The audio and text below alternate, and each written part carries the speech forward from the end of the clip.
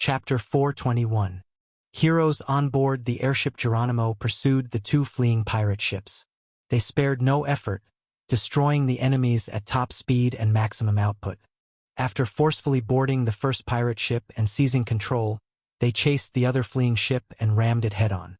The two pirate ships stopped, impaled on each other, and became prey for our side. After completing the pursuit and annihilation, they returned to Crossroad only to see the pirate flagship making a last-ditch effort to crash into the walls of Crossroad.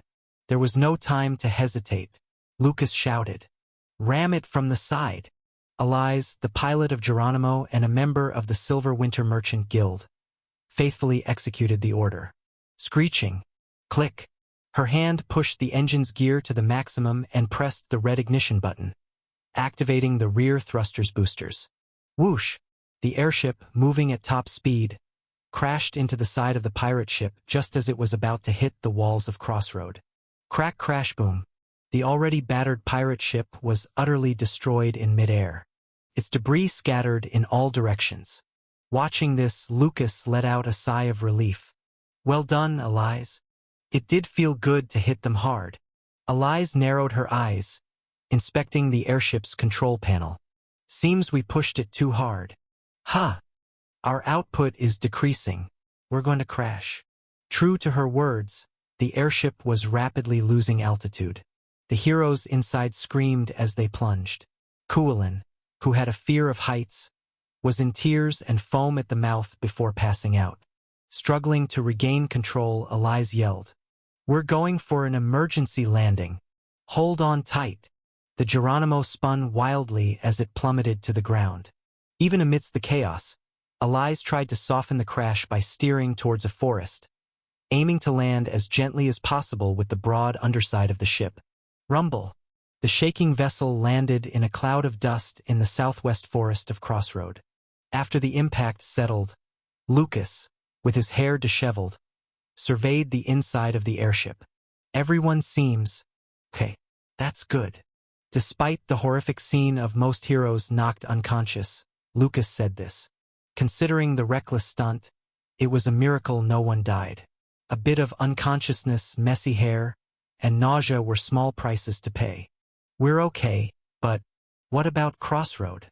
Elias, unbuckling her seatbelt, looked towards Crossroad. Maybe the battle has ended with that last move. Even if there are enemies left, they'll be fine. All the ghost ships had been destroyed. Only one enemy remained, and Lucas, having already heard about this enemy's specifications from Ash, showed a gentle smile. The people of Crossroad are strong. Plip-plop. Debris from the ghost ships fell like rain from the sky, along with seawater. These were the remnants of the Flying Dutchman, the last and flagship of the ghost ships. With this, all 12 ghost ships have been destroyed. I sighed in relief inwardly. Fortunately, really, the Ghost Pirate Legion would have been much stronger if fought head-on. Had it not been for the seawater drainage tactic blocking their charging rams, the damage would have been substantial. It sounds like self-praise to say it myself, but blocking the seawater and stopping their advance made it easy to capture them. Their tactic of ramming with the bow followed by hand-to-hand combat was too powerful. Conversely, they had no alternative tactics to use once this was blocked. Unable to advance and forced to a halt, the pirates fell into chaos and cannibalized each other, eventually leading to their pathetic annihilation. The fake walls set up as a safety measure were attacked and collapsed, but even so, it can be said that we defended admirably. I crossed my arms and nodded in satisfaction. That's when it happened. Thud! Someone fell from the sky and landed on the ramparts. With a sense of inevitability, I glared in that direction. The Ghost Pirate Legion commander, Ghost Privateer Captain Bernard Poker. This boss monster, dressed like a modern admiral, had set foot on our ramparts alone. He was draped in his ship's torn sail, worn like a cape over his drenched coat. On his back were a massive cannon and a greatsword. No need for many words. I waved my hand. Prepare to face the Legion commander. The regular soldiers hurriedly fled below the ramparts, and only the hero characters remained. encircling the enemy commander. Humph! The pirate let out a short sigh and straightened up slowly. You might not believe it, but I'm usually quite mannered at the gambling table. He slowly took out the cannon in his left hand and the greatsword in his right. If I lose, I leave quietly, brushing off my hands. I'm used to being penniless. Beneath his hat, dripping with seawater, his turquoise eyes, flickering with flames, glared at us. But I'm sorry. Today, it seems, I need to cause some trouble. There's nothing to apologize for. Pulling out my staff maestro, I raised a blade of magical power and replied, "We're past the point of exchanging such polite words." The ghost pirate laughed at my words. Master of the storm, controller of tentacles, phantom of the deep sea, Mr. Wild Hunt, the commander of the ghost fleet, the last monster left after losing all others. Bernard Poker roared loudly. Anyway, this world is just a big gambling table. Let's roll in it together. Humans dash. In the next moment, he shot straight towards me. He must have sensed that I am the human commander. His left hand aimed the monstrous cannon at my head, while his right hand, holding the greatsword, was poised to slash me in a single stroke if I entered its range. But I didn't avoid his path. There was no need to. Click. Taking Lucas' place, who had gone on an assault operation aboard an airship, the hero character guarding my side, leader of the leprosy extermination squad, Torkel, stood in front of me. On his left arm was a giant rectangular shield, firmly held, and in his right hand, a large mace. Goddess-blessed shield and goddess-blessed mace. These were the equipments obtained from a loot box before the battle began. I had issued them to Torkel.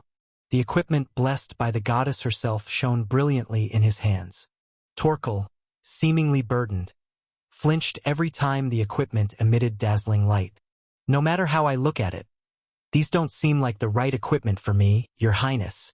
This isn't the time for that, Torkel. Look ahead. Here he comes. The commander of the Nightmare Legion was charging at us. Torkel let out a low groan and then firmly gripped his equipment. I lightly swung my staff maestro at his shoulder. Smack. Minor buff acquired. Torkel, SR. Receives a 10% increase in defense for 3 minutes buff. It's been a while since I've given a disciplinary buff. Torkel flinched as I hit him with the staff, but then his shoulders tensed up as he felt the effect of the buff. I'll block it. Go for it. Swoosh dash. Torkel charged forward. Poker, who was rushing towards us, fired his left-hand cannon. Bang! A cannonball, swirling with turquoise magical power, shot out from the cannon. It hit Torkel's shield directly. Boom! And immediately, a dense explosion ensued. A moment of silence, and then the next instant. Whoosh! Cutting through the smoke, Torkel advanced steadfastly with his dazzling shield leading the way. Torkel's skill set is focused on increased defense and stamina regeneration, and his trait, leprosy, also provides an advantage in tanking. In short, he's a super pure tanker. The goddess-blessed set given to him this time has additional effects against ghosts and undead monsters. The goddess-blessed shield significantly reduces the damage inflicted by ghosts and undead monsters. Plus, there's the defense buff I provided through Maestro. Even against the commander of the Nightmare Legion, with this level of tanker performance and these items, he can definitely withstand the attack. Bang! Bang! Poker kept firing cannonballs, but Torkel withstood them all and steadily advanced towards Poker. Meanwhile, I called the heroes. Junior, Bodybag, Burnout. The three on standby immediately lined up behind me. I nodded. Along with me and Torkel, this makes an impromptu party of 5. These 5 are the core of this boss raid. Even though the party leader is absent, heroes from Penal Squad, Holy Grail Seekers, and Dragon Blood Knights are also on standby. Let's go! I swung Maestro to cast buffs on all the visible heroes and shouted. It's time to drive out the pirates. The Ghost Pirate Legion is a legion that concentrated most of its power on the 12 ghost ships. It's not much different from a regular army. Just like Marines without a warship, tank soldiers without a tank, or air force without fighters become significantly weaker. At the point when they tragically lost these ghost ships, the rest of the Legion members were left with only a bit more strength than ordinary monsters or at a similar level. This also applies to Bernard Poker, the Legion commander. Poker aboard a ghost ship is a damn powerful commander, but once he disembarks, he's not as threatening. Surrounded by dozens of our heroes, his attacks are meticulously marked and countered by Torkel. Poker was gradually pushed into a defensive position, and after enduring a few focused attacks, he became tattered. Tat tat tat tat tat. Burnout fired a volley from his dual crossbows. He had used stationary special crossbows until now, but it seems he collaborated with the alchemy workshop and forge to create new equipment during my 6 months' absence. It's more portable and versatile for various situations.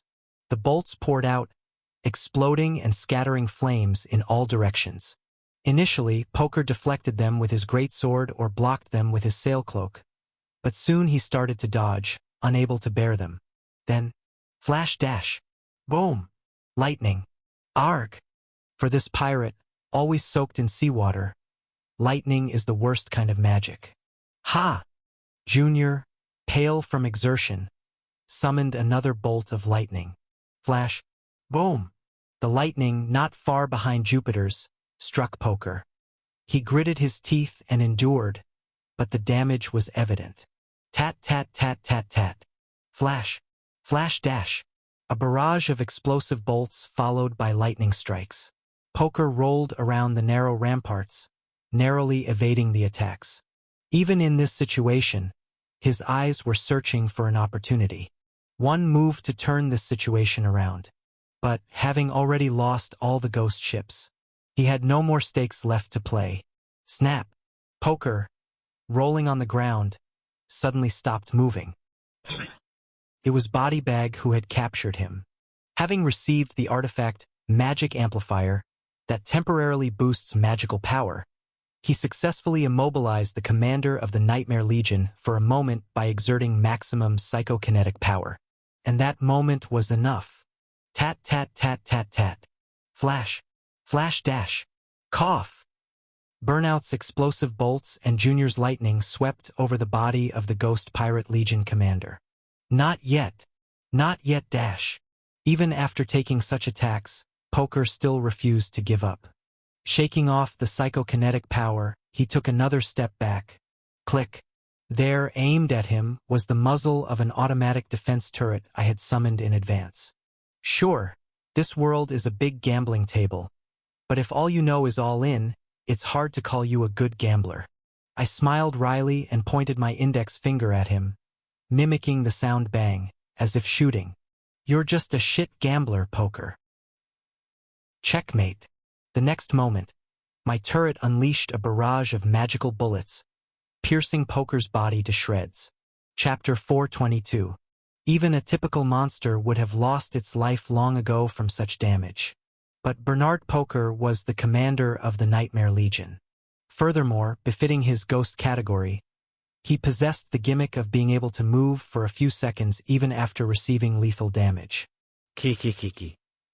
Scattering his ethereal form like mist from his torn body, the head of the Ghost Pirate Legion laughed wickedly. You've won, humans. But, the next moment, Poker lost his form. Abandoning his admiral's hat, coat, cannon, and sword, he became a mere wretched ghost and shot towards me. Swoosh! The ghost, scattering pieces of his ectoplasmic body, rushed at me. I looked at the monster indifferently. Since the odds are against me anyway, allow me this one last annoyance before flipping the board. As Poker laughed boisterously and stretched his ethereal arms towards me. Thump! Torkel crushed his final attack. The goddess-blessed mace in Torkel's hand emitted a dazzling light as it shattered the phantom's last corporeal form. Growling shortly at the remnants of the defeated enemy commander, I said, "Get out of here, you bastard. Ha ha ha. Well done, damn landlubbers." With a vanishing laugh of despair, Poker completely disintegrated. I'll be watching with great interest to see how long you humans can keep winning. As the immense hostility vanished, Torkel exhaled a long breath and slowly straightened up. patted his back. Good job, Torkel. I just did what had to be done. Simultaneously, the dark clouds that had loomed in the sky began to disperse as if it were a lie. The pouring storm ceased, and soon, only the dazzling sunshine remained. The wet southern plains sparkled brilliantly under the sunlight. The post-rain scenery held a blinding clarity. For a moment, everyone on the ramparts was speechless, looking down at the landscape. Comrades! I was the first to snap out of it and shouted to the heroes around me. We have won! As I raised my arm high, the heroes around me responded with cheers. Then I shouted to the soldiers below the ramparts. I declare it again. My people, we have won. Whoa! The soldiers cheered, throwing their helmets into the air. For me and for the heroes and soldiers alike. I couldn't remember when was the last time I made a speech after a victorious battle. I continued speaking without hiding the heat in my voice. Thanks to everyone's tireless training and preparation, day and night, we were able to repel the monsters in this defense battle without any losses. For the first time in the defense battles against the Nightmare Legion commander, we were able to annihilate them without any casualties on our side. There were various favorable situations for us, and luck played a part too. But still, the fact that we fought very well cannot be denied. Yes, we really did fight well. Just as I had grown mentally while fighting to find myself during the past 6 months. During these 6 months, fighting battles without me, my heroes and soldiers had also grown. I promise you all, after catching my breath, I voiced the words I wanted to say to the people here. From now on, I will stand at the forefront, waving our flag. Some people looked puzzled, not understanding what I meant, while others were simply bewildered. There were also those who, regardless of what I said, just kept cheering. I will uphold the banner of this monster frontline, which stands for saving people and killing monsters, until the very end. I wondered how many among all these heroes and soldiers understood the true meaning of my words. It's all right if they don't understand. They are all people who have believed in me and waited patiently. I am merely conveying my sincerity. Now I am not going anywhere. No more wandering or doubting. I will stay here with you all until the end. After glancing over everyone, I shouted loudly. So stand with me. There will come a day when we won't be able to achieve an easy victory like today. Many deaths, much pain, and a lot of sorrow will again engulf this front line. But, despite that, no matter what adversity we face, I will stand in front with the flag held high, believing that, just like before, you all will stand behind me. Just as sunshine follows a storm, believing that once we overcome these long and arduous trials, a dazzling true ending will come. After looking at each person's face, I smiled broadly and raised my arms high. Let's celebrate our victory. Then, I shouted the words everyone was most eagerly awaiting. Prepare the feast dash. Stage 20, clear. Stage MVP, Lucas, SSR. Damien, EX. Torkel, SR. Level up characters. Torkel, SR. LV.50, 1. Eligible for 3rd job advancement. Plus 20 others. Expand list. Deceased characters. None. Injured characters. None. Acquired items. Ghost Pirate Legion Magic Stones. 340. Ghost Privateer Captain Magic Corps. SSR 1. Stage clear rewards have been distributed. Please check your inventory. Pirates Random Reward Box. 10. Get ready for the next stage. Next stage. Ever Black. After a defense battle, the usual procedure involves collecting and incinerating useful materials from the corpses of monsters. But today, an additional step was added to this process. And that was, it's fish dash. Collecting the scattered fish all over the ground. The stormy sea skill of the Ghost Pirate Legion had absurdly connected the sky to somewhere in the vast southern ocean. Naturally, all sorts of fish were swept along with the seawater and fell down. In the southern fields filled with seawater, fish with glittering scales were floundering in great numbers. Not just fish, but octopuses, squids, clams, shrimps, and various other rare marine creatures had been swept up and fallen in the middle of the land. Since they would just dry up and die if left alone, it's better to use them for today's feast. Yay! A fish party! Evangeline cheered repeatedly, then, carrying a large basket on her head, rushed towards the fields. Since Crossroad is an inland city, fish are rare to see and naturally rare to taste. Evangeline seemed thrilled at the prospect of indulging in seafood, which she rarely ate, not even bothering to wipe the drool from her mouth as she eagerly filled her basket. Other heroes and soldiers also joined in this unexpected seafood festival, each with their baskets at their sides, collecting the fish. "You-wah! Get it off! Get it off me!" Seeing Coolin screaming, his limbs tightly wrapped by a large octopus, I turned to look beside me. "I gave you a difficult task, but I'm glad everyone is safe." Lucas, also carrying a large basket at his waist, laughed heartily. "You assigned us tasks that matched our capabilities, my lord. It was us who overdid it at the end, pushing the airship Geronimo too hard. All the heroes who had embarked on the Geronimo for interception were safe. The Geronimo had crash-landed, and everyone got a bit dizzy from the crash, but they all seemed fine now. Wow, it's been a long time since I've seen clams. Let's thread them into a necklace. Hurry, hurry!" Verdandi and Duskbringer were excitedly picking up clams, their eyes sparkling. Everyone seemed to be in high spirits. As this unexpected fish harvest festival unfolded, with everyone happily filling their baskets with fish for dinner. "Your Highness!" Damien came running breathlessly. I looked at him curiously. "What's wrong?" "Among the fish. Among them, there's a mermaid." There was a mermaid. I widened my eyes at Damien's words. "A mermaid? Why would there be a mermaid?" "That's right. When the stormy sea gate opened to the Southern Ocean, the mermaids there must have been accidentally swept up." Slapping my forehead at this unexpected situation, I asked Damien, "Where is it now?" "I've put it over there. I did some first aid, but I thought I should report to you first." "Good job, Damien. Lead the way." The mermaid species, once counted among the 4 major races, was known to have left this continent after the tribal wars 100 years ago. It was said that only their mixed-blood descendants remained here. Could there still be pure mermaids left in this region? With various thoughts in mind, I arrived at the place Damien led me to. And there, well, it's a mermaid, but the creature before me was entirely different from what I had imagined. I whispered to Damien in confusion.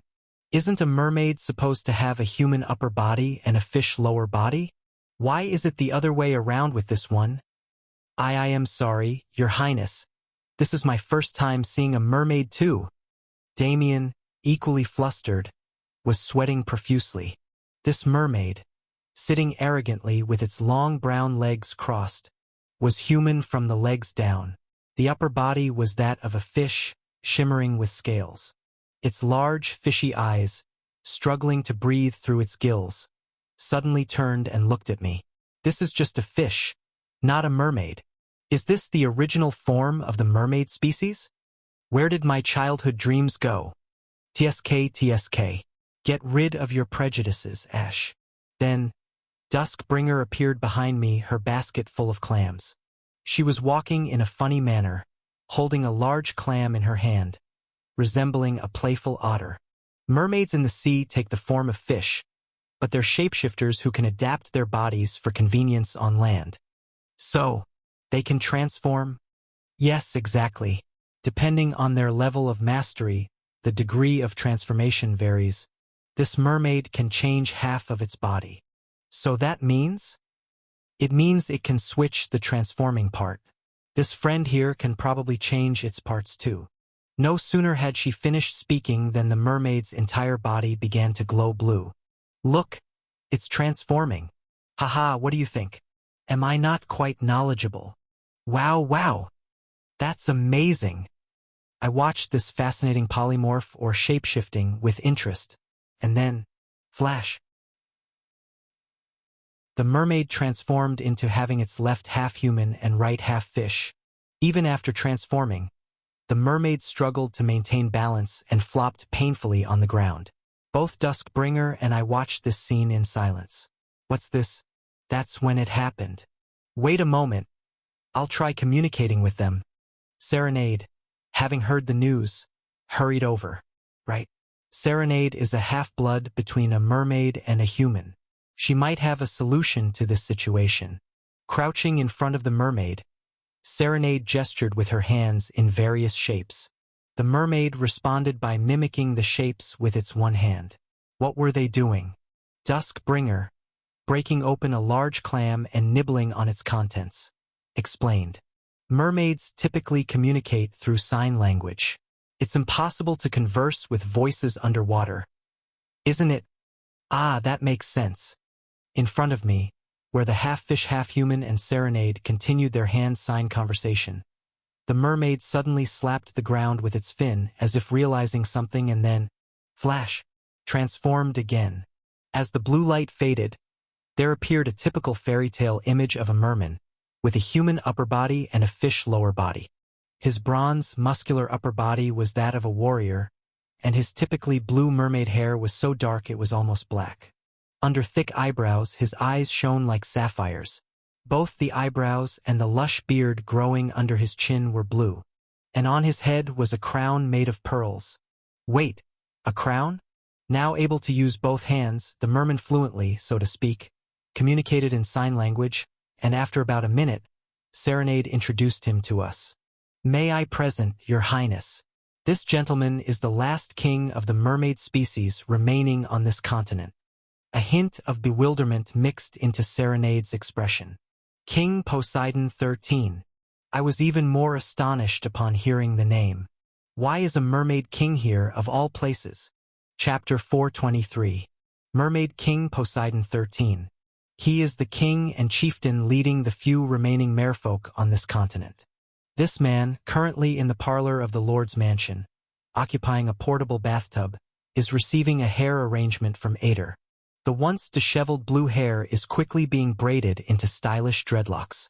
Just like when he did it for Nameless before, this director guy, why is he such a pro at trimming hair? Seeing his reflection in the water, the Mermaid King, apparently very pleased, burst into a wide smile and gave a thumbs up. Ader too, laughing merrily, returned the gesture. Is the thumbs up gesture universal? The Mermaid King continued to pour out words in sign language, and Serenade translated them by his side. From what I gathered, after the racial war, most merfolk left this continent for new lands or deep-sea territories. However, some who couldn't abandon their longtime home remained. King Poseidon 13 was their leader. They were drifting along the ocean currents across the continent, and happened to be staying in the Southern Sea at the time. Then, the gate of the stormy sea suddenly opened in the Southern Sea, sucking in numerous marine creatures. Trying to forcefully close this gate, the Mermaid King was swept away by it. Glancing at the Mermaid King's fluttering tail fin, I thought to myself, one of the pieces of the Fallen King plan just rolled in so easily. The Fallen King plan, or the Foreign Legion nurturing method. A dream team recruitment strategy that mainly enlists wandering mercenaries with tags like King, Chieftain, or Monarch. If these fallen kings can be assimilated into one organization, in game data terms, it becomes the strongest army. Theoretically, that is. Of course, the hero parties of fallen kings are powerful in data terms. After all, they were the ones leading a country's forces until the end. Moreover, the fallen kings lead their respective remaining forces. If their armies can be incorporated, it would rapidly increase in size. But integrating them into one army is another issue. Now that Fernandez has won the imperial succession battle, we also need to increase our power. Although it's still unclear, it's almost certain that Fernandez will be hostile towards us. Having ended my half-year of wandering and returned, I must now accelerate this plan. A fish, no, a mermaid king has fallen into my lap like this. I must definitely grill and boil it. Not in the culinary sense, but in a persuasive sense. I will take responsibility for transporting you to the Southern Sea. You need not worry. As soon as the airship Geronimo is repaired, I decided to take him to the Southern Sea. The airship only needs minor maintenance, and the Southern Sea isn't far via flight route, so it won't take long to return him to his sea. I cautiously suggested to him, bowing his head in gratitude. How about it, King Poseidon? There's a banquet tonight. Why not attend and grace the occasion?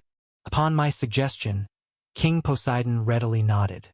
A banquet, an offer a king cannot refuse. I will gladly attend. Serenade, who took on the role of a temporary interpreter, relayed his words in a thick tone and then, caught by my staring, hurriedly turned away in embarrassment. That's what he said. Her voice trailed off. No, it's fun, keep going like that. Things are going well. I grinned to myself. Maybe it's time to kickstart the Fallen King plan. The defense battle had ended and not even half a day had passed before the citizens who had fled for refuge began to return. As evening approached, the city was slowly regaining its vitality. The returned citizens rejoiced at the successful defense, and were also astonished to hear of my return. Since that's the case, everyone come and take some fish. Let's have a seafood party tonight. Piles of fish, reclaimed, were stacked like mountains. Although the magicians had applied cold magic to make preservation somewhat easier, they still needed to be consumed quickly. Otherwise, handling them would become increasingly difficult over time.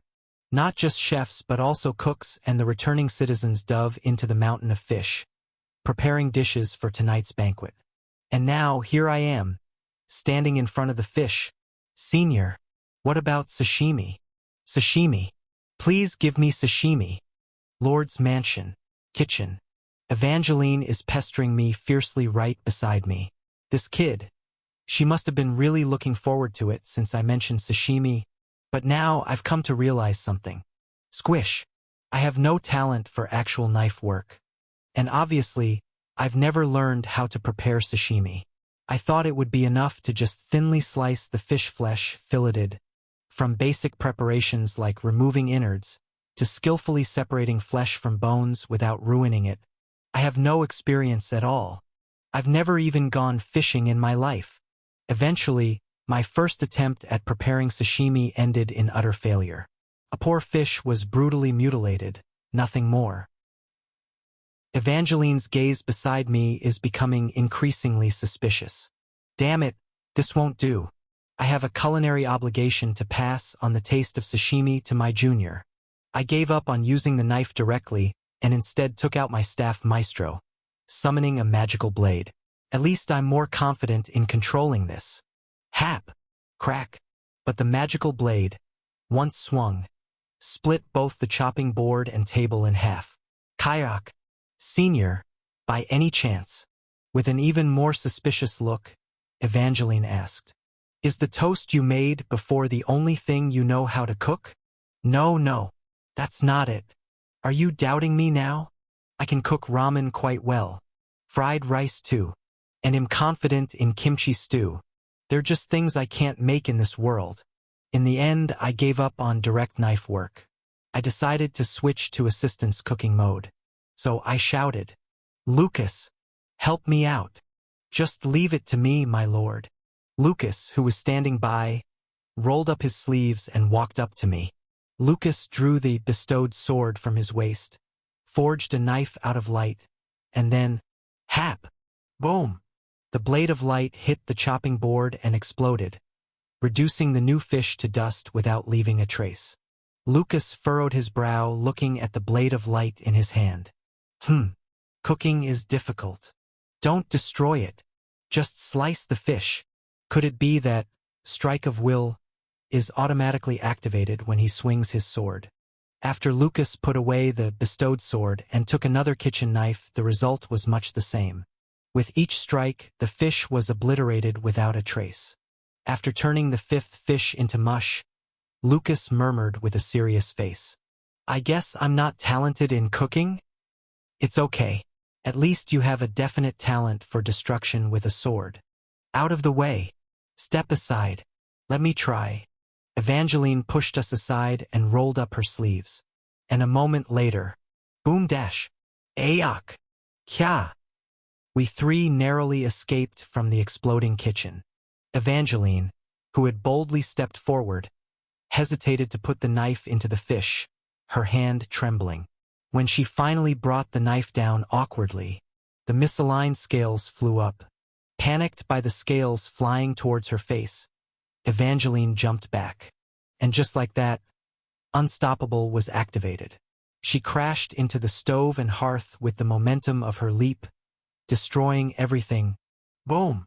The entire kitchen was engulfed in an explosion and collapse. Staring dumbfounded at the wrecked kitchen, I couldn't help but scream. How the hell does cooking end up like this? You catastrophic culinary beginners. Say, senior, you're hardly one to talk. All confident about sashimi, and look what happened. To think the Lord's mansion, which even monsters couldn't destroy, has come to this by our hands. We hurriedly put out the fire and sorted out the situation, and I felt a wave of exhaustion hit me. What good is a mountain of fish if we can't even properly slice one piece of sashimi, and all we have are complete novices? That's when Mermaid King Poseidon, half submerged in his portable bathtub, came towards us, having heard the commotion outside. He looked over the chaos in the kitchen and our disheveled state, then extended his hand and motioned to me. I was holding a kitchen knife, dumbfounded, and handed it to him. Huh? Should I give you the knife? Nodding, he took it. Mermaid King Poseidon, with the knife in hand, skillfully sliced sashimi from a fish he picked out from a basket in the corner of what used to be the kitchen. In no time, the bones were removed, the innards were cleared, and only the flesh remained on the cutting board. We all stood in awe for different reasons, watching his waste-free knife skills. Do mermaids eat fish? Isn't that like cannibalism? Well, fish eat fish, so. Anyway, in front of us, Mermaid King Poseidon suddenly presented a plate of neatly sliced sashimi and nodded. I quickly grabbed a surviving fork and speared a piece of sashimi, popping it into my mouth. Wow, this is freaking delicious. Even without soy sauce or wasabi, the tangy taste of the fresh sashimi moved me to tears. This is it. This is the stuff. So damn tasty. Are we really eating it raw? But Evangeline and Lucas looked at me as if I was bizarre. In this world, where eating things raw is almost unheard of, they saw me as someone with strange eating habits. No, hey. Really, if there was soy sauce, wasabi, or even samjang here, you guys would be blown away. Go get some soju. On the contrary, Mermaid King Poseidon seemed impressed by me gobbling down the raw fish. He gave me a thumbs up, and I returned the gesture. Sashimi is the best. Since Lucas and Evangeline still seemed hesitant to try, I rummaged through the half-destroyed kitchen for lemon juice, vinegar, and olive oil, and lightly seasoned the sashimi. After hesitantly trying the sashimi, their expressions changed slightly. Oh, definitely. The texture is interesting. Oh, it has an addictive taste. Right? Right? Told you sashimi is delicious. Eat more, you guys. But they shook their heads and backed off. I'm sorry, my lord. This is as far as I go. I prefer it well cooked. Or maybe steamed. Hey, where are you going? Hey, do you think you'll get to eat sashimi this often? Hey, don't go. The two knights declared, we'll go wreak havoc at the victory banquet, and hurried off towards the central plaza. You bastards. Ah, damn it. If I just had soy sauce and samjang, I could have made you all fall in love with this. Why can't you appreciate this deliciousness? Sob. A hand landed on my shoulder as I sniffled. Turning around, it was Mermaid King Poseidon. He had already prepared another fish entirely into sashimi. Sparkle. He showed a smile, revealing his pearly white teeth, and gave a thumbs up with his other hand. I was moved. Mermaid King. I hurriedly grabbed a bottle of alcohol and a glass from the nearby cabinet. Fine. Let's forget those who don't know the real taste of fish. Let's have our own feast. Mermaid King Poseidon. Leaving behind the half-destroyed kitchen, we went back to the parlor. And there we had a grand time, sharing drinks and enjoying the sashimi. Although we couldn't speak the same language, Who cares when there are delicious drinks and snacks? We communicated through gestures and enjoyed our drinks. Haha, good. I feel like I'm getting along with this man. This should smoothly progress the Fallen King plan. Ha! How much did I drink? Feeling good from the sashimi I hadn't had in a long time, I kept drinking and must have lost consciousness. I raised my heavy head, groaning. I should have drunk moderately. And then I finally noticed the kitchen knife touching my neck. Chills ran down my spine from its cold touch. I slowly looked forward. Our race lost our homeland because of the Everblack Empire. The man sitting in front of me, the man pointing a knife at me, Mermaid King Poseidon was slowly speaking. My father, mother, and siblings lost their lives to the soldiers of the Everblack Empire. I heard mermaids communicate through sign language instead of vocalization, but his spoken language was very fluent.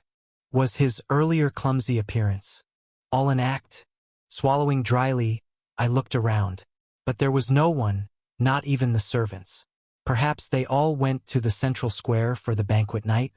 With his eyes shining like deep blue sapphires, Mermaid King Poseidon XIII gazed intently at me. So I ask you, Prince Ash. He had been waiting for this opportunity. For a moment when we were alone. Why should I, who lost everything to the Everblack Empire, spare your life? While threatening me with the knife in one hand, he held a half-empty bottle of alcohol in the other, taking occasional sips. The friendly smile he had shown all this time seemed like a lie. Mermaid King Poseidon glared at me with a cold, hardened face. Convince me before this bottle runs out, Prince Ash. That's when I remembered. There is one very big problem with the Fallen King plan. All the Fallen Kings are notoriously bad-tempered, unwilling to be under anyone, and crucially, most have a grudge against the Empire. Chapter 424. Silence lingered for a moment. Mermaid King Poseidon with a kitchen knife aimed at my neck, and me needing to answer his question. Why should he, who lost everything to the Everblack Empire, not harm me, the third prince of the same empire? I steadied my breath and then smiled. Isn't it obvious? Because only I, in this world, can save them. Only I can provide what they truly need. I will stop all persecutions of different races by the human race. What? Mermaid King Poseidon let out a perplexed groan at my unexpected words. But I didn't stop. I will return the lands that were originally yours. What? Driven from their homelands, confined to autonomous districts, exiled beyond the continent, scattered around the world, different races all harbor deep resentment for their lost homes. I placed my hand over my heart. I, Ash-born hater Everblack, swear on my name. I will help you reclaim your homes, the land and seas you and your people have lost, and even your history and pride. A tense silence filled the dimly lit parlor. After a while, Mermaid King Poseidon slowly opened his mouth. I don't understand. His deep sea-like eyes pierced into me. Why would you do that? What reason do you have to help us? You have it backward, Mermaid King Poseidon. I adjusted my posture to sit more comfortably. To protect the world, we need everyone's strength. That's why I'm offering a price that would willingly make you risk your lives. Mermaid King Poseidon's brow furrowed at my words. Protect the world? Crossroad is the front line that fends off monsters for all worlds. I tapped the armrest of the sofa I was sitting on with my hand. But Prince Fernandez, the second prince, has given up the fight against the monsters and declared surrender to the King of Monsters. That's why I intend to oppose him. And for that, I need as many allies as possible. I spoke frankly. It was a situation where it seemed okay to do so. The Everblack Empire, located at the center of the world, but that doesn't mean it's the whole world. Outside the Empire, there are as many people as in the Empire. Small nations, different races, nomadic tribes, and those who don't even belong to these groups. They are the Fallen Kings. I intend to unite them as much as possible. And I know, between the victorious second prince from the imperial succession battle and the third prince who was dealing with monsters in the southern wilderness. Which side has better odds? Most would side with the second prince. So I'm offering a big deal. I'm raising the stakes because I want you to side with me in this unfavorable situation. I promise what the different races most desire. In short, it's a blank check. If you help me defeat Fernandez, I will make sure you get such a reward. A potentially victory-dependent, irresponsibly slick talk. But still, despite all that, Mermaid King Poseidon's face sank into serious contemplation. The rope I threw might be flimsy, but until now, no one had even thrown such a flimsy rope in their direction. 100 years, since the racial wars, during which the ever-black empire seized world hegemony and flexibly manipulated the continent under the sun. The losers who had to hide in the shadows. I am making them an offer they cannot refuse. After all, if they remain passive like this, they will forever crawl at the bottom. Rather than that, it would be better to gather all the remaining stakes with me and try our hand at one last game. Let's make one thing clear. After pondering, Mermaid King Poseidon slowly opened his mouth. Do you truly have the capacity to fulfill that promise? I do. Strictly speaking, I will have that right soon. After all, if a clash with Fernandez is inevitable, and if I can defeat him, the likely next emperor after his victory in the imperial succession battle, of course, that right will belong to me, the victor. It's a simple choice. Either lose and let the world be destroyed by monsters, or win and steer the world as I wish. And I have no intention of losing, not even the slightest. I am a warrior who fights monsters. I didn't come all this way to be defeated in a civil war among humans. I will win, and for that, appeasing the whims of all the fallen kings is a relatively easy task. After a bit more silence, clunk, Mermaid King Poseidon, having emptied the bottle, placed it on the table with a light sigh. I've heard about what you've been doing on land through various channels. Huh? He knew about me? The front lines you lead and your city treat all races equally in the face of monsters. Heard you took in that dragon lady. You also sheltered survivors from the beastmen tribes. News like this has even attracted the attention of the Elven Queen and the Dwarf Lord. Seems like I was more popular than I knew. That's why I tested your true intentions. If it offended you, I apologize. I hope you don't take it too hard. Rattle. Mermaid King Poseidon slowly withdrew the knife he had pointed at my neck and placed it on the table. But it wasn't a knife. It was a long rod of ice. Using his ability to manipulate water, he had turned the water from the bathtub into an ice rod and pretended it was a knife against my neck. Of course, I thought it was a knife. In my half-asleep, drunken state, and just after he had been slicing sashimi with a real knife, when something cold was pressed against my neck. Naturally, I assumed it was a knife, but it was ice. I still hate the ever-black empire. Mermaid King Poseidon murmured calmly. I still despise humans. But as the leader of my race, I know your offer is an opportunity that won't come again. Does that mean? I'll consider it positively. Putting down the bottle, the knife, the ice. With empty hands, Mermaid King Poseidon showed a bitter smile. After all, we have nothing more to lose. After Mermaid King Poseidon 13 had dragged his portable bathtub to the guest room. Alone in the empty parlor, I gulped down cold water and, looking up at the ceiling, exhaled deeply. It's safe to come out now, Elias. No sooner had I spoken. Whirl thump. A shadow moved from the ceiling of the parlor, and a maid with navy blue hair agilely dropped down. Serenade's exclusive guard and housekeeper.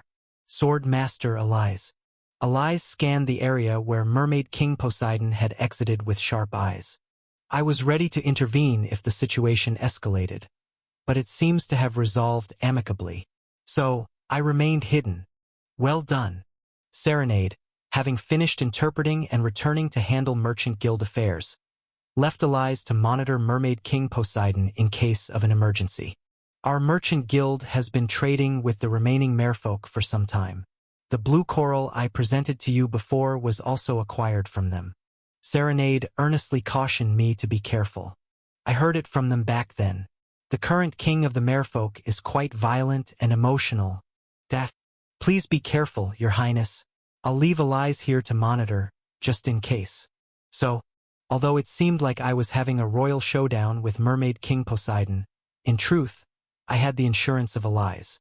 If things had gone south, Elias would have immediately intervened to protect me. Even if Mermaid King Poseidon is a formidable opponent, Elias, an SSR-rated swordsman, could certainly protect me. It's always best to have a safety net when possible, right? There are times when one must gamble everything on a single move. But the best strategy is always to operate within a realm of certainty. The more insurance, the better. As I smiled, Elias cautiously observed me. Excuse me for asking, Your Highness. I overheard your conversation while hiding above. Ha! You said you would fight Prince Fernandez. Really? To gather the divided kings of different races and challenge Prince Fernandez, the victor of the Imperial Succession battle? Even Lord Lark, leading the elite First Imperial Army, was defeated. Elias seemed quite worried. That's understandable. Her mistress, Serenade, had committed her family and even her life to me. And here I am, planning to face off against the victor of the Imperial Succession. It's natural for her to be concerned. But I just said it, Elias. If there's a safety net, then I'll use it. It's the same as the negotiation with Mermaid King Poseidon today. I will prepare thoroughly and then challenge Fernandez. But before that, I'll prepare another insurance. Insurance to tilt the odds of victory in my favor. I've devised a plan while wandering in the darkness. If things go as planned, the battle with Fernandez might be surprisingly easy. I rubbed my hands together and grinned wickedly. Just watch. I'll give my smart older brother a taste of his own medicine. Elias looked at me with complex eyes. She trusts me, but still, it's undeniable that Fernandez is a formidable opponent. Well, what can I do? I prove myself with results. You've worked hard on overtime, Elias. Let's go to the central square. Ha! It's the night of the victory banquet. It would be a shame to end it just watching from the rooftop, wouldn't it? I led Elias out of the mansion and headed towards the central square. Despite the late hour, the square was brightly lit, filled with the sounds of singing and lively conversations. Ah, Your Highness! Why are you only coming now, Your Highness? All the alcohol is gone. We've almost finished all the fish. The soldiers noticed me and erupted into noisy laughter. Having just come from another battle of negotiations for alliance after the fight with the monsters, but no need to mention that. I ran out of drinks, so I came to refill them, you bastards. Just then, the Silver Winter Merchant Guild appeared, carting expensive alcohol stored in their warehouse. Serenade, having finished her backlog of work, was leading them. Your Highness! Seeing me and Elias safe, Serenade showed a relieved smile. I smiled back and thought to myself, Mermaid King Poseidon is just the beginning. Now I will gather the fallen kings scattered across the world here in Crossroad. I will make them an offer they cannot refuse. Even if I have to borrow the rights of the victor, even if I have to bluff and mix lies, I will bring them all under my command. In the end, it's a simple choice. Either let the world be destroyed by monsters in defeat, or win and steer the world as I desire. I no longer fear or hesitate before this choice. The dice have already been cast. I will move the world. Chapter 425. The world was burning. Ah! Standing atop the walls of the imperial capital New Terra, Fernandez gazed down in dismay. The entire world, every horizon within sight was death and flames. A horrific wave of monsters surged endlessly from the south. The Monster Legion, having penetrated the southern front, swept north, engulfing the entire world. Humanity struggled to resist. United under the command of the Emperor, they fought with their lives on the line. But they were defeated. The fortresses fell and massacres occurred in the cities. Mountains and rivers were dyed with blood, and monsters devoured human corpses.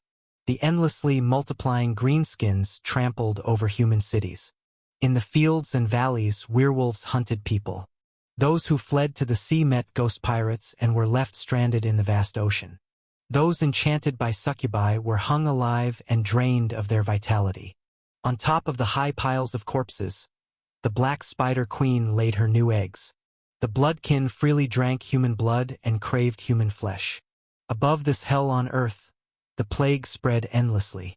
Under the sky flickering endlessly with ominous and bright magical lights, the humanity's last stand, composed of the strongest knights and wizards, was defeated by the Demonkin Legion, and the retreating last stand was burned by the black dragons that swooped down with their black flames. Ah! Watching the end of the world, Fernandez could only let out a hollow moan. There were 4 foretold downfalls of the Empire.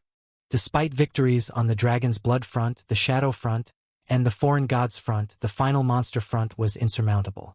The overwhelming monsters that flooded from beneath the Black Lake were too strong and numerous, utterly beyond human resistance. Now, the last remaining stronghold of humanity was here in New Terra.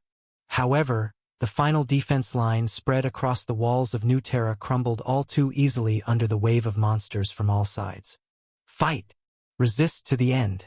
Let them know we were here. The Emperor was fighting, in front of the southern gate of the imperial capital, leading the remnants of his personal guard. He fought to the last, swinging his sword tirelessly, as befits a transcendent who had long surpassed human limits, the last prince to rule the world. But the defeat was clear. The countless monsters devoured the imperial guards one by one and ultimately led them to their death. At one point, no living person remained around the Emperor. Huff, huff, huff. Thud. Before the blood-soaked Emperor, 3 monsters landed. A magician wearing a wide-sleeved robe, a ceremonial hat decorated with small beads, and his face covered with a large amulet attached to the hat. The Grand Sorceress, White Knight, horns like a deer's, protruding amidst cream-colored hair. A woman in a splendid dress, wearing a mask suitable for a masquerade, hiding her eyes. The Demon Guard Commander, Cromwell, dressed in a neat black and white suit, with long black hair hanging loosely and shining golden dragon eyes. A being in human form but in essence a dragon. The Black Dragon, Nightbringer. The 3 monsters each raised their powers, staring at the Emperor who resisted to the last. The Emperor's sword, which had been swinging tirelessly, suddenly fell to the ground. The Emperor looked at his dead subordinates, the destroyed walls of the city, and the torn flags of the Empire in turn. So it is, he muttered bitterly. It seems this is the end. Flash dash. The 3 monster commanders simultaneously launched at the Emperor. Countless magical bullets fired by the Grand Sorceress rained down on the Emperor. The Emperor, fending them off with his sword, faced a direct charge from the Demon Legion commander. The woman with red skin saw her muscles swell rapidly, then, using the membranous wings spread on her back, flew in at a terrifying speed. The demon's fist and foot, along with her tail that whipped like a lash, fiercely battered the Emperor's sword. Pressured by 2 monsters attacking from close and long range, the Emperor kept getting pushed back and eventually revealed an opening. And the Black Dragon did not miss that gap. Snap! With a flick of the Black Dragon's finger, an invisible formless force poured out, penetrating the parts the Emperor couldn't defend with his sword. Puff! The Emperor blankly stared down at his chest. Blood was spurting out like a fountain from the hole in his chest. The formless force had made a small hole in the center of his chest, but as it passed through his back, it tore the Emperor's flesh into shreds, like a cannonball. The Emperor, bleeding from his chest and back, slowly collapsed. The knees of the human who had never known subjugation finally touched the ground. The Emperor, coughing blood from his nose and mouth, suddenly raised his head. Thud, thud, thud. To the south, beyond the horizon, a massive, grotesque monster appeared. The Grand Sorceress, the Demon Legion commander, and the Black Dragon all kneeled in respect before the newly appeared creature. It was a woman with her face covered by a mourning veil, charred at the edges. Her dress too had its hem and sleeves burned, and the tall crown on her head was scorched and blackened. Even her long white hair trailing to the ground. The ends were blackened by fire. In her hand, a long sword made of pitch-black darkness. Facing the approaching most powerful and worst monster, the Emperor muttered the opponent's name with blood-filled lips. The sleepless princess of the Lake Duck. The walking nightmare that single-handedly annihilated the southern front. The worst monster, embodying all the curses of the Lake Kingdom, had finally descended upon humanity's last land. The sleepless princess of the lake, reaching the Emperor, indifferently stared at him and then, raising the sword in her hand, clang, she swiftly beheaded the Emperor. The Emperor's body, now without a head, lifelessly fell to the side. The last leader of humanity died thus. Father! Watching this scene from the walls, Fernandez wept tears of blood. He was powerless. Too powerless. Despite being the Empire's guardian, the last wizard in this world, there was nothing he could do. The sleepless princess of the lake, having slain the Emperor, raised her free hand towards the southern gate of New Terra and then clenched it. Crack! With that, the gate was twisted and torn away in an instant by black magic. Cough! Fernandez, spreading a defensive spell on the wall, couldn't resist the immense power and spat out blood, falling backwards. With a casual flick of her hand, the sleepless princess of the lake made the torn gate roll pathetically on the ground. The last defense line of humanity collapsed in vain. Is it my turn now? And inside the gate, Lark, missing an arm and a leg, waited and then, using his long sword as a cane, struggled to his feet. Fernandez shouted from atop the wall towards Lark. Brother! No, it's impossible. Retreat. We can't stop that monster. Fernandez, I'm sorry. It's my fault for letting things come to this. Despite Fernandez's desperate cries, Lark just faintly smiled towards the wall. Let's meet again in the afterlife. And Lark, with a battle cry, charged towards the monsters. Boom dash. In the next moment, with a mere gesture from the sleepless princess of the lake, he shattered into pieces. Blood droplets scattered like rain in all directions. Brother! Brother! Fernandez screamed, shedding blood tears. Then, in his ear, it seems we're the only ones left now. He heard his younger brother's voice. Turning around, the youngest of the Imperial Guardians, the third prince, was climbing the wall with a haggard expression. Fernandez dumbly called out his brother's name. Ash! Ash, with eyes as settled as dust, glared at the monsters passing through the gate. Ash, listen. Fernandez wiped the blood from his mouth and gathered his magic power. I'll use my last strength to hide you. You must survive and plan for the future. The world is doomed, brother. There's nowhere to hide or run. But you must survive. Though they had different mothers, they were brothers. In the final battle to save the world, the Guardians had become true comrades, and ultimately a family. That's why Fernandez wanted to use his last strength for his brother. Sorry, brother, but in the next cycle. Click. Ash had already drawn a pistol-like magic gun, aiming it at his temple. In the next game, I will definitely save this world. What? This world is endlessly repeating, and it always ends the same. Saying so, Ash silently looked down at New Terra being devoured by monsters. I've only played this game a few times as a player, but no matter what I do, I can't change the ending of the monsters destroying the world. Stop talking nonsense and put the gun down. It's dangerous. Fernandez desperately reached out his hand, but Ash just smiled faintly, paying no heed. But I'll try to change it. If the world repeats infinitely, then we have just as many chances. Click. The safety of the gun was released, and Ash's finger tightened on the trigger. Don't do this, Ash. Trembling, Fernandez shook his head. Tears were even welling up in his eyes.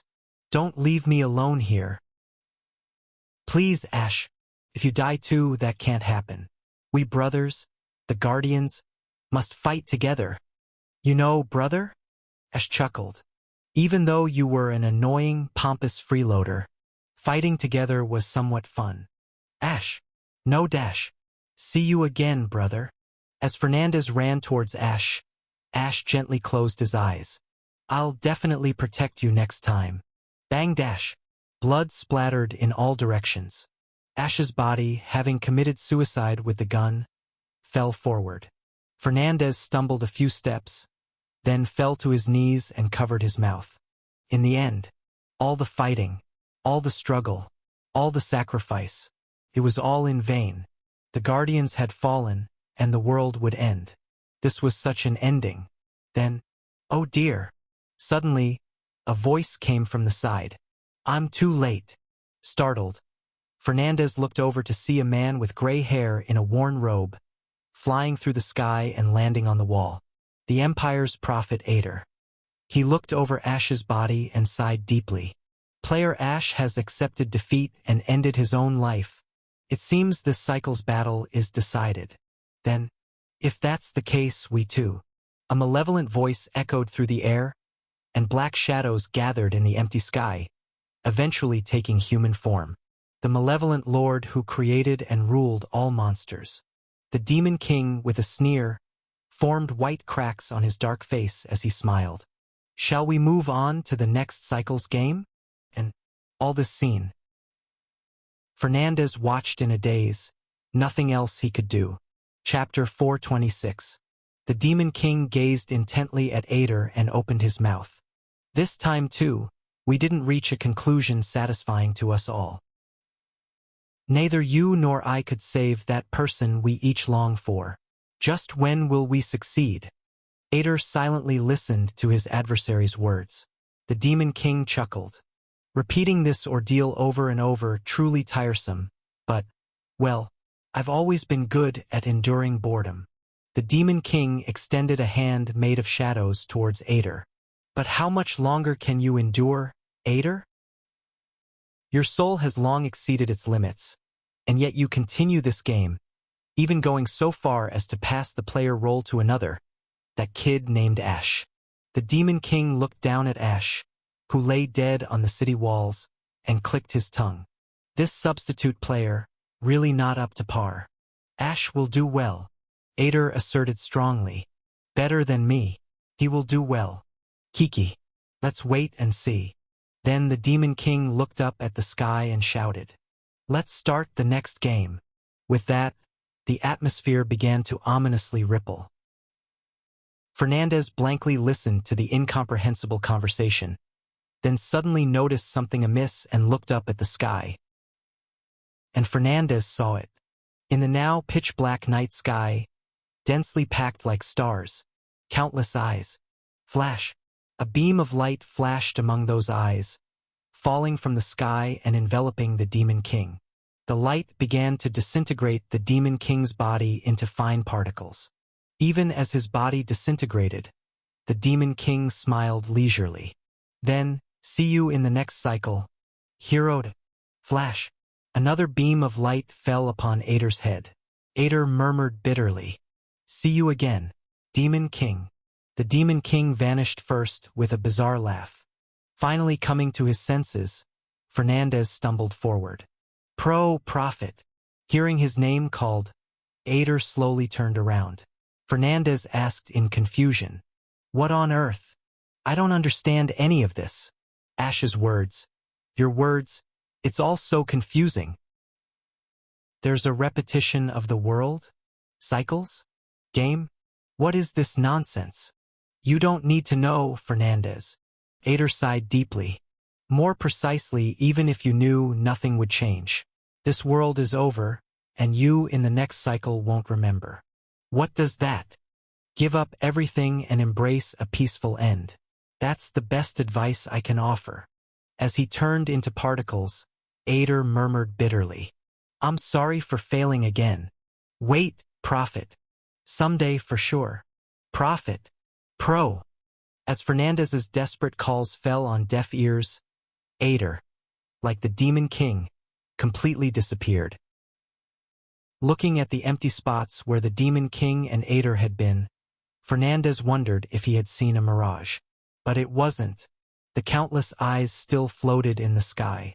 Each eye, a divine being with a power and will far beyond Fernandez's comprehension. Fernandez barely managed to realize. What in the world? What were these otherworldly gods looking at? Following their gaze, Fernandez eventually realized what the eyes were observing. Ahak! Arg! Save me! We must flee! The eyes were watching the destruction of this world. Like a child peering into an ant-hill after a flood. They were looking down at the end of this world, heading towards death with a sense of interest. Bang! Crack! Crunch! The monsters that had penetrated the city walls started their massacre, and the screams of people cowering within the imperial capital echoed. A massacre occurred. One person while running away with their child. Another while fending off the monsters with weapons. While fleeing, hiding, crying, guarding, consoling, holding their breath, prostrating in prayer, fighting, died, sliced, torn, ripped apart, pierced, shattered. Without a single exception, people across the city were brutally killed by the monsters. Everything Fernandez had strived to protect was crumbling like a sandcastle. Please, save me. Fernandez covered his ears with his hands, but the screams and roars still pierced directly into his mind. There was no escape. This was hell itself, and the eyes in the sky were intently watching this hellish scene. Don't make me laugh. Grind. Fernandez gritted his teeth. Repetition cycles game. Stop talking such nonsense. While people cry, suffer, and die. Like resetting a chessboard, placing new pieces, and starting the next game. How could one speak so easily of such things? Fernandez, with tears of blood, looked up at the sky. He confronted the eyes that were observing the destruction of this world. And he thought, if what he had overheard was true, if the world continues to repeat itself, then I will not be a passive victim. He too could make a final struggle. Fernandez began to create a new spell on the spot. Assuming the premise that the world repeats itself was true, he formulated a spell accordingly, to convey the truth of this world to his next cycle self. Even a very short message would suffice. A fragment of memory or an image, or if not that, a line of text. No. Even a single word would do. If he could convey a hint about the truth of this world, pouring all his being into it, to convey anything to his next cycle self, then perhaps a clear-minded him could realize. At the moment of the world's destruction, watching his citizens die, the last guardian thus created a new spell, and completed it. A spell that, at the cost of his own life, could convey just one letter to his next cycle self. He had created it. Fernandez did not hesitate. He willingly sacrificed his life to activate the spell. And, present. Fernandez opened his eyes on the bed. He had dreamt, repeatedly hundreds, thousands of times, a loathsome nightmare of the Empire's destruction. It felt so vivid, as if he had actually seen it, though he never had. Sigh. Exhaling a sigh, Fernandez slowly got up from the bed. His body was drenched in cold sweat, perhaps due to the nightmare. He threw off his clothes and went into the bathroom. Turning on the hot water, he absent-mindedly looked at the mirror. There was a letter there. In the reflection of the mirror, Fernandez's lean body was densely marked with letters. Fernandez clicked his tongue. I'm not one for tattoos or anything like that. This was a record sent by his past cycle self. More precisely, a total of records sent by his selves from many past cycles. The world had repeated countless times, and the words gathered as the final message became sentences, then stories. The densely inscribed letters on his body were the truth of this world, and at the same time, a record of the battles he had fought. Fernandez meticulously examined the records sent by his past self. He does not remember. However, records do not lie. The world is repeating itself. No matter what is tried, the world ends due to monsters coming from the south. What methods had he used to prevent this destruction? All the records were left on his body. With every accumulated failure, new sentences were etched onto his skin. And now, in this cycle, with no more space left on his body to inscribe messages, now covered from neck to toe in letters, Fernandez suddenly realized the fact that it is impossible to win against the Demon King. Defeat is inevitable. Destruction is certain. Then perhaps, surrender is the only option. Accepting the destruction. Deciding to surrender to the Demon King. He had made up his mind. And for that to happen, he must become the Emperor. The position to decide the fate of this world and the lives of the Empire's citizens. The seat that held the power of life and death over all people, he must ascend to the throne. Truly, Fernandez loved his family. His father, his brother, his sister, he loved them all. But the greater good of preserving humanity as a species is more important. Therefore, he decided to willingly sacrifice them. Please understand, brother. After finishing his shower and changing into new pajamas, Fernandez murmured quietly, "All of this is to protect the Empire." He was not speaking into the empty air. In one corner of the spacious room, there was a portable prison, and Lark was imprisoned there. Both arms severed. His magical veins destroyed to prevent him from using magic. Though it was widely rumored that he had been executed, he was certainly alive. Fernandez. Lark looked at his brother with a hoarse voice and dry eyes. His parched lips parted, and a raspy voice barely came out. "What exactly are you planning to do?" Fernandez gave his brother a faint smile, then slowly walked out of the room. To break this repeating destruction and to survive with the people. In whatever form that takes. As Fernandez stepped out of the room, the corridors of the imperial palace unfolded before him. The place where he had rested was none other than the emperor's chamber. Dressed in pajamas, Fernandez walked leisurely towards the audience chamber. Standing in front of the locked door of the audience chamber, he used a key necklace around his neck to unlock it and stepped inside. Inside the spacious audience chamber, there was a frozen thorn tree everblack and a frozen golden throne sitting alone. The original owner had vanished, leaving the chair empty. Step. Approaching, Fernandez slowly sat down in it. A chilling cold spread from the throne, as if biting into his flesh. But undeterred, he leaned fully back in the throne and tightly closed his eyes. He had finally made it here. His father was trapped in the spirit realm, and his brother was captured. There was no one left in the imperial capital to stop him from becoming the emperor. And once he became the emperor, once he became the leader of humanity, he could evacuate humanity, the empire, from the inevitable destruction. Through his final plan, the last Arkansas. Fernandez suddenly rubbed his tired eyes with his hands. The road ahead was long, and this path, demanding much more blood than he had shed so far, was a true path of carnage. But Fernandez had resolved to walk this path willingly. In the end, it's a simple either-or choice. To let defeat happen and the world be destroyed by monsters, or to win and move the world as he wishes. Fernandez made his choice, even if it meant subjugation, even if it was miserable, even if no one in this world would understand him. He would do whatever it takes to protect his people. So, Ash, turning his head towards the distant south, Fernandez whispered, "It must be the first time for you to see me move like this." A thin smile stretched across his narrow lips.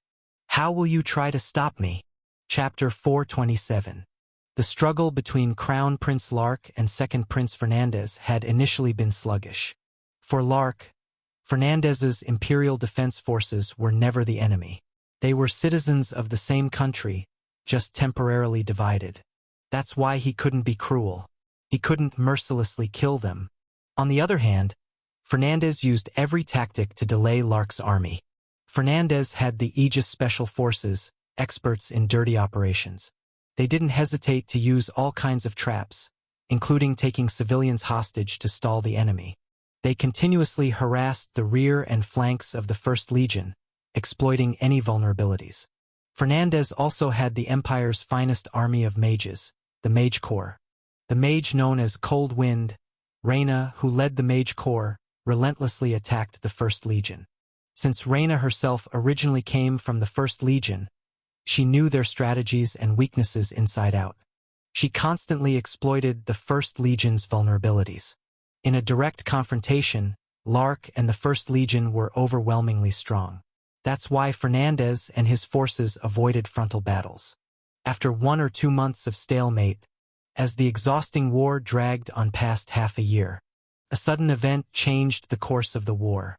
A secret piece of intelligence was received in Lark's camp.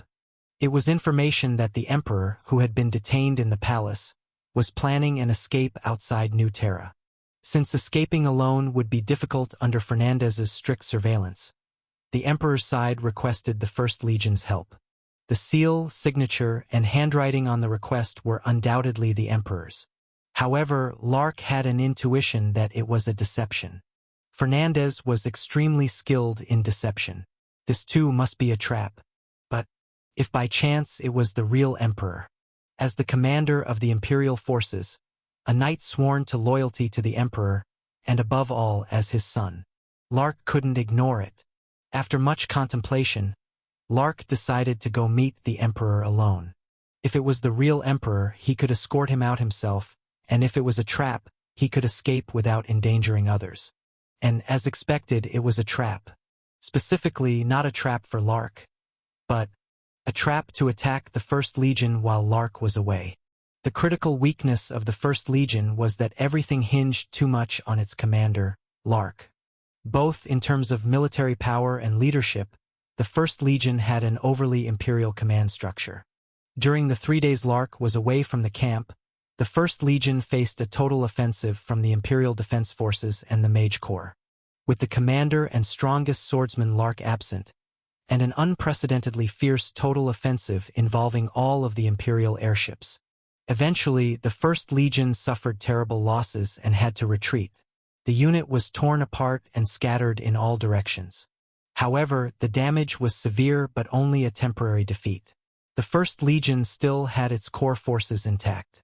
If Lark returned and reassembled the scattered forces, a decisive defeat could still be averted. The decisive factor became the rumor spread by Fernandez. Fernandez spread the rumor that Lark had fallen into a trap and died, not only on the battlefield but throughout the Empire.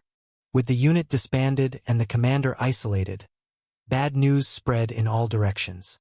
Psychological warfare using information was Fernandez's specialty.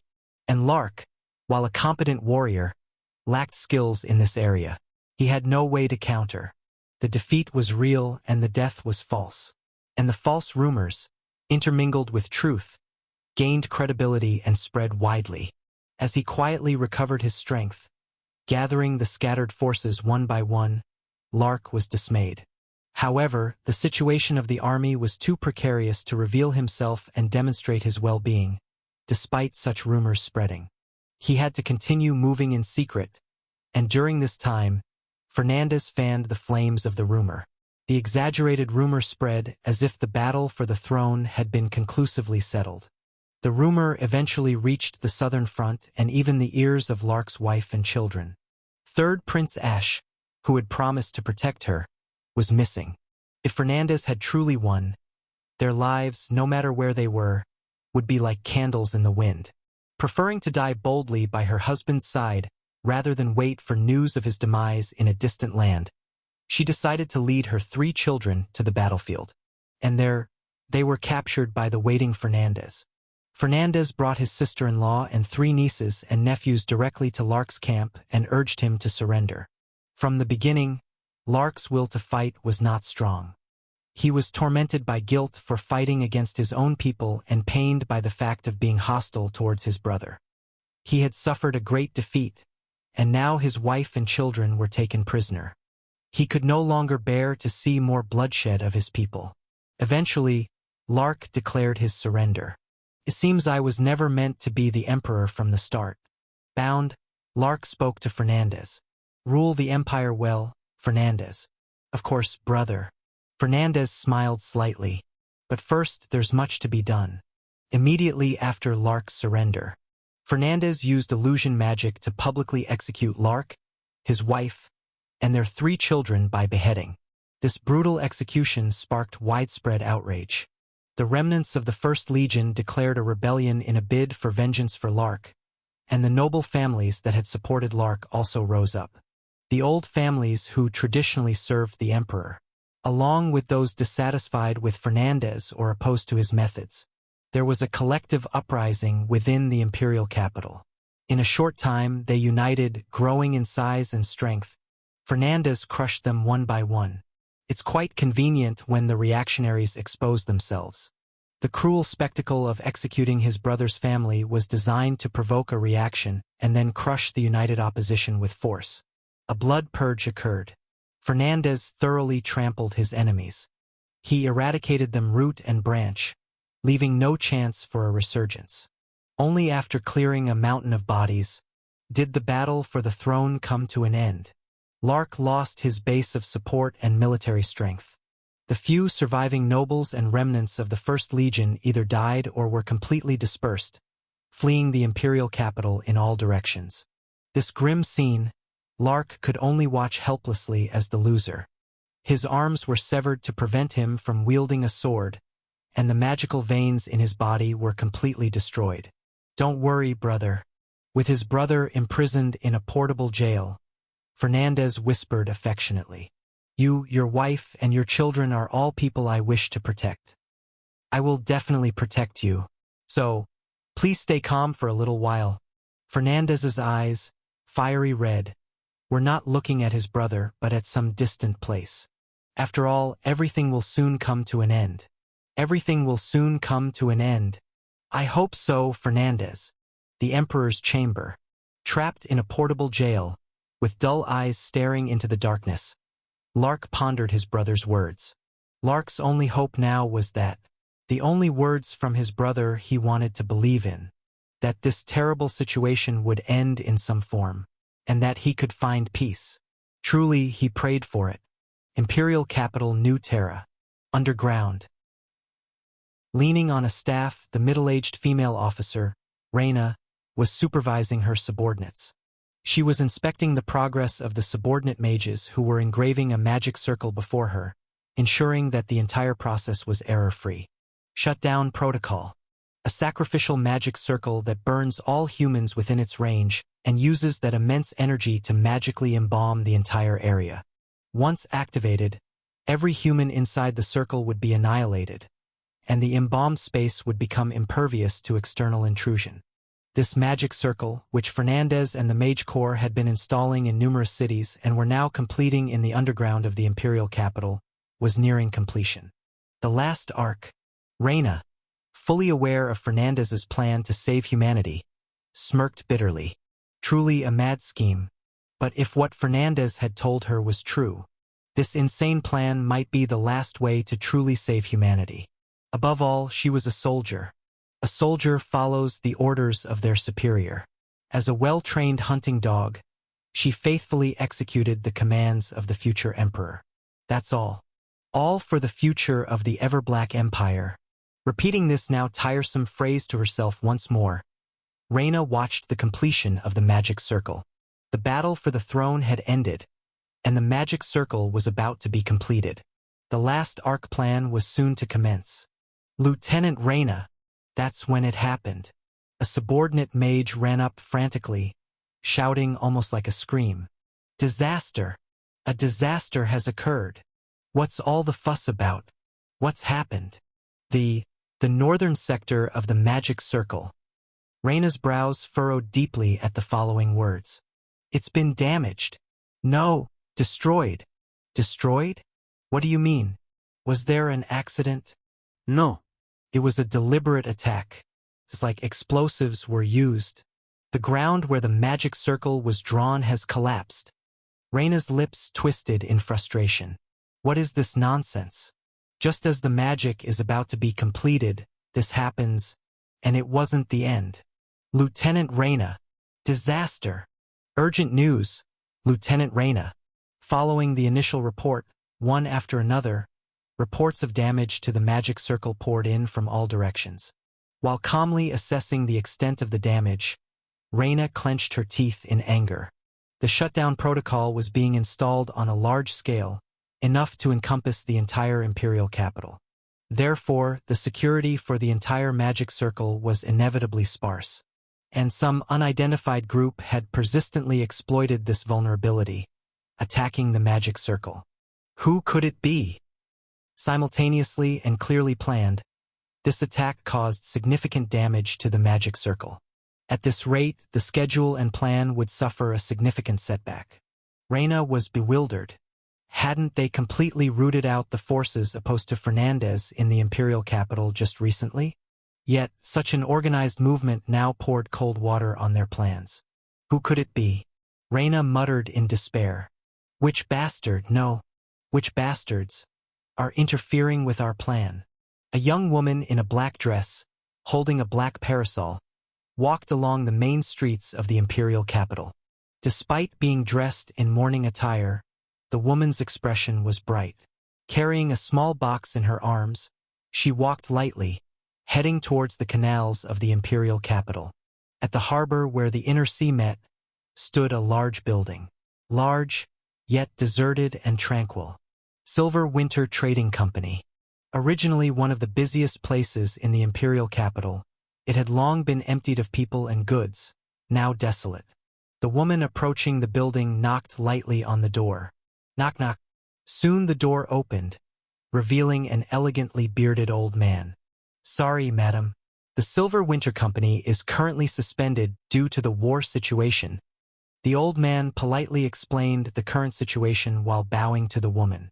However, the woman seemingly ignored him and abruptly spoke. You are Alberto, aren't you? The head servant who managed Ash's palace and an advisor to the Silver Winter Company. Alberto was taken aback and narrowed his eyes. Yes, but may I know the purpose of your visit, my lady? Something like that. The woman smiled slyly and lowered her voice. You've been in contact with Prince Ash recently, haven't you? Oh, I see, no worries. I came knowing everything. Alberto, swallowing hard, asked cautiously. Are you from the Aegis Special Forces? Have you come to arrest me? Ah, no, quite the opposite. We are the people who have been preparing for a long time to give the Aegis Special Forces a hard time. Oh dear.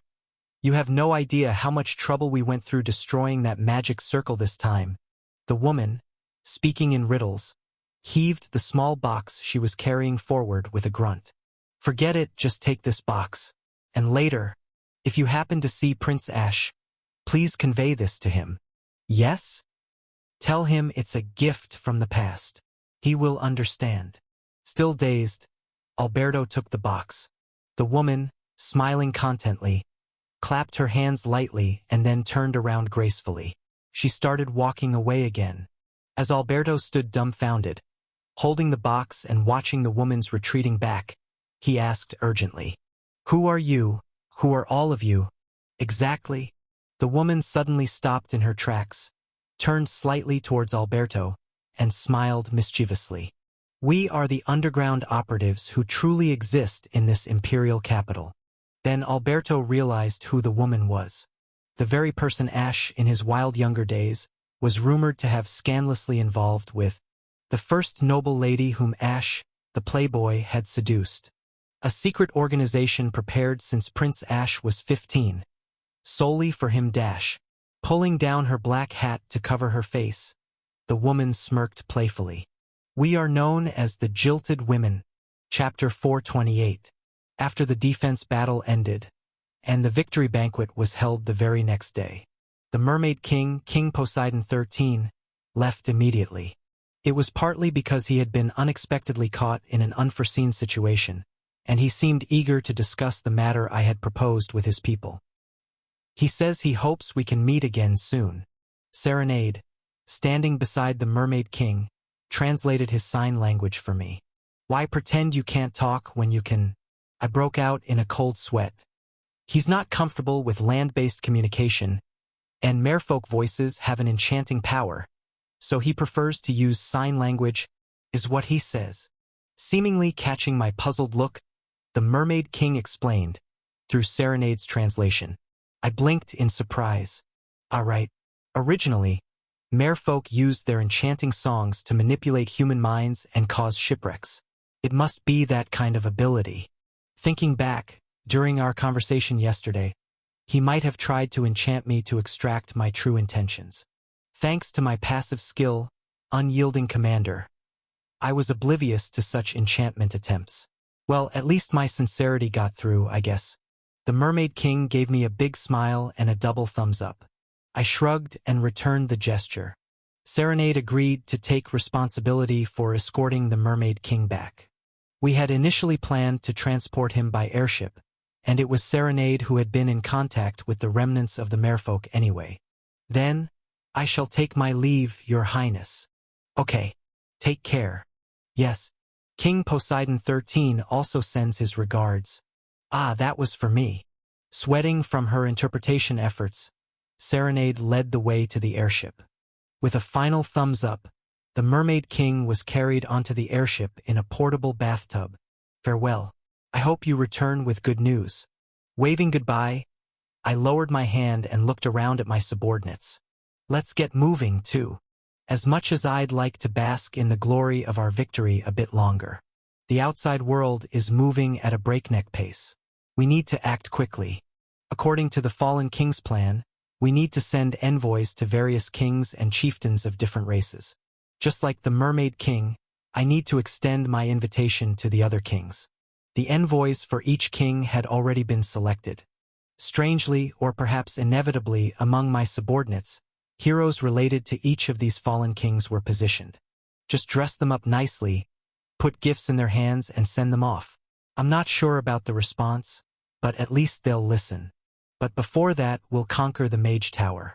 The 8th Zone Mage Tower boasts an even more overwhelming scale and threat than any dungeon we've cleared so far. It's necessary to respond with our best heroes. It's better to quickly clear it all together before scattering envoys in all directions. Fortunately, there's plenty of time until the next stage. Thanks to the last stage being a boss stage, we have over a month's time. Quickly completing the Mage Tower and dispatching envoys in all directions will allow for more relaxed operations afterward. So, everyone assemble. I clapped my hands and shouted.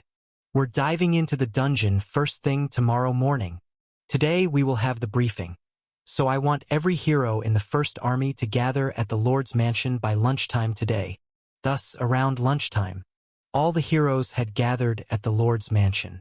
I apologize for summoning you all without a break right after yesterday's defensive battle.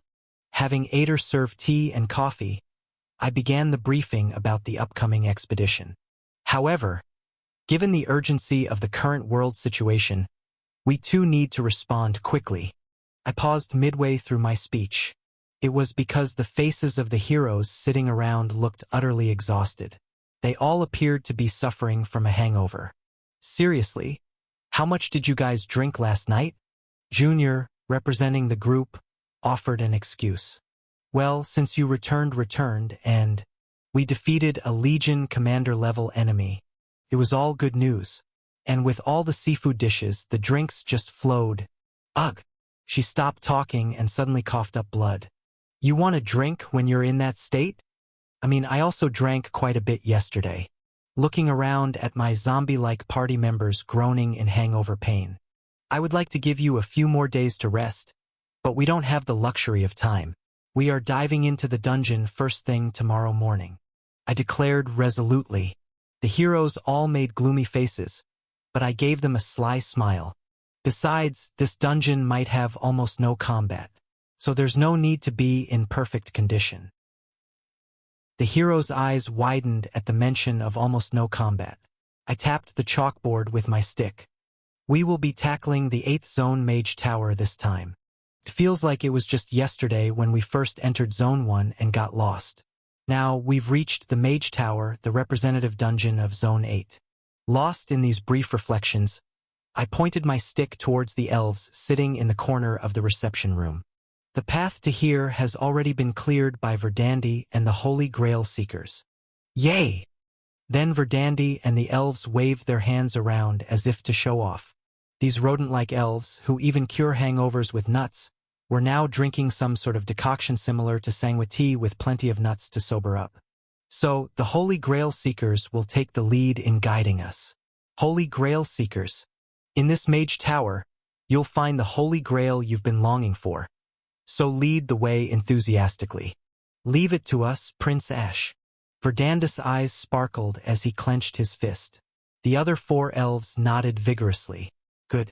The path is clear, so we just have to enter the dungeon tomorrow, clear it, and get out. Thump. I tapped the chalkboard and began to explain in detail about the interior of the dungeon. Let me say this in advance. There are no monsters in the dungeon mage tower. The heroes all looked puzzled at this statement. It must seem strange. A dungeon without monsters. But it's not that there are no enemies. Instead of monsters, a fully automated defense system guards the tower. Ah! The mages gasped in unison. Especially the young mages under Junior's command were all starry-eyed. Maybe they're imagining illusions in the mage tower. Typical of the mage tower. The essence of ancient magic gathered in one place. I'll sneakily grab some souvenirs on the way. Maybe the Lord will let it slide. Ahem. I deliberately overlooked the mage's shining eyes. You know that all loot has to be inspected by me first, right, kids? High-grade items will be examined by the Lord first. I'll give it back when you grow up, okay?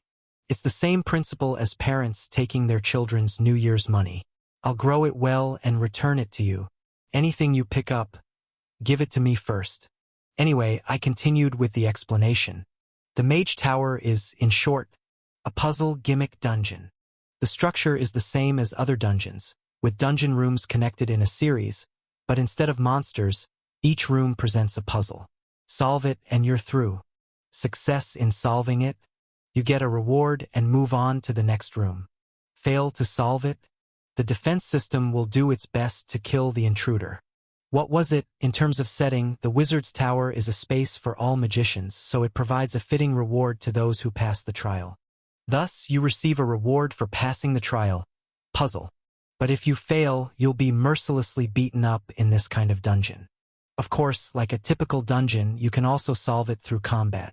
There's also a way to break through by smashing the turrets and artifacts, magical traps, and automated golems that pour out instead of monsters.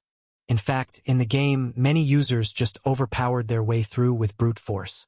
You can get the same rewards and additionally gain combat experience. If you're only looking at efficiency, it's actually better to solve it through combat. But what I'm aiming for can't be obtained through combat. There's a special reward that can only be obtained by clearing all the puzzles up to the boss room. Moreover, if you can avoid danger without taking risks, it's better to avoid combat. It's better than trying to earn a little more experience and causing casualties.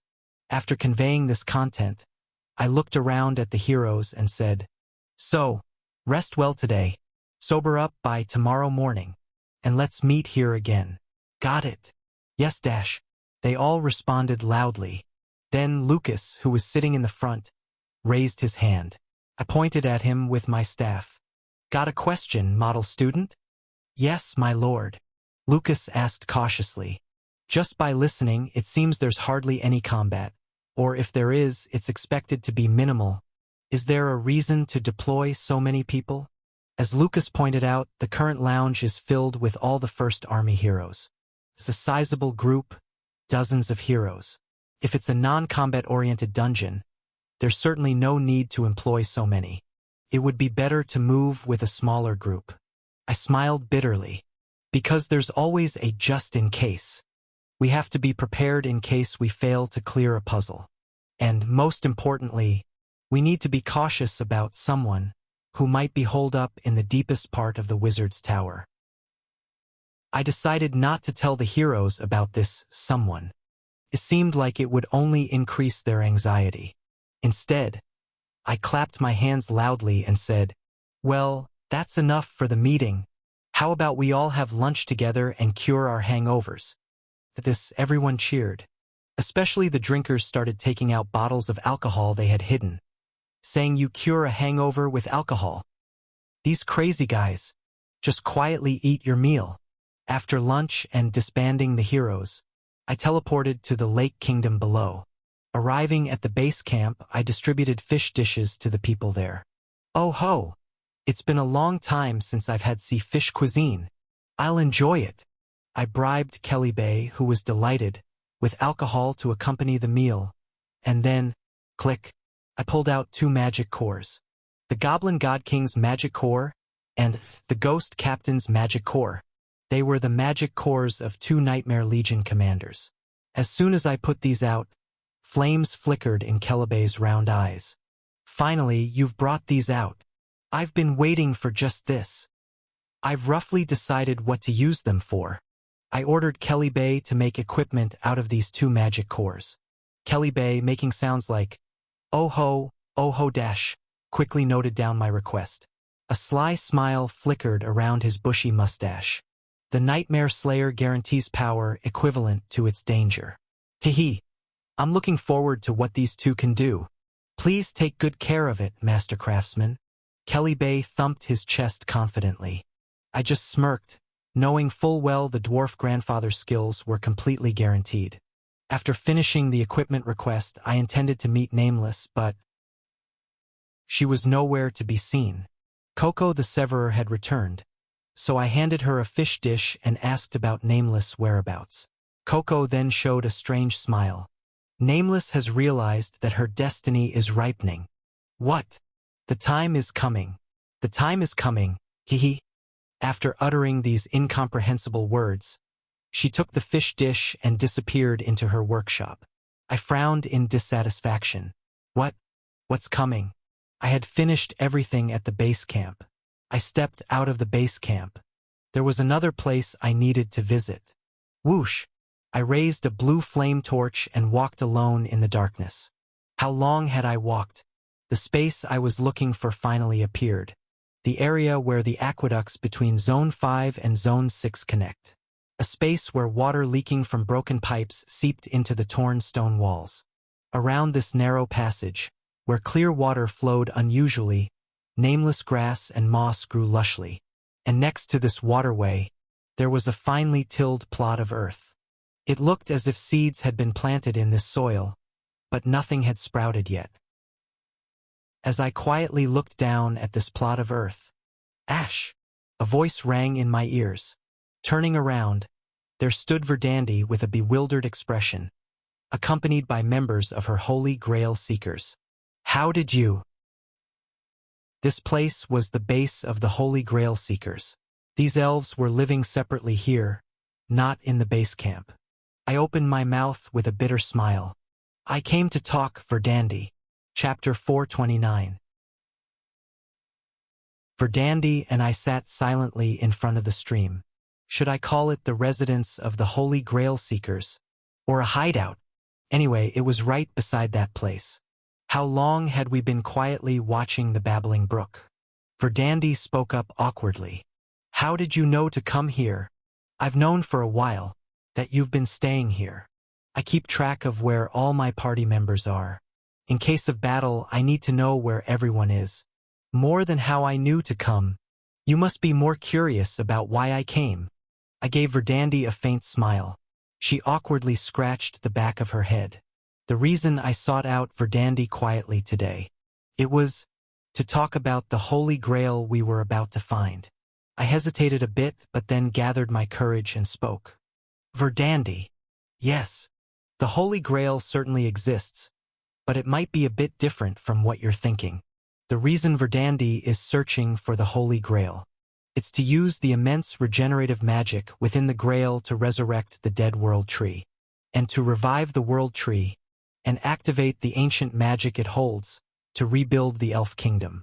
This is why Verdandi has been searching for the Holy Grail beneath the Lake Kingdom for over 100 years. But the Holy Grail is a bit different from what Verdandi thinks it is. Having secured the Holy Grail in the game before, I knew its true identity. And I also knew that Verdandi's goal would inevitably be frustrated. After a moment of silence, Verdandi said, Ash, do you see that dirt plot over there? She pointed to the plot beside the stream. I looked in that direction. We've been planting sunflower seeds here continuously, but they never sprouted. Whether it's because there's no sunlight, or the soil here is contaminated from the dungeon, I don't know the exact reason. Anyway, the seeds died and never sprouted. A bitter smile hung on Verdandi's lips. I know now that sunflowers won't bloom here, but we kept planting anyway. Even though it's a slim chance, the possibility that sunflowers might bloom, that hope remains. For that hope, we've continued this futile task. No sprouts are visible in the finely tilled plot. But I know, there's nothing more foolish and heart-wrenching than holding onto a vain hope. Sunflowers won't bloom here, and using that holy grail to revive my homeland, in reality, is also an absurd notion. Even while denying her past 100 years, Verdandi remained composed. I'm well aware, but we just want to see. Tears glistened in her eyes as she firmly gazed forward.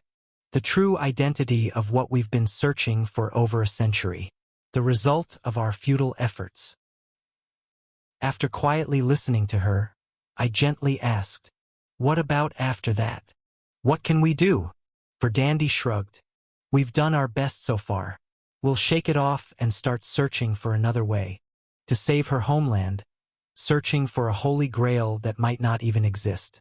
A century buried in that quest."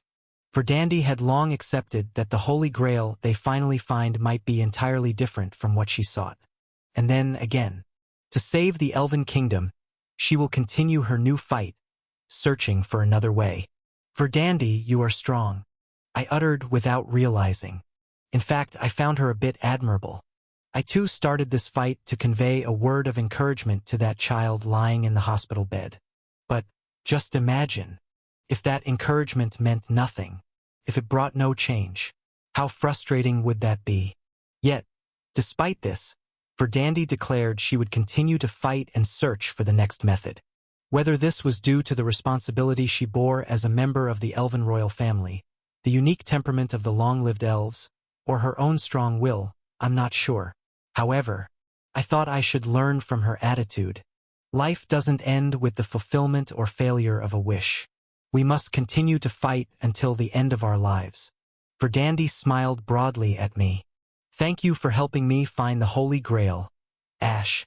Without you, I wouldn't have made it this far. We help each other. You've given me a lot of strength too, right?" I extended my hand to Verdandi. "I'll continue to help, both in finding the Holy Grail and in the battles that follow." "We're comrades, aren't we?" Verdandi now skillfully reached out her hand to grasp mine, shaking it vigorously. With tear-stained eyes, the elf princess smiled brightly. "Yes, because we are comrades." The next day, as I entered the dungeon of the Lake Kingdom, I looked up at the tower in front of me. The spire rose sharply, a slate-gray color. The magical lights surrounding the tower swirled in a bizarrely twisted manner, reminiscent of a scene from a Van Gogh painting. Zone 8, the Mage Tower. I surveyed the party members gathered in front of this place. Evangeline's Night Party, Damien's Sniper Party, Junior's Mage Party, the Holy Grail Seekers, the Penal Squad, the Dragonblood Knights. Along with me and Lucas, there was a total of 32 members, a large group. The other heroes were left at the crossroad, in case of an emergency. The defense forces at the crossroad were also necessary. As I explained yesterday, after looking around at my party members, who were gazing up at me with bright eyes, I shouted, "Just follow my instructions to pass the trials, and we can clear it safely without any combat." Everyone answered in unison, "Yes." It felt like being a teacher leading a group of kids on a field trip. Leading the way into the main gate of the Mage Tower, I said, "Let's go." Upon opening the large glass door and entering the lobby of the tower, the familiar dungeon information window appeared before my eyes. Zone 8. Mage Tower. Clear progress. Normal rooms 0/10. Boss room 0/1. Treasure chests acquired 0/11. The lobby of the Mage Tower was circular. In this perfectly round lobby, a total of 10 doors were lined up in a row. Above each door was a magic lamp, all of which were currently lit with red light. Something about this. It doesn't feel like a dungeon. Really? The heroes murmured in confusion. I felt the same. It seemed less like a dungeon and more like, perhaps, the entrance to a high-rise building on Earth. After bringing the heroes to the center of the lobby, I pointed to the first door and said, "These 10 doors each lead to individual dungeon rooms. Each room has a designated trial, and each trial requires a different person who can effectively respond." Then I swept my gaze over the heroes. "So, I will select different members to enter each dungeon room. The rest of you will comfortably rest and wait here." Immediately after, I pointed to one of the heroes. "Damien." "Ah, yes. Your Highness. Come here." My overpowered sniper quickly stepped forward. I slung my arm around his shoulder and nodded. "Then, be on your way. Let's go, Damien." "Huh? Oh, yes." As the two of us headed for the first dungeon room, a flustered Evangeline hurriedly asked, "Wait, just the two of you are going?" "Yep. The first trial can be cleared with just Damien. I planned to let as many of the others rest as possible, excluding those needed. However, when it came to actually entering with just the two of us, the other heroes objected. "Don't you need escorts? I will go as well." "Me too, me too. I'm curious, so I want to go." Lucas and Evangeline quickly followed suit. I'm also a main party member of Your Highness." Junior hesitantly followed, feeling perhaps left out.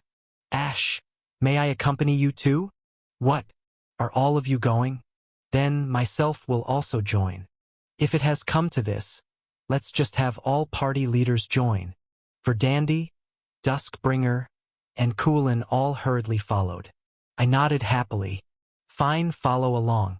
Though Damien will likely clear the first trial alone. It's good for everyone to understand how it works."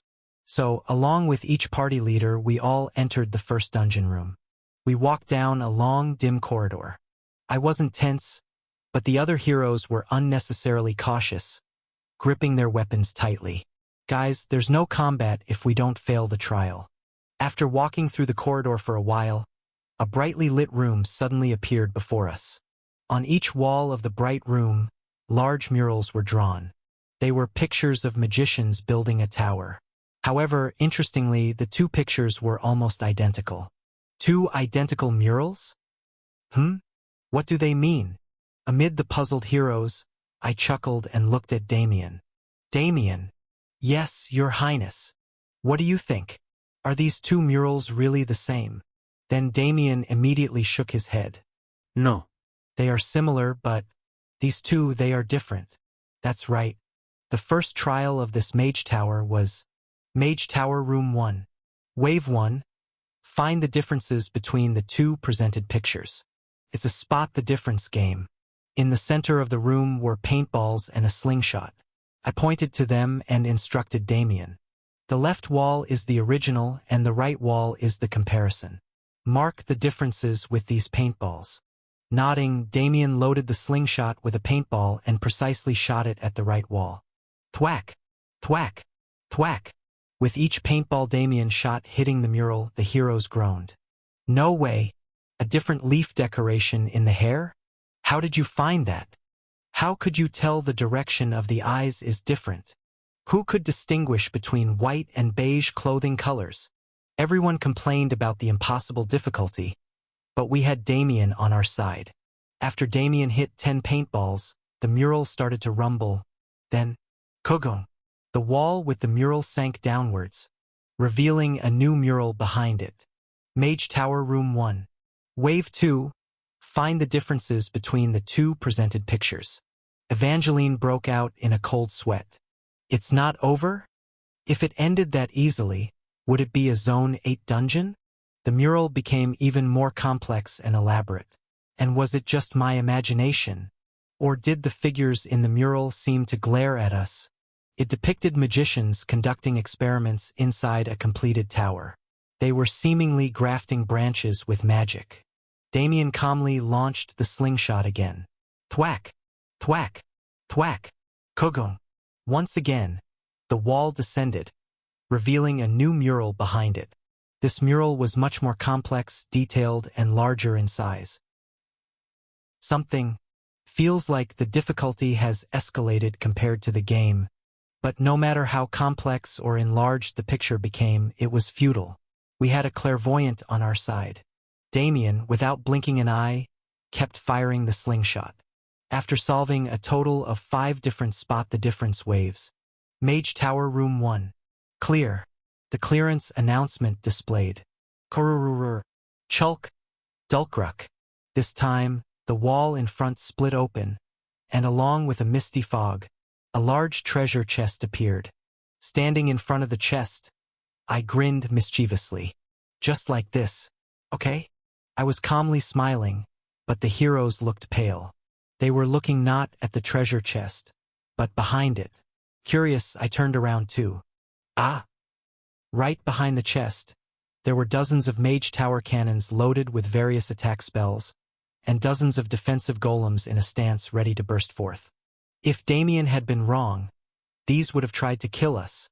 I shrugged my shoulders. But Damien couldn't possibly be wrong, right? Everyone wore a horrified expression. But, after all, the probability of Damien getting such puzzles wrong was 0. Well done, Damien. Grinning, I opened the chest.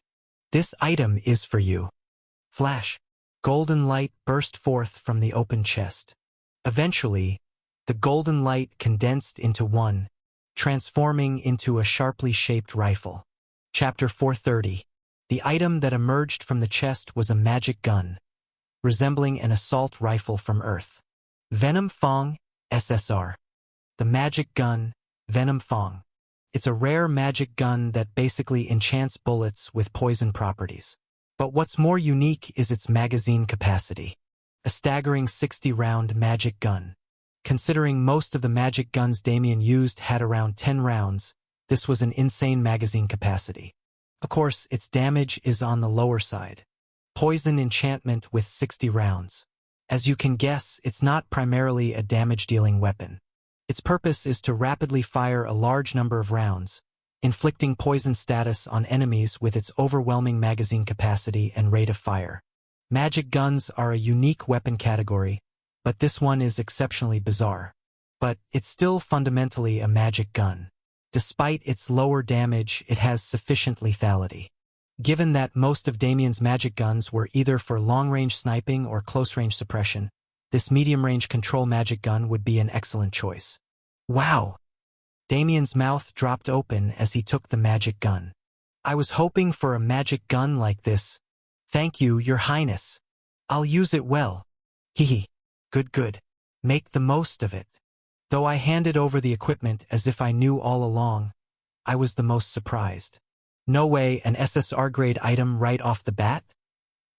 This Mage Tower is a very generous dungeon with 11 guaranteed reward chests. Even so, it's random what item each chest will yield. Although the rewards are generally quite substantial compared to other dungeons, I didn't expect an SSR-grade, fully formed magic gun right from the start.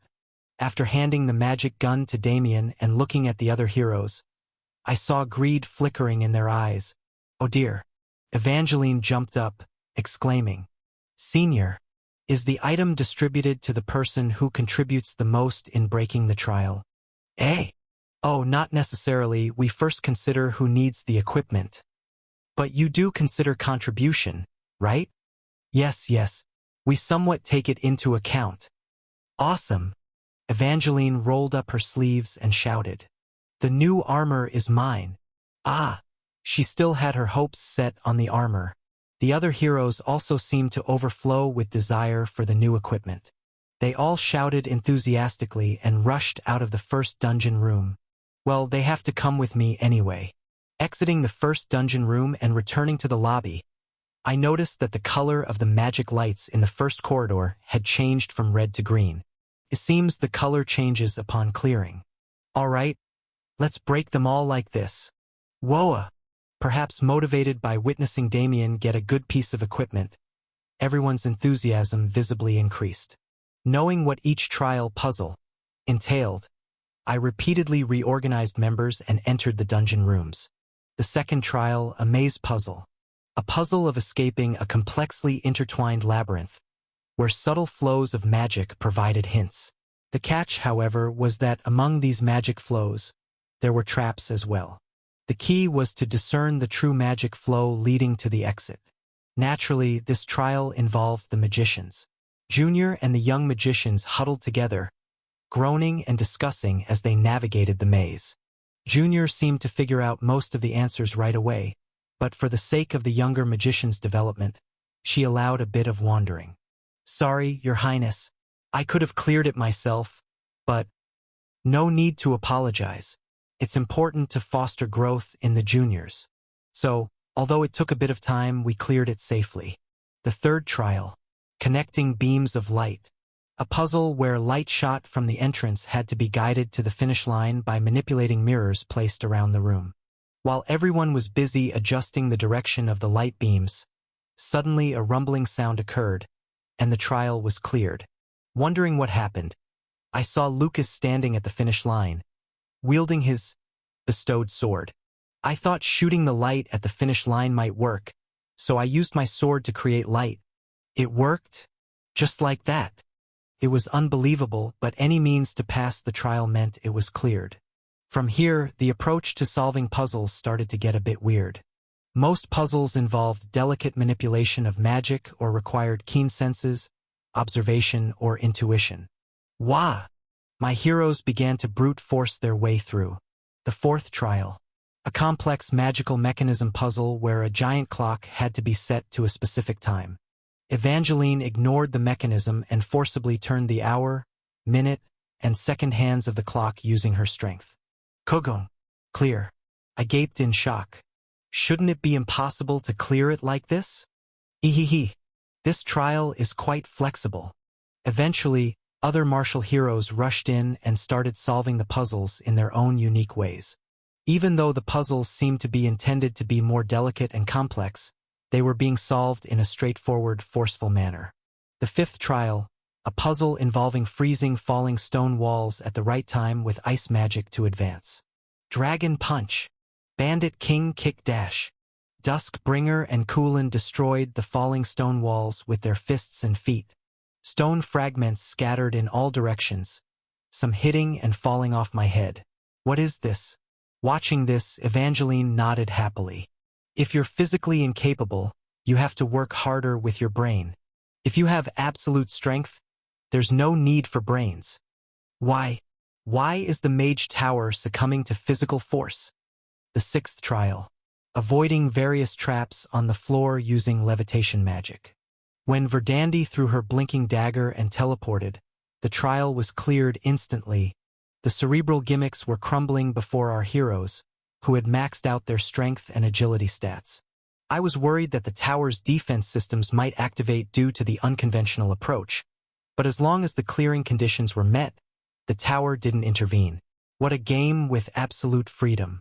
Thus, all the heroes eagerly plunged into breaking the trials, and we swiftly completed all 10 trials. Zone 8. Mage Tower. Clear progress. Normal rooms October 10th. Boss room 0/1. Treasure chests acquired October 11th. We cleared everything except the boss room. It was going smoothly, but I couldn't help wondering if this was really okay. Anyway, we looted a whopping 10 treasure chests, and a variety of high-grade items poured out. Lucas grabbed a new helmet, Junior obtained a package of magic scrolls. Kulin chose a headband tied around the forehead. Verdandi got new boots, and Duskbringer took a crimson dress. In fact, Duskbringer, being of the dragon kind and not really needing equipment, immediately took the dress as soon as it appeared, heavily laden with magical options. The reason? Because I like it. After all the hard work, I happily decided to just give it to her. Cradling the dress, Duskbringer revealed her sharp teeth in a wide smile. The dress might not quite fit the Grand Duke's small stature. Perhaps a tailor is needed.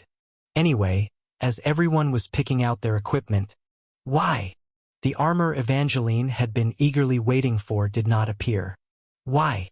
My armor. Where did it go? Everyone else had picked something, but Evangeline was still empty-handed. No equipment suitable for her had appeared. I smiled wryly at the distraught Evangeline. It will come from the boss room chest. What? Your armor. It will be in the last chest. Yes. I hadn't mentioned it until now, but the equipment guaranteed from the Mage Tower boss room chest is armor meant for Evangeline. Evangeline's eyes widened in surprise as she looked around fiercely. The boss room? How do we get to the boss room?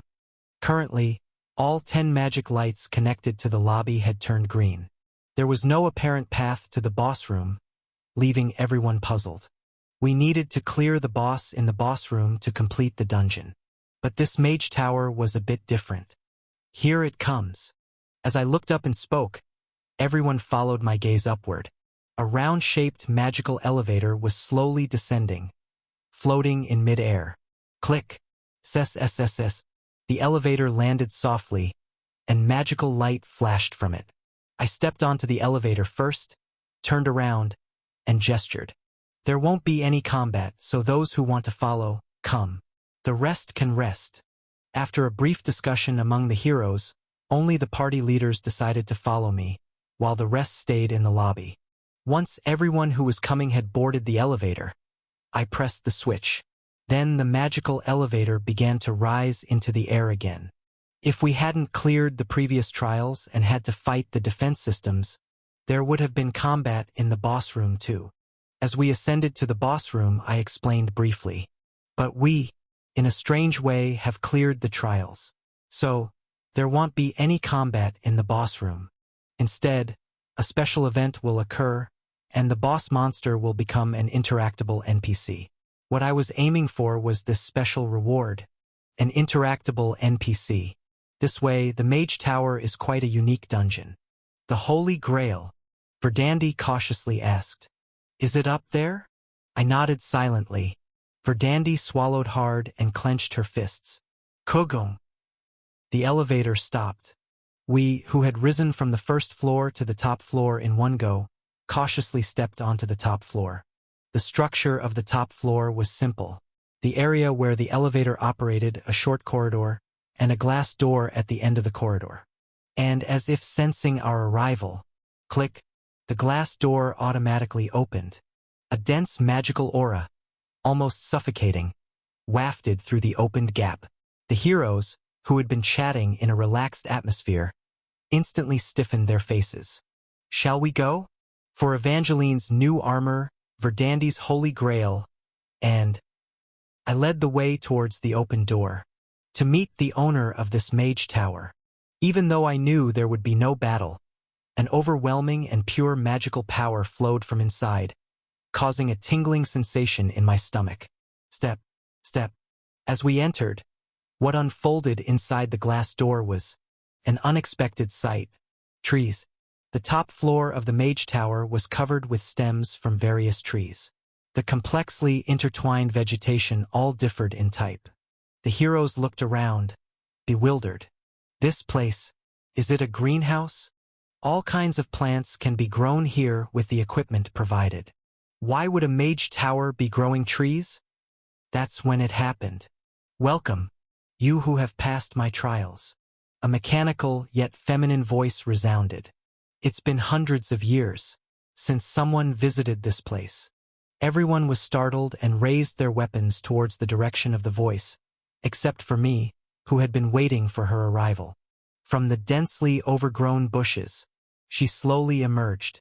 Let me introduce myself. I am the guardian of this Mage Tower and its last survivor. Surprise flickered across everyone's faces. And for good reason. The entity before us was not a living being. Creak, creak. What appeared, dragging its wheels, was a machine crafted through magical engineering. Regular operational sounds, like those of a working computer, emanated from the heavy machinery. At the top of this heap of machinery, her face was displayed as a magical image on a rectangular magic panel, similar to a computer monitor. A skull. A skull face with flames flickering in its eye sockets. In the screen, she introduced herself calmly. A magician from the Lake Kingdom, who, in pursuit of the ultimate in magic, ended up like this. A cyberlich who had digitized her own brain. Call me White Knight.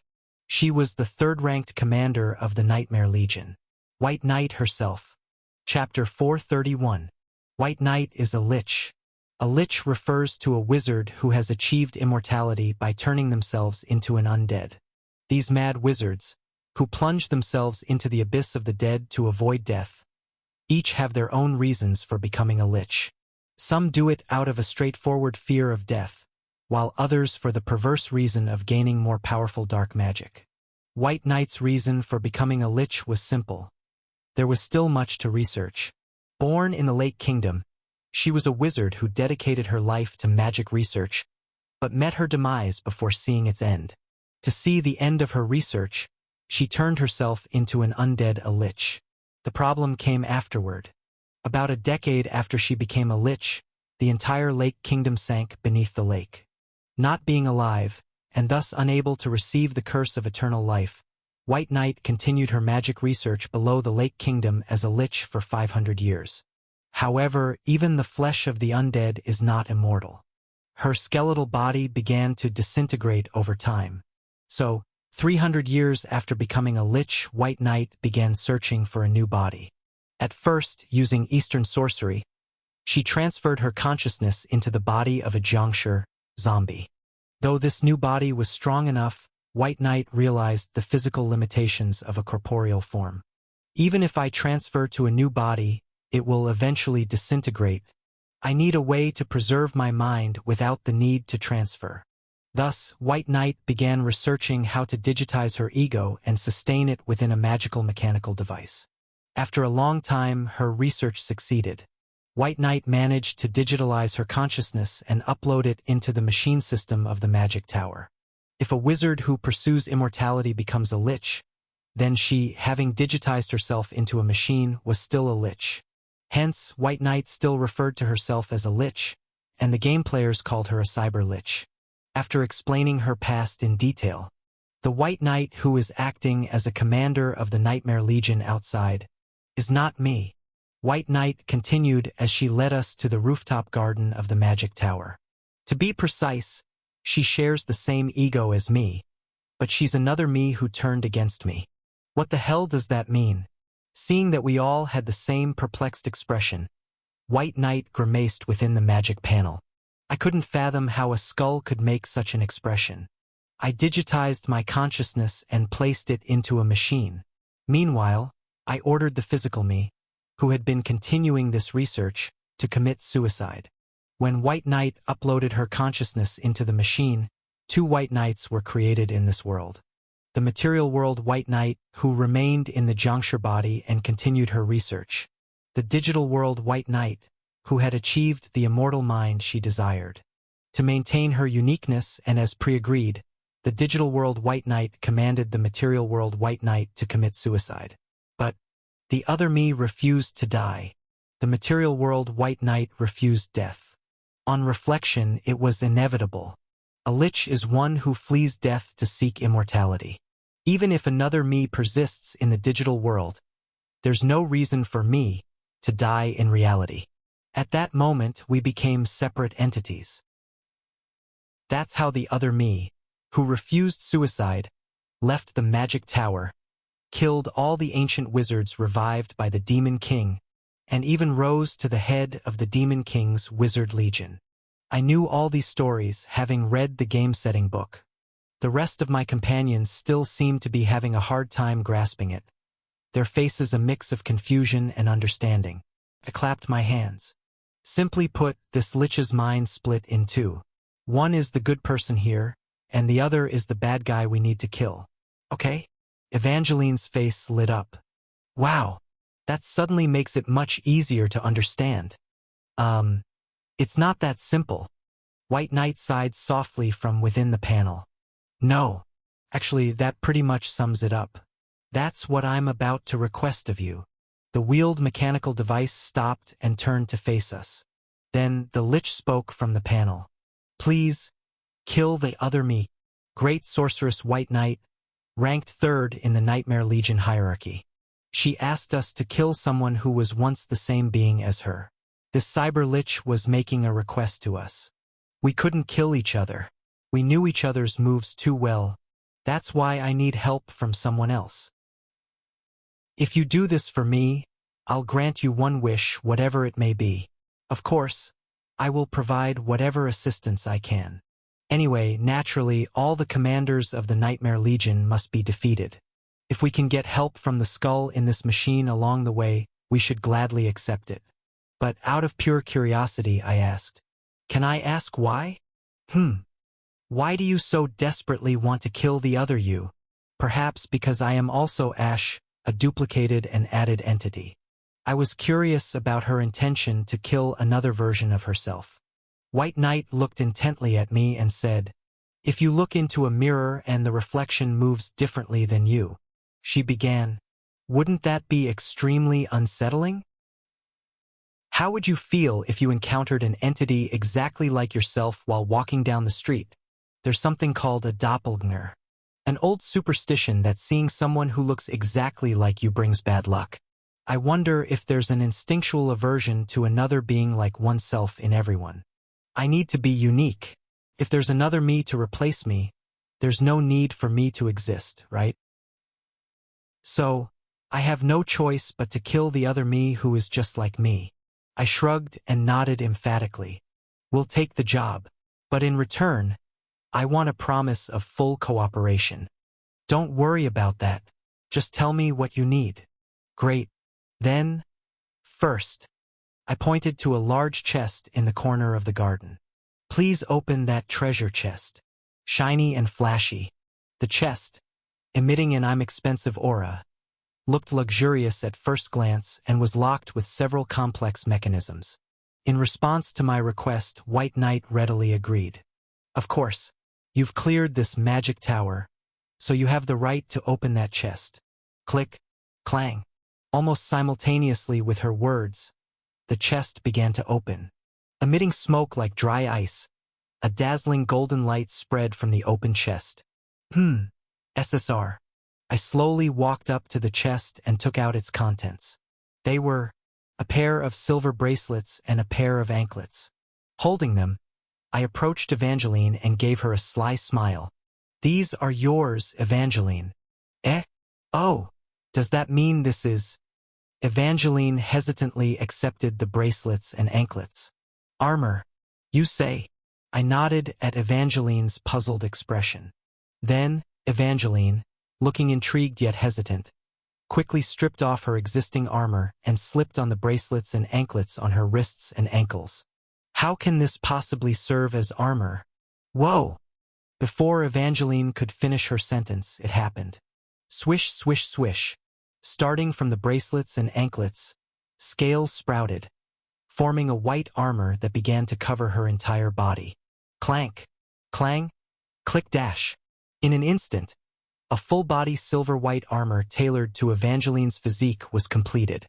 The cape, starting from the shoulder armor and draped behind, was as white as snow. The helmet had a sleek shape like a bike helmet, but the front was a transparent visor made of a magical panel. Evangeline's astonished face was clearly visible through it. The rapid armor deployment, which could be called a transformation, ended in just a few seconds, and the final armor, Snow White, revealed its dazzling form. "Wow, wow, wow!" Evangeline, sensing that this was something incredibly special, gaped in awe at her own reflection. The culmination of Lake Kingdom's magic engineering, the magical armor Snow White. White Knight explained nonchalantly. "It's the strongest armor with the highest defensive capability, originally worn by me.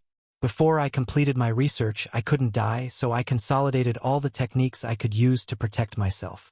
Now that I've lost my physical body, I don't need it anymore, so take it," White Knight added.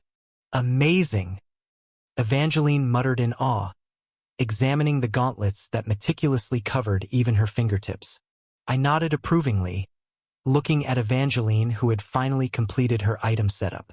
Snow White is an armor that performs excellently regardless of who wears it, but it particularly resonates well with Evangeline. Its various additional features synergize perfectly with Evangeline's skills. Well, we'll have to test it out in real combat to see. Anyway, as I watched Evangeline, thrilled with her new armor, Lucas suddenly appeared behind me and murmured ominously, "Master, aren't you favoring Evangeline a bit too much?" "Whoa, you scared me." Startled, I turned around to find the other heroes glaring at me with dark expressions. "These rascals? No, no, it's not like that. I'll take care of all of you too. And you all got an item each from conquering this magic tower. If anything, I'm the only one who didn't get anything. But since everyone else got items of only SR grade, and Evangeline got an SSR grade of the highest class equipment, they seemed envious. I'm fine with it." Damien smiled broadly, proudly holding up the Venom Fong he acquired earlier.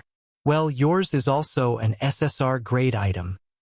After reassuring everyone that they too would receive great items, Verdandi cautiously approached me. "Ash. Yeah, it's your turn now." I turned to White Knight and asked, "White Knight, is there an item here called the Holy Grail?" "Huh? The Holy Grail? We need it to defeat the other you. I was hoping you could provide it."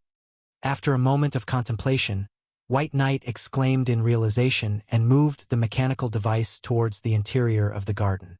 "That's what you're talking about. It's over there inside. Come, follow me." At the very back of the garden there was another glass door. Following White Knight's lead, we entered it. As soon as we stepped into the inner chamber of the garden, Verdandi stopped abruptly. "Huh? What's wrong, Verdandi?" I asked, and Verdandi murmured hesitantly, "It can't be, but I smell the scent of my homeland." "Your homeland?" "Yes, and it's—" Verdandi frowned. "The scent of the world tree." Verdandi was spot on. Inside the inner chamber of the botanical garden, there were trees that are rarely seen in the outside world. These aren't just any trees. Verdandi, examining a tree's trunk, murmured tentatively. After looking closely at the leaves and even smelling them, Verdandi let out a bewildered groan. "This is a tree of the same species as the world tree of our elves." However, the tree was withered and dead, twisted and dry. It seemed as if it had been preserved in its dead state by magic, all life activities having ceased. It was petrified.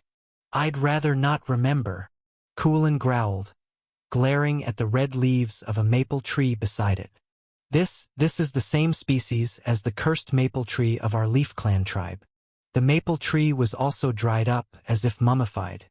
Beside it stood a metallic tree, its golden branches stretching out in all directions. Duskbringer murmured softly, "These golden branches belong to the dwarves' guardian tree, the golden tree." Looking at the blue coral in a tank that filled one wall, I muttered quietly, "And this, the merfolk's blue coral." The golden tree and the blue coral, both in the same withered and preserved state. Although dead, the guardian trees of the 4 major races were all gathered here in this magic tower. Why? In front of our astonished group, White Knight, who had stopped, pointed to each tree and spoke slowly. "The elves' guardian tree, the tree of life, evergreen. The beastman's guardian tree, the tree of struggle, evered.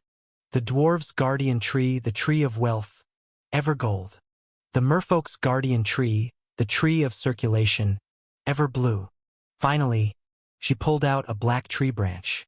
"And this is the result of artificial magical grafting, combining these 4 trees." The dried, withered thorn tree was unmistakably humanity's guardian tree, the tree of darkness, ever black, in the imperial palace of the imperial capital. And the same tree I had seen in the spirit realm. Chapter 432. What I researched here in this magic tower was the origin of the magic used by humanity. White Knight looked at the piece of wood, a branch of ever-black, in her mechanical hand and continued her explanation.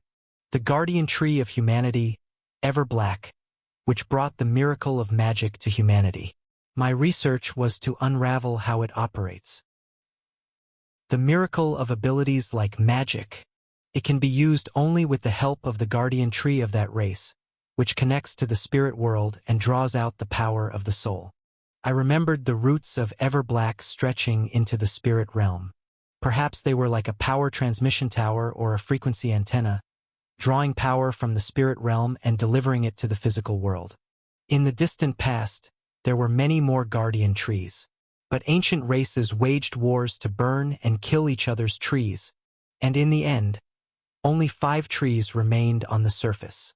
By the way, the reason why the revived monsters here can use magic without their respective guardian trees is that the Demon King directly provides them with power, White Knight explained. Anyway, White Knight turned back to the topic at hand. So I researched the 4 guardian trees of each race and the human guardian tree, Everblack. Well, the originals are no longer in this country, so I had to research using only these preserved corpses. White Knight glanced at the preserved trees around her. The guardian trees of the other races were all directly planted by different gods. But the human guardian tree, Everblack, she repeated what she had said a moment ago, is an artificially created result. A long time ago, someone forcibly grafted 4 trees together and magically synthesized them into an artificial tree. In the silence, I cautiously asked, "Who? Why? Why would they do that?" Unfortunately, all records of that time have been lost, as if someone deliberately erased them. The only certainty is that this Lake Kingdom was the site of its manifestation. White Knight smiled wryly with her skeletal face. But the reason can be guessed. The reason? It said that humanity was originally a slave race subjugated by other races. Without a guardian tree, they couldn't use magic and were always persecuted. Perhaps it was to give humanity freedom and a future. I was a bit taken aback to hear hopeful words like freedom and future from the mouth of this lich. But, yes, it might really have been like that. Someone in the distant past pitted humanity and took the dangerous step of creating a new guardian tree. So, White Knight. Anyway, enough of these cosmological setting plays. I asked the real reason I came to this magic tower. If I bring the trees of the other 4 races in their living state, can you synthesize a living Everblack? It's possible. White Knight nodded eagerly. That's exactly what I've been researching here in the magic tower. Theoretically, it's completely feasible. Even just a stem or branch of each guardian tree would be fine, as long as it's alive. Good. It's a deal then. I nodded. I'll take responsibility for killing the other you. In exchange, when I bring the other 4 guardian trees, you'll synthesize Everblack for me. A mutually beneficial arrangement. I like it. Pleased, White Knight then looked puzzled. But, what do you plan to do with Everblack once it's created? Well, since I'm the prince of the kingdom named after that tree, I grinned wickedly. With that tree, I can do a great many things. This is precisely my insurance for a decisive blow in the war against Fernandez. With the deal concluded, White Knight ventured deeper into the innermost part of the botanical garden alone. She went to retrieve the Holy Grail I had requested earlier. Holy Grail. The object Verdandi and her party, the Holy Grail Seekers, had been searching for over 100 years. 100 years ago, during the racial wars, the Elven Queen issued a secret order to her royal guards to retrieve the Holy Grail, a source of magical power that was once a national treasure of the Elven Kingdom but had been stolen. She believed that with the Holy Grail, they could use the ancient magic of the Elven Kingdom, which had been lost. Verdandi bit her pale lips. I stood quietly beside her. It wasn't long before White Knight returned. She manipulated the arm of her mechanical device and extended something towards us. Take this. This is the Holy Grail. Surprised, Verdandi quickly took it and swallowed hard. It was a long sapling with branches shaped like a cup, from which clear water pooled. Verdandi asked with a trembling voice, "Is this, by any chance, a sapling of the World Tree?" "Yes, it's a child tree sprouted by the World Tree evergreen itself," White Knight explained calmly. "Guardian trees are living beings too. They try to reproduce. The World Tree evergreen gave birth to 3 saplings, and the Elven Queen at that time secretly sent one to the Lake Kingdom. This magic tower also served as a seed bank in case of emergencies. It's ironic that the seed bank itself sank first," White Knight laughed self-deprecatingly. "And Elf, the fact that you are searching for this means the situation in the Elven Kingdom is dire. Verdandi stuttered. I thought the Holy Grail was just a source of magic. That sapling itself is indeed a tremendous source of magic. It contains the energy to grow into a world tree. Then, can it be used to revive the dying world tree of my homeland? It's possible, but it will only revive part of the dead tree. And if you use it as a source of magic, the sapling will immediately exhaust its life. Verdandi, closing and then opening her eyes, asked cautiously, if we plant this sapling, how long would it take for it to grow into a new world tree? As long as the time that has passed since the birth of your race until now. And there's no guarantee it will grow properly. White Knight summarized the situation for the anguished Verdandi. You have to choose one. Either revive part of the old tree or take the gamble of growing a new tree from scratch.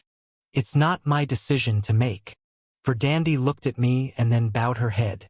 I will return to my homeland and discuss this with my sister and Queen Skuld. Do that. Have a thorough discussion. I had planned to send Verdandi in that direction anyway, due to the Fallen King's plan. It would be good to have this meeting as well. Thank you, White Knight. Verdandi also bowed to White Knight. For preserving this sapling for such a long time. It's just returning what I received, elf. Besides, you all are allies who will help kill the other me. It's only right for me to help as much as I can. And so, our conversation ended warmly. Our business here was now finished. Area 8. Magic Tower. Clear progress. Normal rooms October 10th. Boss room 1/1. Treasure chests acquired. November 11th. Area 8 Magic Tower. All clear. No battles, just solving puzzles easily, and receiving numerous rewards. Finally looted the ultimate equipment, Snow White, and found the long-sought Holy Grail.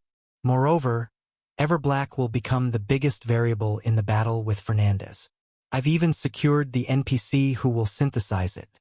It seems I've gathered everything necessary.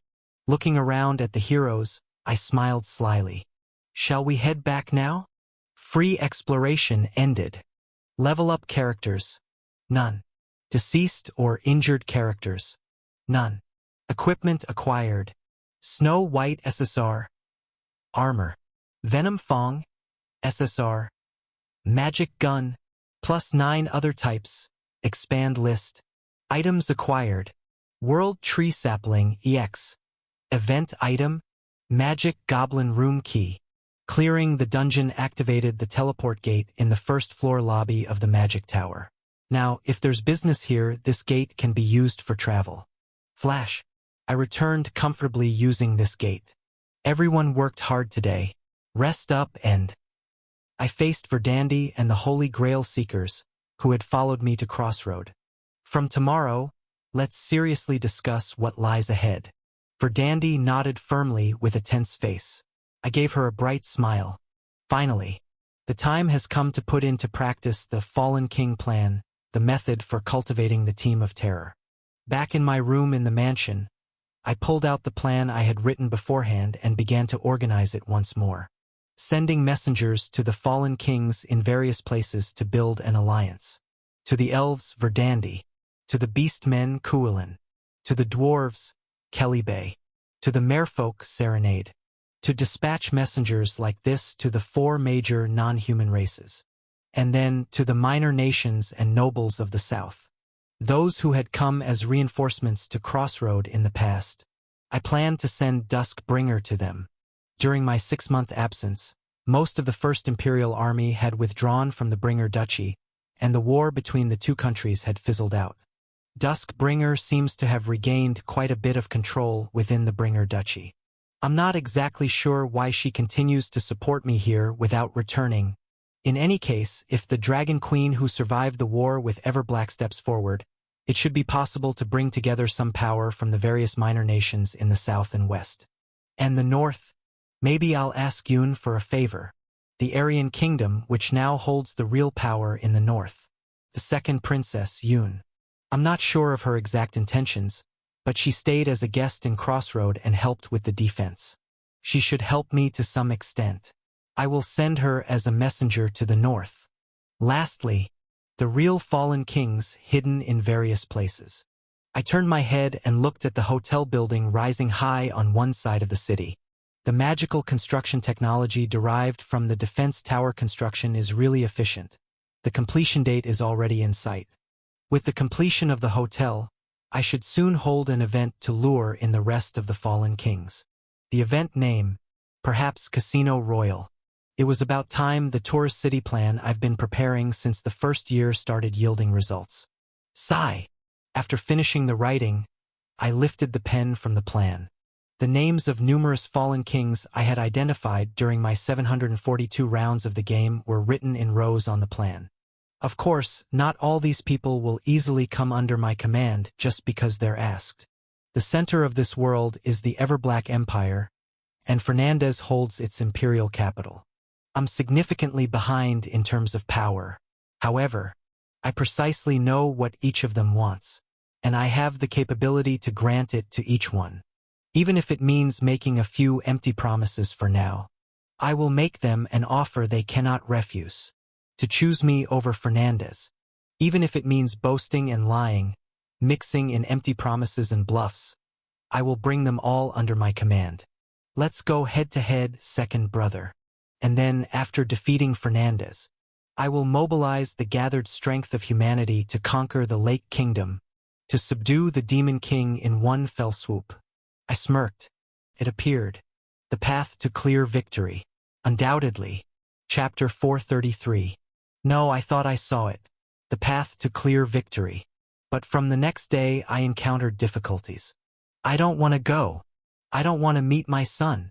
When I asked Kelly Bay to deliver a message to the king of the dwarf race, Kelly Bay vehemently refused. Wait, is your son the king of the dwarves? I didn't know about this backstory. Beside the despairing Kelly Bay, who was clutching his head, Duskbringer, who had followed along, explained. You might not know, but dwarves are extremely individualistic. In other words, they hate taking public office. Oh, that kind of individualism? After the tribal war, dwarves scattered in all directions, and no one wanted to take the throne of the fallen kingdom. When the right to the throne drifted down to Kelly Bay and his brothers, this dwarf, Duskbringer, gestured towards Kelly Bay, fled with his brothers. Saying he'd dig up the legendary Golden Branch, he formed a Golden Branch mining crew. So, the metal digging under this lake wasn't just out of curiosity or a sense of adventure, but to escape from succeeding the throne. Duskbringer finished explaining. So, the wandering throne eventually settled when Kellybay's fourth son decided to take it. That's why the current dwarf king is Kellybay's fourth son. I looked at Kelly Bay in surprise. You have 4 sons? Kelly Bay sighed and shook his head. And 4 daughters. You had so many kids. What are you doing here instead of supporting them? Such an irresponsible parent. Please devote at least half the love you have for metal to your children. I fed and raised them till adulthood, what more? Dwarves are independent from the age of 12 and grow up on their own. That's the culture of dwarves. Well, every race and culture has its own way of living. It's not for me to say. Besides, they're all over 50 by now. My youngest son must be around 40. Ah, dwarves have long lifespans, right? It's confusing with the different age concepts here. Kelly Bay, turning his head sharply, flailed his arms and legs. Anyway, I can't go. I won't go. I'll spend the rest of my life here hammering away at equipment. Come on, don't be like that. Go see your son. It's been a while. And pass on my message. All right? But Kelly Bay covered his ears and huddled quietly inside the forge. The stubborn old man. Then, Duskbringer, smiling slyly beside me, spoke in a subtle tone. Every race except the dwarves has already agreed to gather. If only your race doesn't join, that would be a bit ridiculous. Wouldn't it? What? Kelly Bay's eyes fiercely flickered. All the other races are gathering? That's right. The merfolk, the beastmen, even the elves you dislike, and even I, a dragon, are joining. Only the dwarves are missing. Duskbringer clicked his tongue and shrugged his shoulders. Well, How can we discuss the affairs of the world with such short, narrow-minded fatties? Now that I think about it, it's right for you to be left out. Just stay at home scratching your belly, playing with your beloved metal scraps. Don't make me laugh. Dwarves have pride. How can we be the only ones left out? Kelly Bay stood up resolutely, growling. Fine. I'll go back after a long time and see my sons and daughters and wife. Damn it. If going is what it takes, I'll go. Just don't leave us out. As Kelly Bay turned to go, Duskbringer gestured towards him and whispered in my ear. Individualistic but with a strong sense of racial pride. Just scratch a little. And like this. Your Grace, every time you show such an attitude, I deeply realize that you are indeed the Duchess of your principality. She really knows how to turn the situation to her favor. I admired her purely. Kelly Bay, who had been grumbling, looked at me. So, what exactly do I need to convey? Please deliver this letter to your son, the Dwarf King, when you go. That will be enough. I handed Kelly Bay the letter I had prepared in advance. When you depart, come to Crossroad, and we will also send gifts prepared along with our escort troops. I see. The sooner I go, the better, right? Of course. All right. Then I'll finish up the equipment I was working on and head out right away. Kelly Bay sighed heavily and glanced at me. You really know how to make the most out of me, Ash. I smiled slyly. Of course, I must utilize everything I can.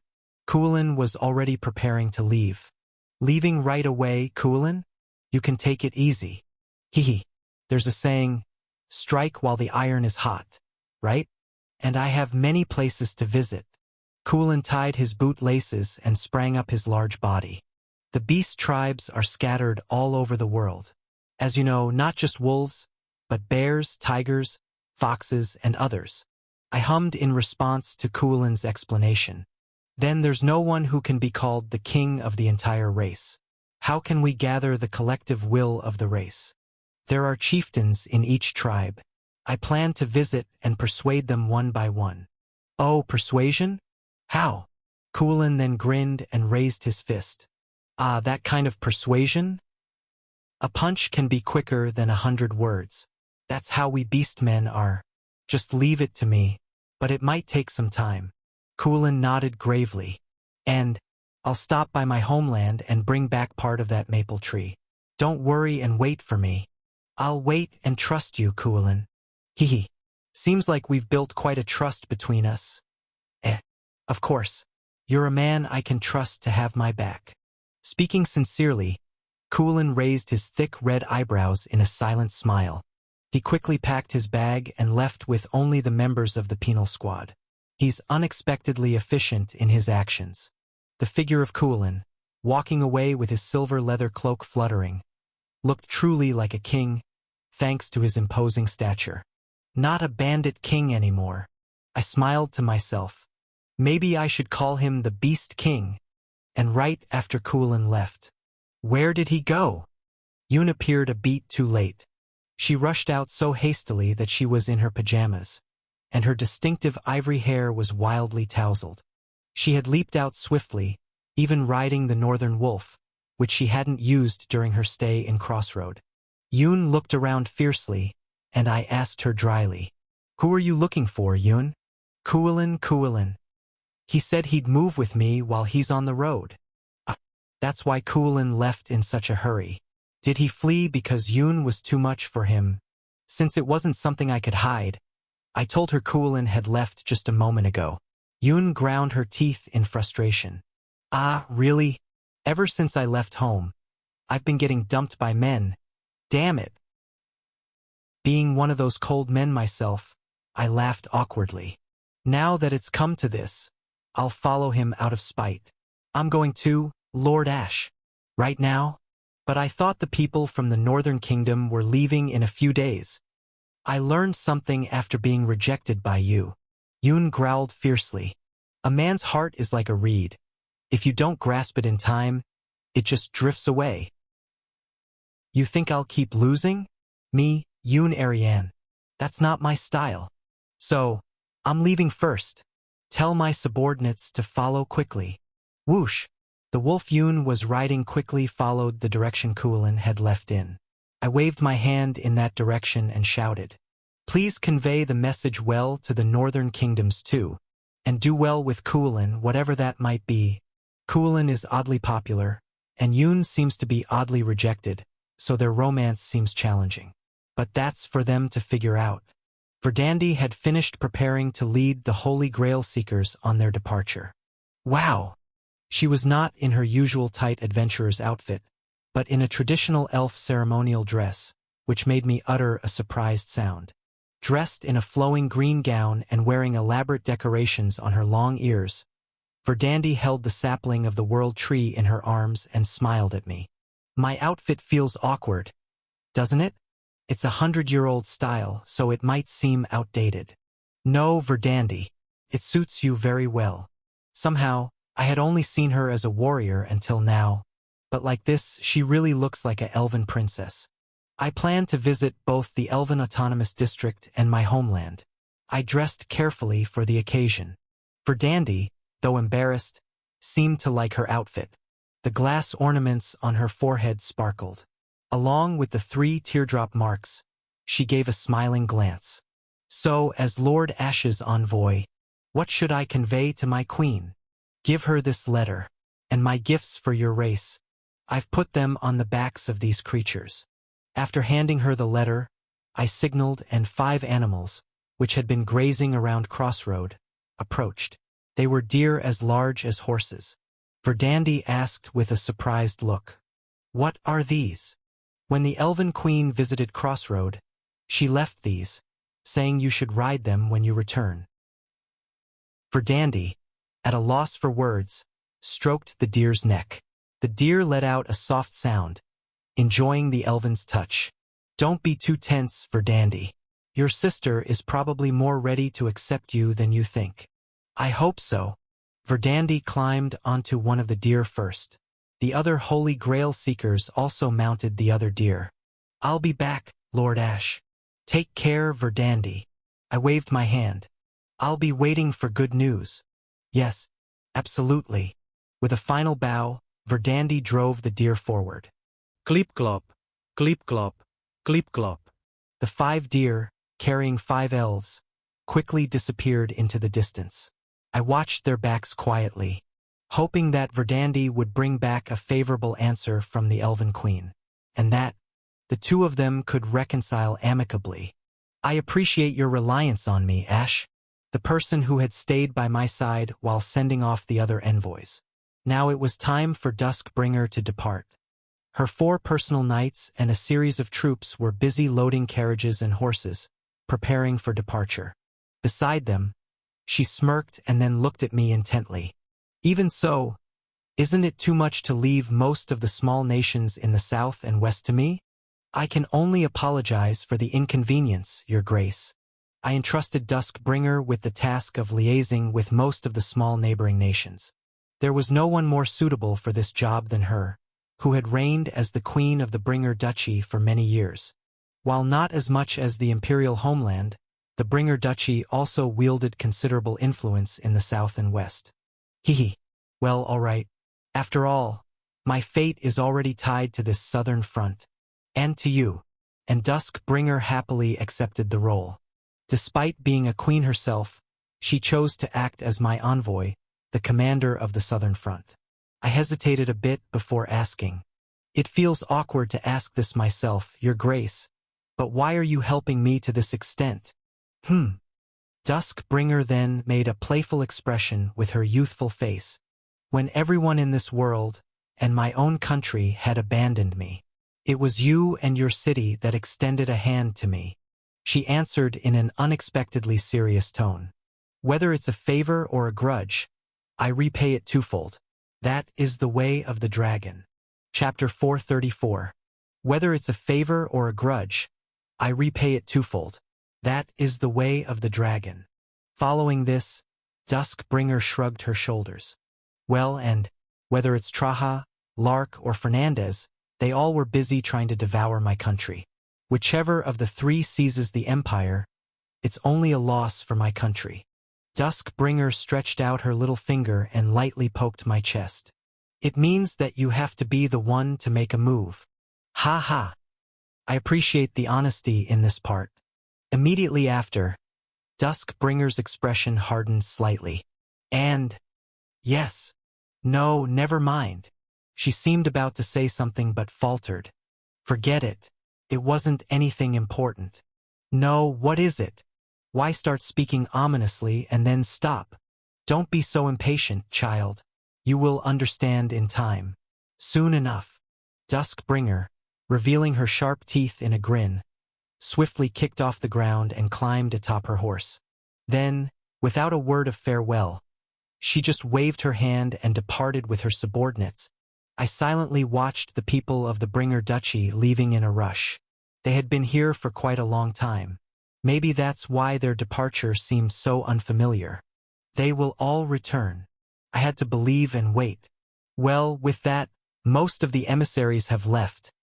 Looking around the now desolate crossroad, I pulled out a pocket watch and grumbled about the time. Why hasn't Kelly Bey come? The last emissary, Kelly Bey. I had prepared gifts and escorts because he said he would leave today, but he was nowhere to be seen. When exactly is this old man going to show up? That's when it happened. Hey, Ash! From the direction of the mansion's teleport gate, a rough old dwarf voice called out. Turning to look, there he was. Kelly Bey, who should be departing as an emissary, was in his usual blacksmith attire, covered in grease and soot, running towards me. I was about to scold him, but Kelly Bey, excitedly, shouted out, "I've finished it! The new equipment!" In his hand, a piece of equipment was shining with the distinctive golden glow of an SSR-grade item. The new Nightmare Slayer. Bringing an indemnity privilege, I see. This calls for recognition. Can't help it. I stopped my retort and welcomed him with a broad mind. The item Kelly Bey had made was a helmet. A combination of a mask, helmet, and a crown. I rushed to finish it, but my finishing is perfect. Here, see for yourself. Receiving the somewhat familiar item, I felt a bittersweet emotion. Yes, this was the Nightmare Slayer, forged from the Goblin God King's magical core. Its name was the greatest helmet I've ever made. Original Sin. Original Sin. Thinking of the Goblin God King and the new owner of this helmet who will bear its torments, it seemed a fitting yet cruel naming. I closely examined the helmet. The original helmet of the Goblin God King had an integrated crown, and its mask part was quite elaborate. However, this helmet had a laurel wreath instead of a crown, and the mask part was changed to a simple design. Even though you are a prince, it wouldn't be right for your subordinate to wear a helmet with a crown. So I changed it to a laurel wreath. A laurel wreath was also used by emperors in the past. Well, it's not used much these days, and I focused more on the functional aspect of the mask. It wouldn't break even if hit by a cannon. Anyway, I received the helmet. Let's see. Original Sin, SSR, LV.50. Category Helmet. Defense, 50. Durability, 50-50. Stamina plus 30. The MP you hold is converted to HP. The wearer's magic and skills now consume HP. All attacks deal additional magic damage proportional to maximum health, but the wearer also receives a portion of that damage. Every time you receive any form of damage, physical defense and magic defense increase by 1%. Stacks last for 3 minutes and can accumulate up to 100 times. Upon reaching maximum stacks, maximum health is doubled and additional health regeneration is granted. This effect lasts until the end of the battle. Dash? Unlocks depending on the number of enemies killed while wearing this equipment. Dash? Unlocks depending on the number of enemies killed while wearing this equipment. It's a lengthy explanation. To put it simply, it's an equipment that enhances tanking ability by stacking during combat. You just need to take damage 100 times in any form, and since your own attacks and skill usage also inflict self-damage, the stacks should accumulate quickly. But if you fight recklessly just to build stacks, you might pass out from accumulated damage before you can stack up. Will you dive into danger for a quick comeback? Or play it safe and preserve your health? This equipment requires choosing between such dilemmas during combat. It's quite a perverse design. I like it. As a nightmare slayer, shouldn't I have this level of perversity? And the design is striking too. I nodded in satisfaction. Excellent work, Kelly Bay. You've done a great job. Heh, I always make great stuff. Anyway, I was finishing this up and didn't prepare much. Can't I just leave tomorrow? You can prepare along the way. Leave now. You're ruthless, my lord. Come on, don't be like that.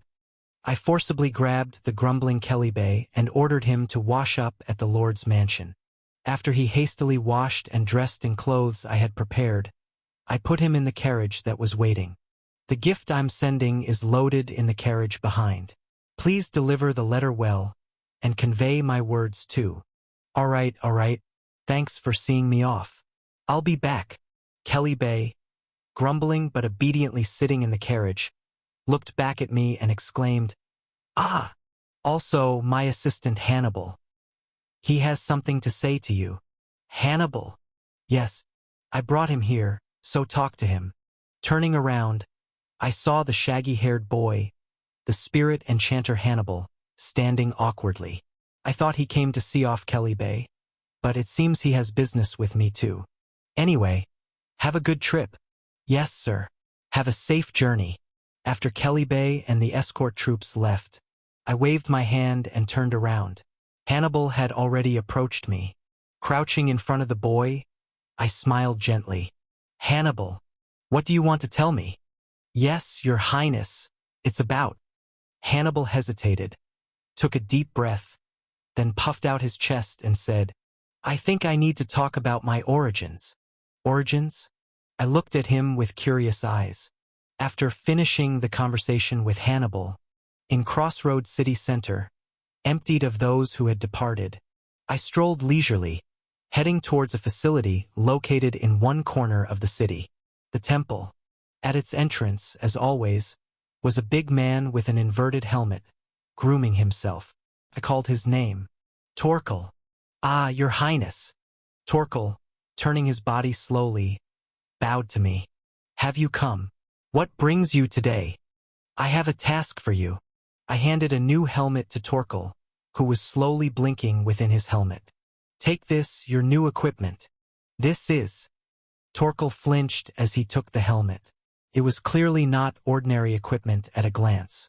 Your highness. Torkel extended it back to me. I do not deserve such equipment. The shield and mace you gave me before are already more than enough for me. I am grateful, but this equipment should go to someone else. Torkel. But I did not back down. You are the right person for it. Torkel looked back and forth between me and the helmet in a daze. In a recent battle, Torkel reached level 50 and awakened his ultimate skill along with his third job change. Torkel, SR. Level 50. Title: Leprosy Exterminator. Occupation: Painkiller. Strength 20, Agility 10, Intelligence 10, Stamina 50, Magic Power 15. His awakened occupation name is Painkiller. It means an analgesic, but considering the disease Torkel has suffered from all his life and his tumultuous life, the name feels strangely apt. And his skill status: Own skills. Passive: Leprosy Annihilator. Skill 1, Endurance of Pain. Skill 2, Repentance of Pain. Ultimate: Restricted State. A passive skill that further extends and enhances leprosy patient characteristics. A first skill that increases defense. A second skill that recovers health. And his newly awakened ultimate, but it's in a restricted state. A restricted state means, literally, that the skill cannot be used due to various factors. There can be many reasons, but in Torkel's case, it's probably a psychological one. He still feels guilty for causing Margarita's death. The fact that he has been doing menial work in the temple every day since then is telling. Moreover, he has lost not just Margarita but also all the other colleagues from the leprosy extermination squad he has been with his whole life. I will never fully know the torment and agony he lives with, but still. for future strategies and for his life going forward. He cannot remain stagnant forever. Torkel, from now on, you must fight as one of the core vanguards of our army. A solid anvil is essential for a strong army. Of course, we have Evangeline, a pure tanker who can also deal damage. Having acquired Snow White, Evangeline is now indisputably the strongest tanker in the world. But war is not fought alone.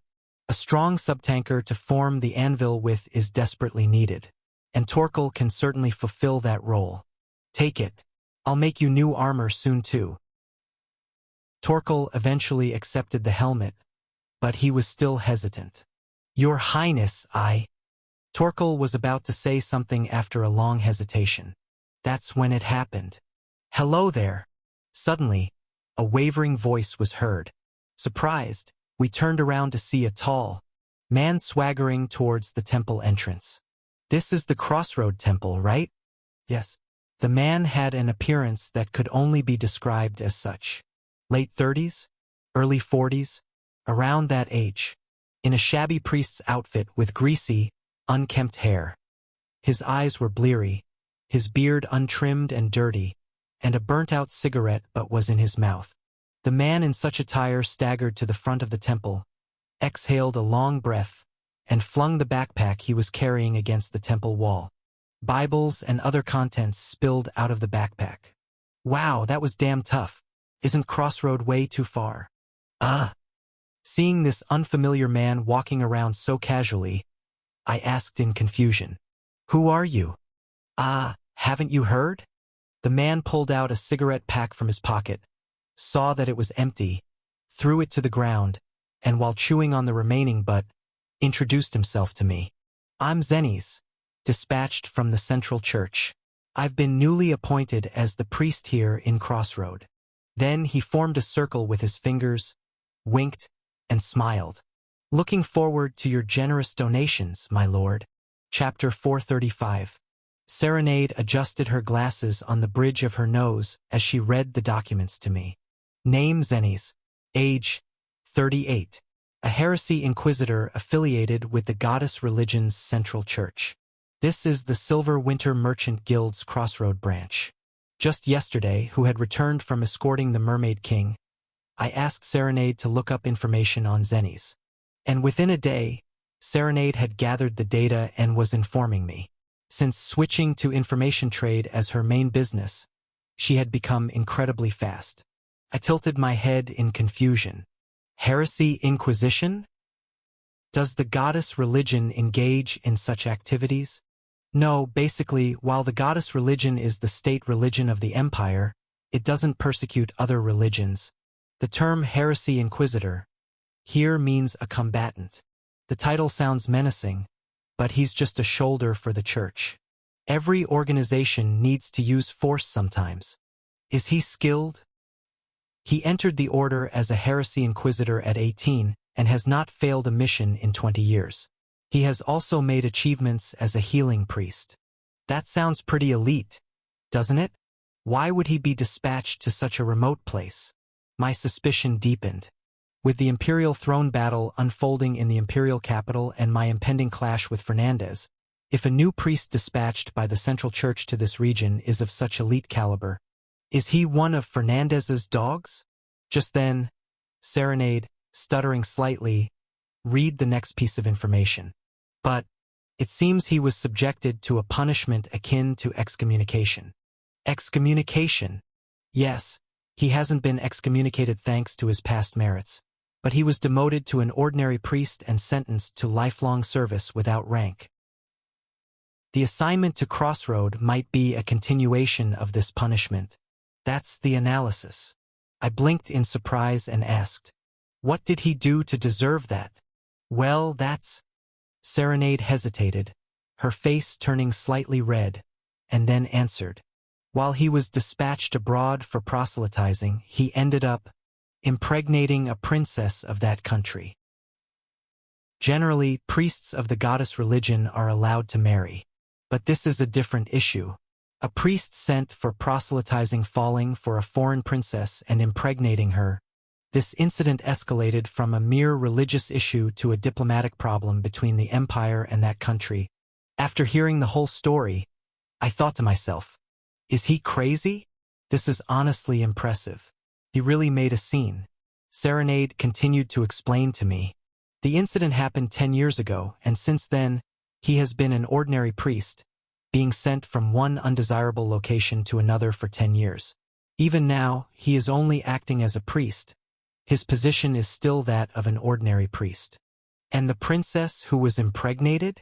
She gave birth to the child but soon after passed away due to weakened health. Oh dear, what a situation. Shaking my head slightly, I gestured. Anyway, enough about his history. What's the likelihood that this guy is a spy for Fernandez? It's highly likely. Serenade nodded seriously. Given the timing, it's too coincidental. It's safer to assume he's an enemy. According to our counterintelligence network, there's no movement from other spies. It's unusually quiet, but suddenly, someone dispatched from the central church arrives.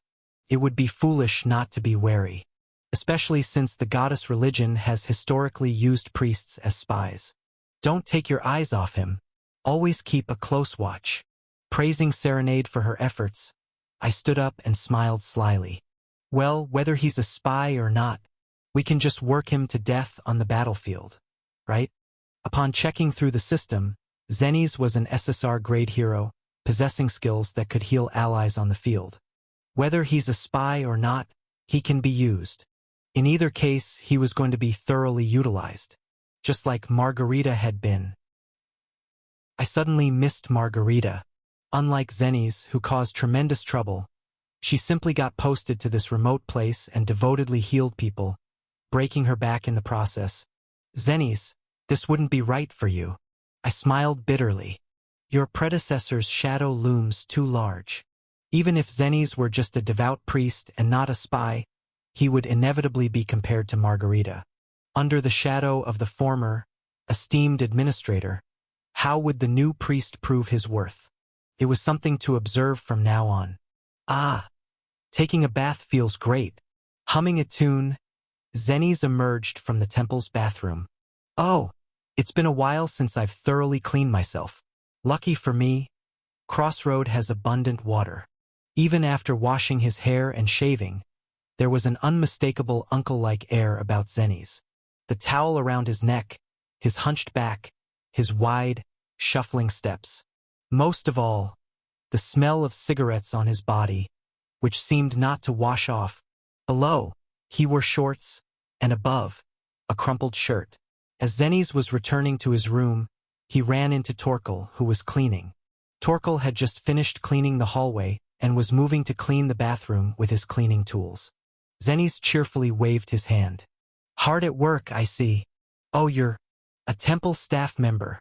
I'm Torkel, a volunteer. Torkel adjusted his mop and pointed to the path Zenes had walked. Please make sure to dry off before leaving the bathroom next time. Priest Zenes. Huh? Oh? My bad. Turning back, Zenes smacked his forehead. There were watermarks following his steps in the temple corridor, caused by his wet slippers. Sorry about that. I can be a bit careless. After quietly wiping the floor, Torkel walked past Zenes toward the bathroom. Zenes scratched his chin awkwardly. Am I being watched? Zenes, feeling a bit bitter, pulled out a cigarette and matches from his pocket. I'm used to being treated like a stranger wherever I go, but it still hurts an old man's heart a bit. As Zenes put the cigarette in his mouth and was about to light the match, CHK, Torkel, who had returned unexpectedly, snatched the lit end of the match, extinguishing it with his bare hand. Startled, Zenes blinked as Torkel stated heavily, "Smoking is prohibited inside the temple." Ah, right. I should smoke outside. Zenes hastily stuffed the cigarette back into his pocket and pointed at Torkel's hand. Is your finger all right? Didn't you just get burned? Show it to me. I'm a priest. I can use healing magic. Torkel stepped back and answered lowly. I am a leprosy patient. Ah, I don't feel pain from a burn like this. Don't worry about it. Torkel nodded slightly and strode back towards the bathroom. Zennies, with his hands in his pockets, quietly watched Torkel walk away and then suddenly called out, "Hey, lost lamb!" Confused by the unfamiliar title, Torkel slowly pointed to himself. "Are you referring to me? Who else here looks like a lost person?" "Lost?" As Torkel looked puzzled, Zennies gave him a sly smile. "You seem to be carrying a lot of worries in your heart. If you need a place to unload, come to me. Hearing confessions is part of a priest's duties. Then, carry on with your cleaning." Waving his hand, Zennies walked down the corridor, still leaving water marks from his slippers. Watching his retreating figure, Torkel swallowed a sigh internally. Bang!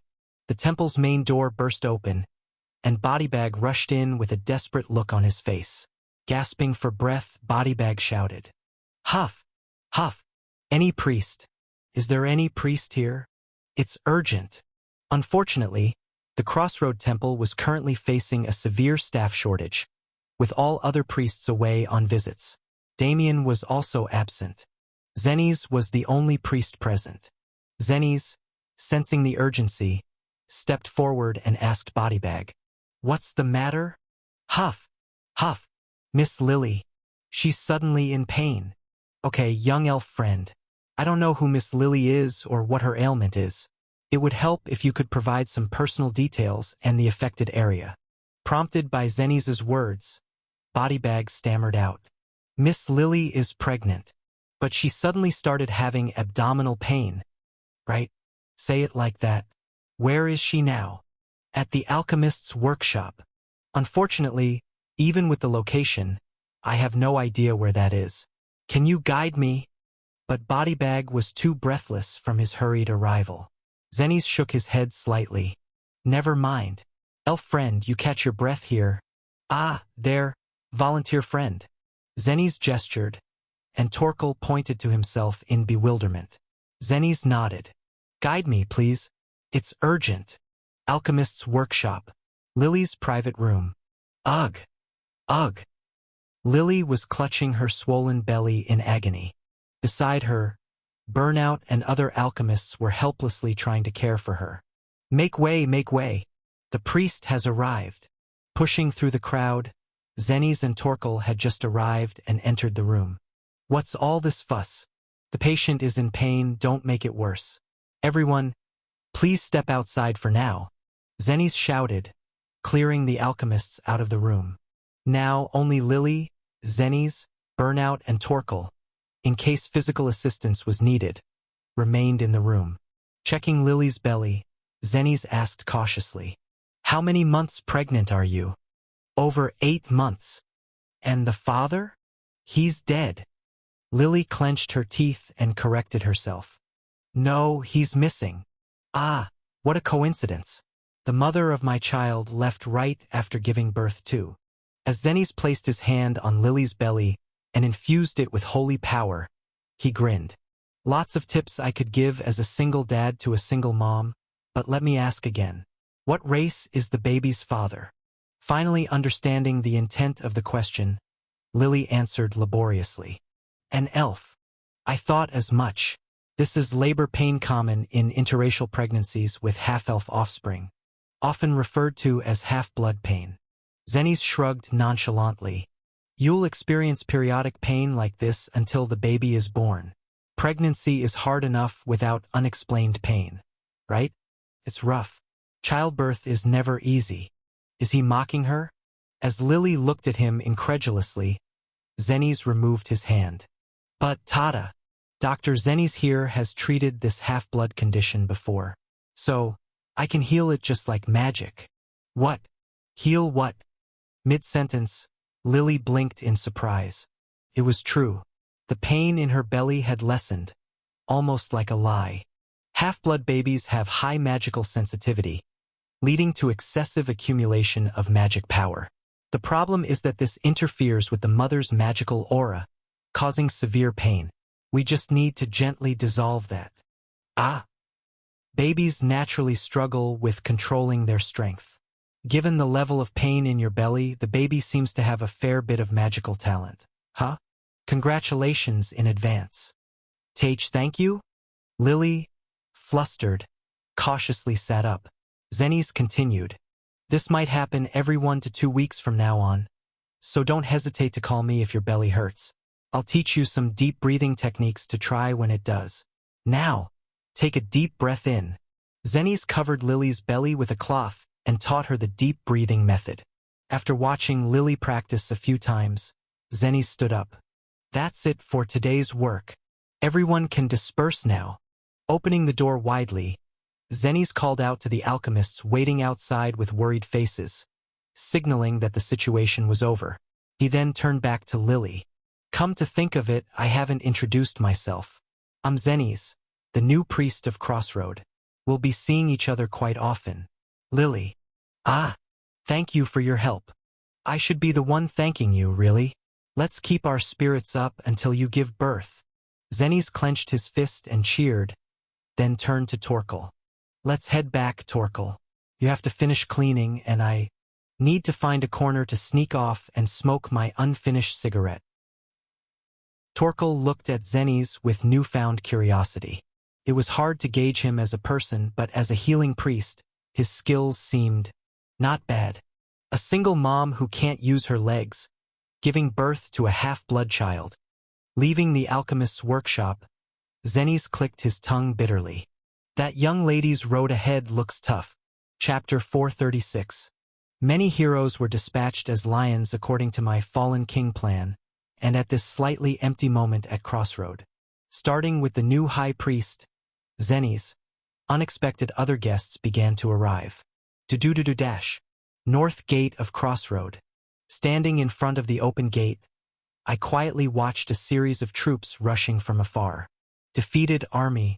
They clearly looked like an army that had lost in war. The soldiers' broken armors were clotted with blood.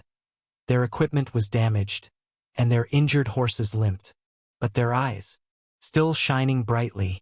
The flag this defeated army was holding high, fluttering long in the wind, belonged to my brother, Lark. Lark's direct army. The First Legion of the Imperial Army. They were its remnants. Click, click, click. Despite being a defeated army, every single one of their movements was incredibly precise.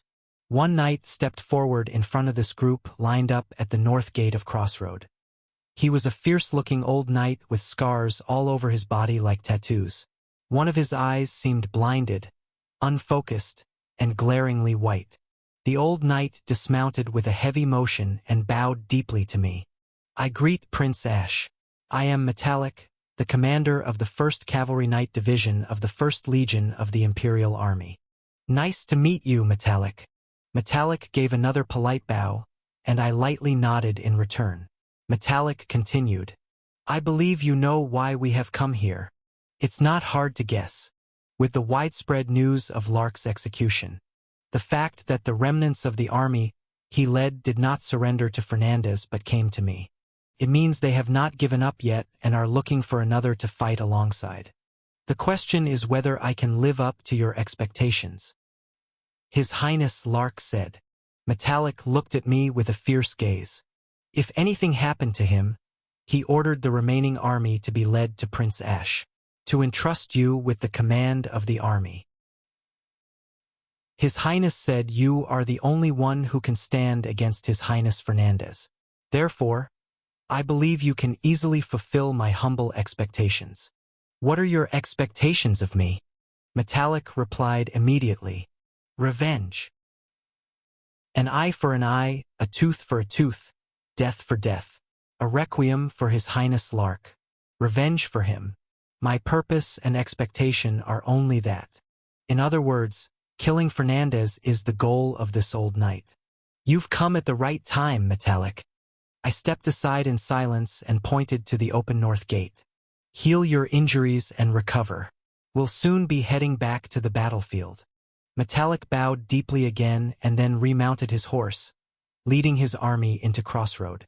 Lucas, who was standing behind me watching this scene, let out a faint groan. That First Legion to be so thoroughly defeated. But they survived and have now come under my command.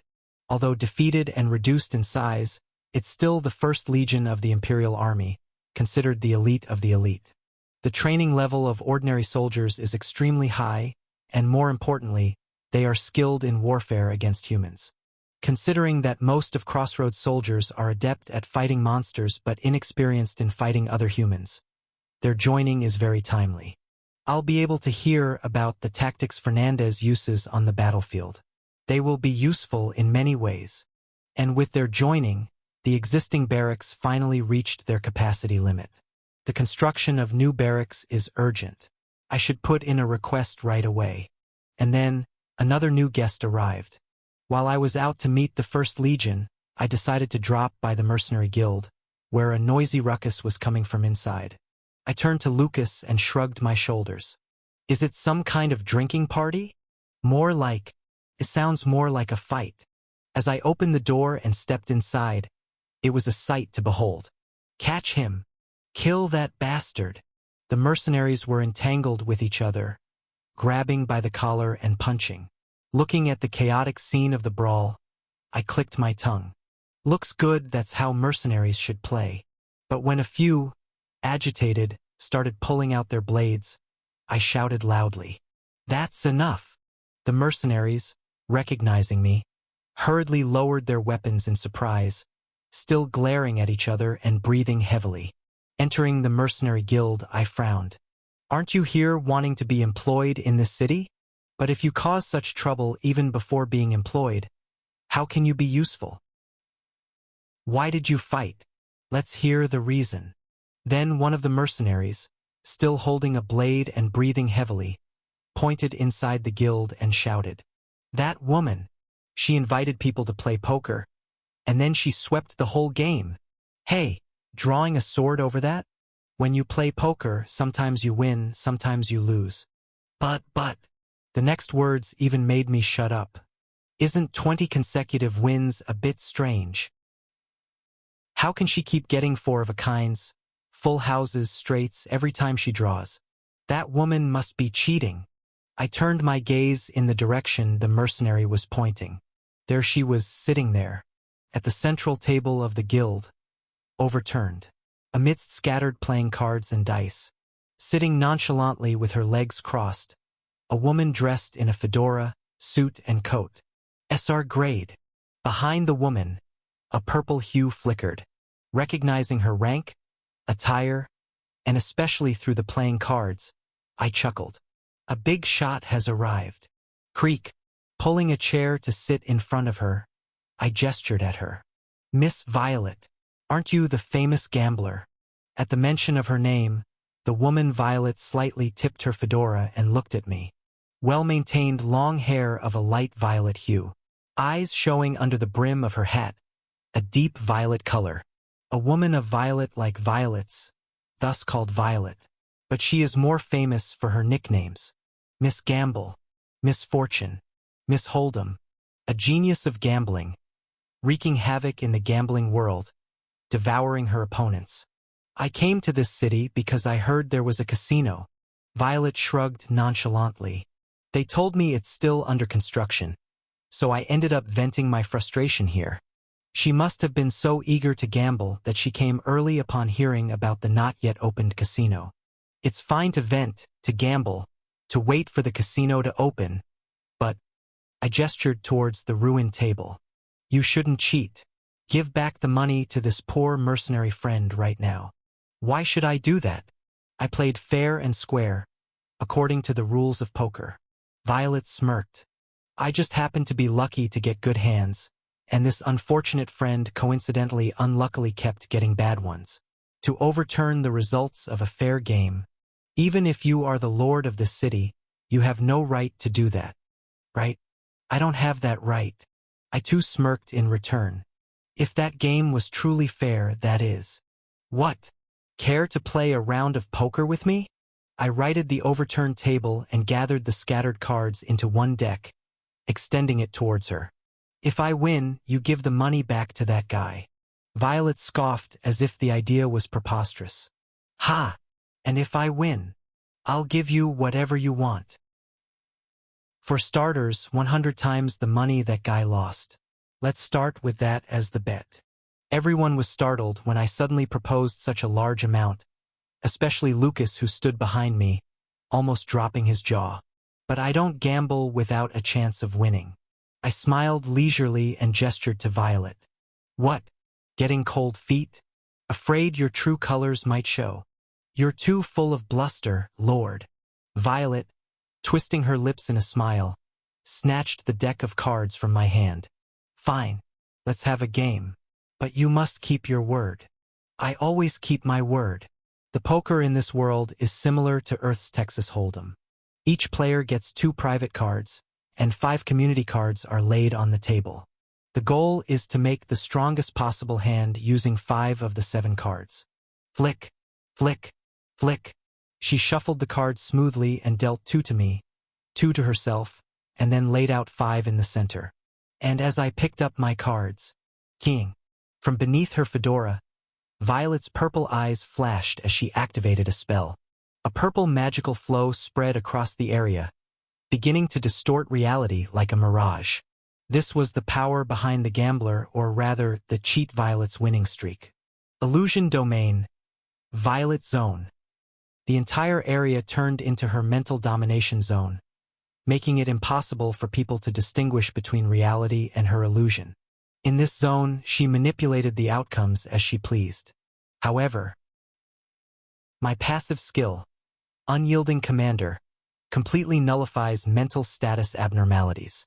I am immune to her illusion. Clang dash.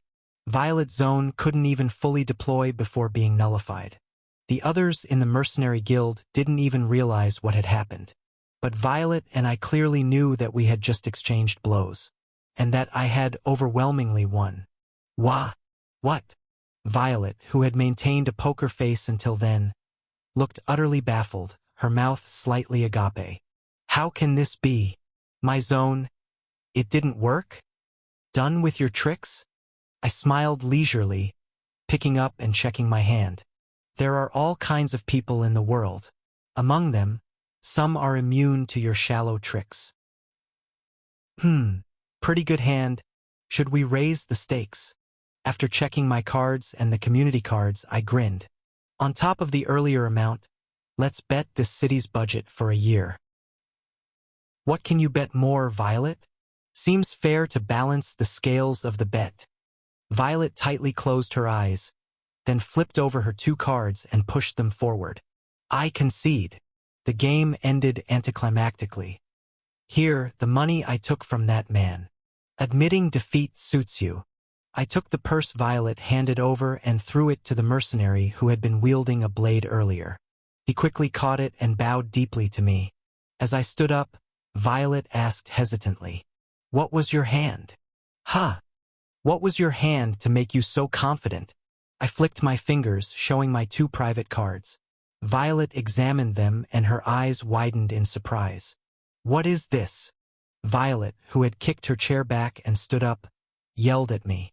"It's a trash hand." Indeed, it was. Not even a minimum hand ranking, and as a basic hand, it was garbage. Anyone in their right mind wouldn't bet such an amount on that hand. But I won. Bluffing is also a legitimate skill. I grinned, and Violet's face turned to one of utter disbelief. Of course, the reason I did this wasn't that I was crazy or a gambling expert, but based on information from the game, a kind of strategy. Violet has a trait, overconfidence, which increases the power of her illusions, but, conversely, she falls into a confused state if her illusion is nullified. I bet on that. When her illusion was nullified, she fell into a state of confusion and lost the capacity to deal with my bluff. That's why she was easily defeated. Relying on things like illusions, you'll never experience a real victory. Violet. She might be a competent cheat, but she wasn't a strong gambler. And while I might not win against a gambler, I can demolish a cheat. The casino will open in 2 weeks. Until then, enjoy your time in this city. I waved my hand and left the mercenary guild. In the meantime, try improving your real poker skills. Violet stood there, dumbfounded, watching me leave. Chapter 437. after easily defeating Violet in poker. I muttered to myself as I walked away from the mercenary guild. Is it because the hotel and casino are about to be completed that renowned gamblers are starting to come? Lucas, hurrying to catch up, asked me, "Are you saying more cheats like that woman will come?" Violet is a member of the Gambler Party Gamblers Club. In other words, for more are likely to come. The high-ranking heroes I wanted to recruit for the casino-attached hotel. One of them, and the first I wanted to recruit. The Gambler Party Gamblers Club. They were the first to take the bait. Good, as they come. I grinned. I'll crush them, laden them with debt, and make them my subordinates. In a forest, a little distance from Crossroad, at a crossroads. There, skillfully set up camping tents were placed around a burning campfire. In front of the fire sat a tired-looking middle-aged man and woman, and a young boy and girl, one each. At a glance, they looked like a regular family, but they were all glaring sharply at each other. And for a good reason. What they held in their hands were gambling tiles. Holding gambling tools similar to Earth's mahjong tiles, these people of all ages were scrutinizing each other, progressing in a serious game when, "Wah! This is so infuriating!" Violet burst out, dressed in a neat fedora, coat and suit, her light violet hair fluttering. She suddenly threw her hat to the ground. The four people playing mahjong immediately brightened up. "Violet, our leader has returned. How was the recon? Does Crossroads smell tasty? Is it worth our while to come all the way to this backwater?" The four people eagerly bombarded her with questions, to which Violet gritted her teeth. "I was fleeced." "What? I got fleeced, damn it." Dropping her formal speech, Violet sat down on the ground in frustration, roughly pushing back her sweat-soaked bangs. Her words shocked the other four. "What do you mean you got fleeced?" "The Lord of Crossroad, that crazy third prince. We played a round of poker and that man, my illusions didn't work on him at all. I was utterly defeated." The news of Violet's defeat surprised them all. After all, although Violet might not be the strongest in gambling skills among the five, her ability to cheat was the strongest. That's why she was nominally the leader of this gambler party. "I've never met a man like that before." Violet bit her lower lip in frustration. "He nullified my illusion in an instant and toyed with me using bluffing.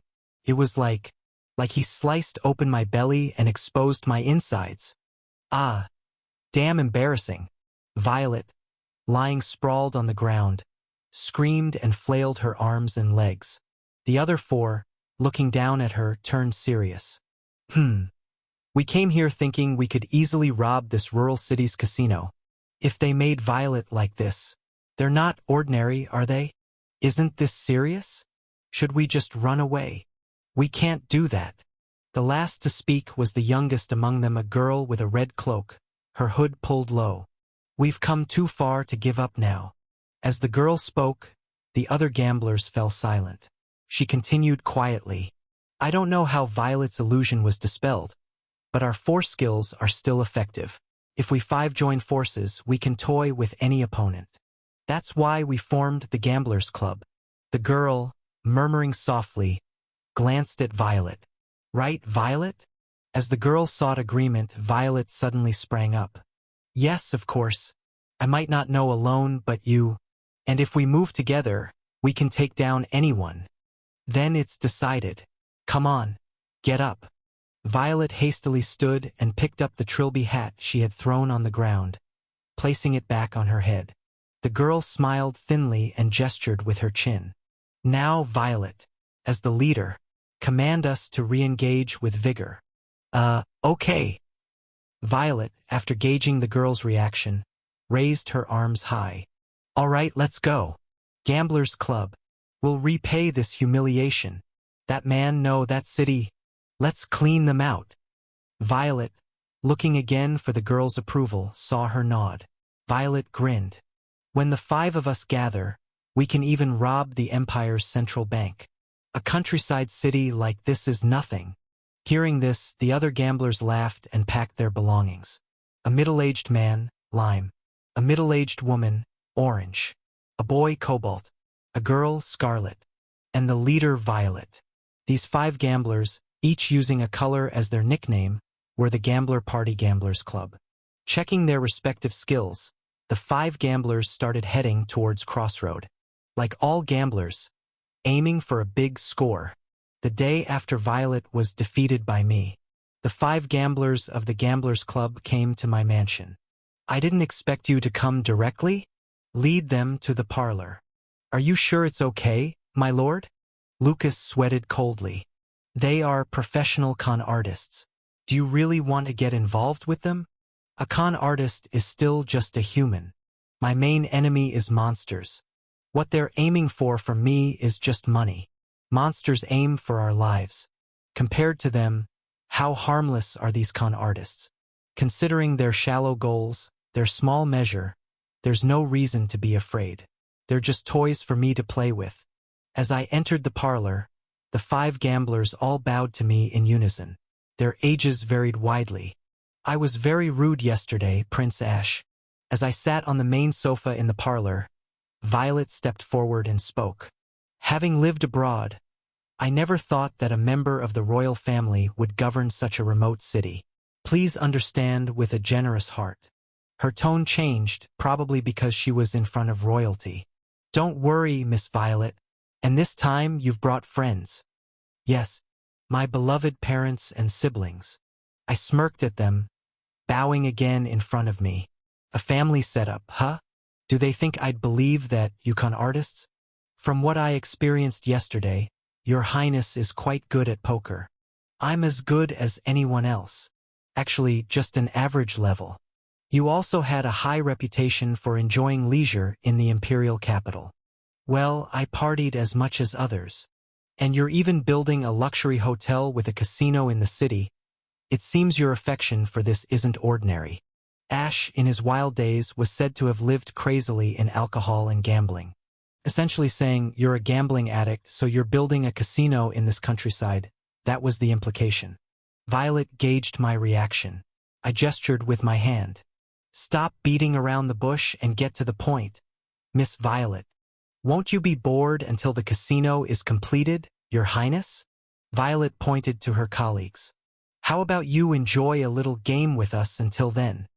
You gambling addict. We'll entertain you. Let's roll through the night together. That was their intention in approaching me. I curled my lips into a sneer. Look at these guys. Planning to work me over before the casino is even built?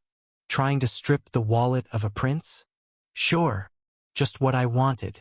I wanted to recruit you as quickly as possible to make use of you. I flicked my hand. I'm not sure if you can handle me, though. Shall we warm up right now? What will the game be? Poker, of course. I don't really know the rules of other games. I gestured to the side, and Ader immediately brought me a pack of playing cards. Snap, snap. Shuffling the cards in my hand, I beckoned the gamblers to take seats around me. Sit down, won't you? You said you'd play with me. As if they were waiting, the 5 of them sat in chairs around me. And thus, the poker game began. We played poker for hours. During that time, I won a lot. Not because I was good, but because they let me win to keep my spirits high. I bluffed excessively, and they fell for it. In this petty poker, I kept winning and making money. Meanwhile, they assessed my skills. Their thoughts were obvious. This guy's poker skills are mediocre. He's addicted to bluffing. Continuously bets big on low hands. Reckless tactics typical of a wealthy royal. Yesterday's win against Violet was just a big bluff that luckily worked. I saw the gamblers exchanging glances. I snorted internally. Time to really start playing. This is fun, so fun. It's great playing with someone new. I'm tired of playing with locals, knowing each other's style. After another round of bluffing and scooping up the stakes with a low hand. While shuffling the new cards, I shrugged. Being in this backwater, I always get the itch to play. That's why I'm building a casino. It's great to have people like you to play with before it opens. Your Highness, aren't you getting bored? Just as expected. I raised my eyebrows. Bored? Playing for such small change. Isn't it too unexciting for someone like you? Ha, you know me well. I was just getting tired of this kid's money. We've been playing for a long time and the tension has eased. How about we raise the stakes a bit as we start anew? Little by little, gradually, like clothes getting wet in a drizzle, they plan to increase the stakes and strip away my wealth. But why raise a little? Let's make a big raise. No need for preliminaries among pros. Let's dive into the real game, you bastards. I gestured to the side, and their aider appeared, grunting as he dragged a cart with a box on it. I opened the box myself. Whoosh dash! A dazzling golden light burst from the box. Gold bars. The box was full of gold bars, each the size of a child's arm. The eyes of the 5 gamblers widened. All of you, from now on, will take turns challenging me one-on-one. I grinned wickedly at the 5 of them. If even one of you beats me, I'll give you this whole box of gold bars. I tapped the gold bars with my hand and glanced sharply at them. But if even one of you can't beat me, that is, if I smash you all, your lives will be at my mercy. In other words, your lives will be mine. Expressions of disbelief flickered across the faces of the 5. In their eyes, I probably seemed like a naive prince who had only dabbled in gambling in the imperial capital, now foolishly challenging professional hustlers. I hope they keep that misconception. I'll show them who's boss. How about it, will you try? Just one thing. Make it clear, Your Highness. Violet, swallowing dryly after looking at the gold bars, looked at me. After the match is over, I'm worried you might change your mind. Is this condition really valid? No need to worry about that. This contract will be sealed with notarization magic. If violated, there will be a corresponding price to pay. You thought to trap me and suck away my money, but it's the other way around. So what do you say? This is your only chance to back out, friends. I took out a gold bar, held it in my hand, and shook it, grinning wickedly. The one trapped isn't me, but you fools. Chapter 438. It's too risky no matter how you think about it. In the corridor outside the parlor, Violet whispered to her colleagues. It's strange that a prince, even one known for big spending, would suddenly wager such a large amount. You saw his habit of bluffing. That must be his style of betting his money. But the prince really did break my illusion yesterday. What if this is also a trap? Violet, Scarlet, the girl in the red cloak, shook her head. He's royalty, and a human so rich that he's building a casino in such a remote southern area. Would such a person really bother setting a trap for us? Mere flies like us? But it's true that the conditions are overly favorable for us. Shouldn't we use that to our advantage instead of thinking of running away? Scarlet sighed lightly at Violet's hesitation. Fine. Let's say we run away now. What then? Scarlet looked around at the other colleagues. Do you think we'll get a chance like this again? We need one last big score. That's why we gathered, isn't it? Gambling always involves risks. There is no such thing as a 100% safe bet. Sometimes you have to embrace big risks and bet boldly. Scarlet judged that now was such a time, and the other colleagues agreed. But Violet, she kept thinking about the gaze she had encountered with Ash the day before. Ash's eyes then were not those of a prey being hunted. Rather, they were the eyes of a top predator, preying on them. Trust the skills we've honed all our lives. Scarlet gently folded her little finger. Let's win cleanly and leave. The other gamblers nodded. Scarlet smiled faintly under her red hood. Let's go. Time to fleece a sucker. The rules of the game were simple. A one-on-one duel between me and a gambler, each with 100 chips for poker. The first to exhaust the opponent's chips wins. This is repeated in a 5-round series. The location and cards would be checked for magical tampering before the game. If the gamblers win even once, they win. If they don't win a single time, I win. At first glance, it seems the Gamblers Club have an unfair advantage. But actually, the one cheating is me. I was completely relaxed. After all, I already knew every trick they had up their sleeves. It was like playing poker while seeing the opponent's hand. Characteristic of con artists. So preoccupied with their own deceit, they rarely consider being deceived in return. That's why they remain mere con artists. If they could think beyond that, they wouldn't be called con artists anymore. They would be in a much high position in life. Anyway, the game began the first round. The location was the parlor. The opponent, an R-grade hero, a middle-aged man, Lime. Lime, with eyes the color of his name, respectfully bowed before sitting opposite me. He picked up the pack of cards on the table and began to shuffle. Snap! Snap! Just as he finished shuffling and was about to hand me the cards. Thump! I grabbed Lime's wrist. Stop right there. Are you bottom dealing? What? Do I look like a gullible fool to you, bastard? I recited a famous line from a movie from Earth Korea, but Lime just looked baffled, not understanding what I meant. I don't understand what you mean, Your Highness. I was just about to hand you the shuffled cards. Admit it now if you were playing a trick and I might spare you. I'll count to 3. 3. I can't understand what you're saying at all. The cards were provided by Your Highness. And this place is your mansion, isn't it? 2. I'm innocent, Your Highness. Where was there even a chance for me to cheat? 1. Crash. I roughly pulled Lime towards me and slammed him down on the table. Lucas, Jr., come in. Amidst the scattering playing cards, I yelled harshly. Lucas entered immediately with Jr., whom I had called to cast the notarization magic for this duel. I instructed Jr. Check the cards. Jr., examining the playing cards, frowned. There's magic on these. Very faint, but detectable. What's the effect? Invisibility. No, it's X-ray vision. In this world of magical civilization.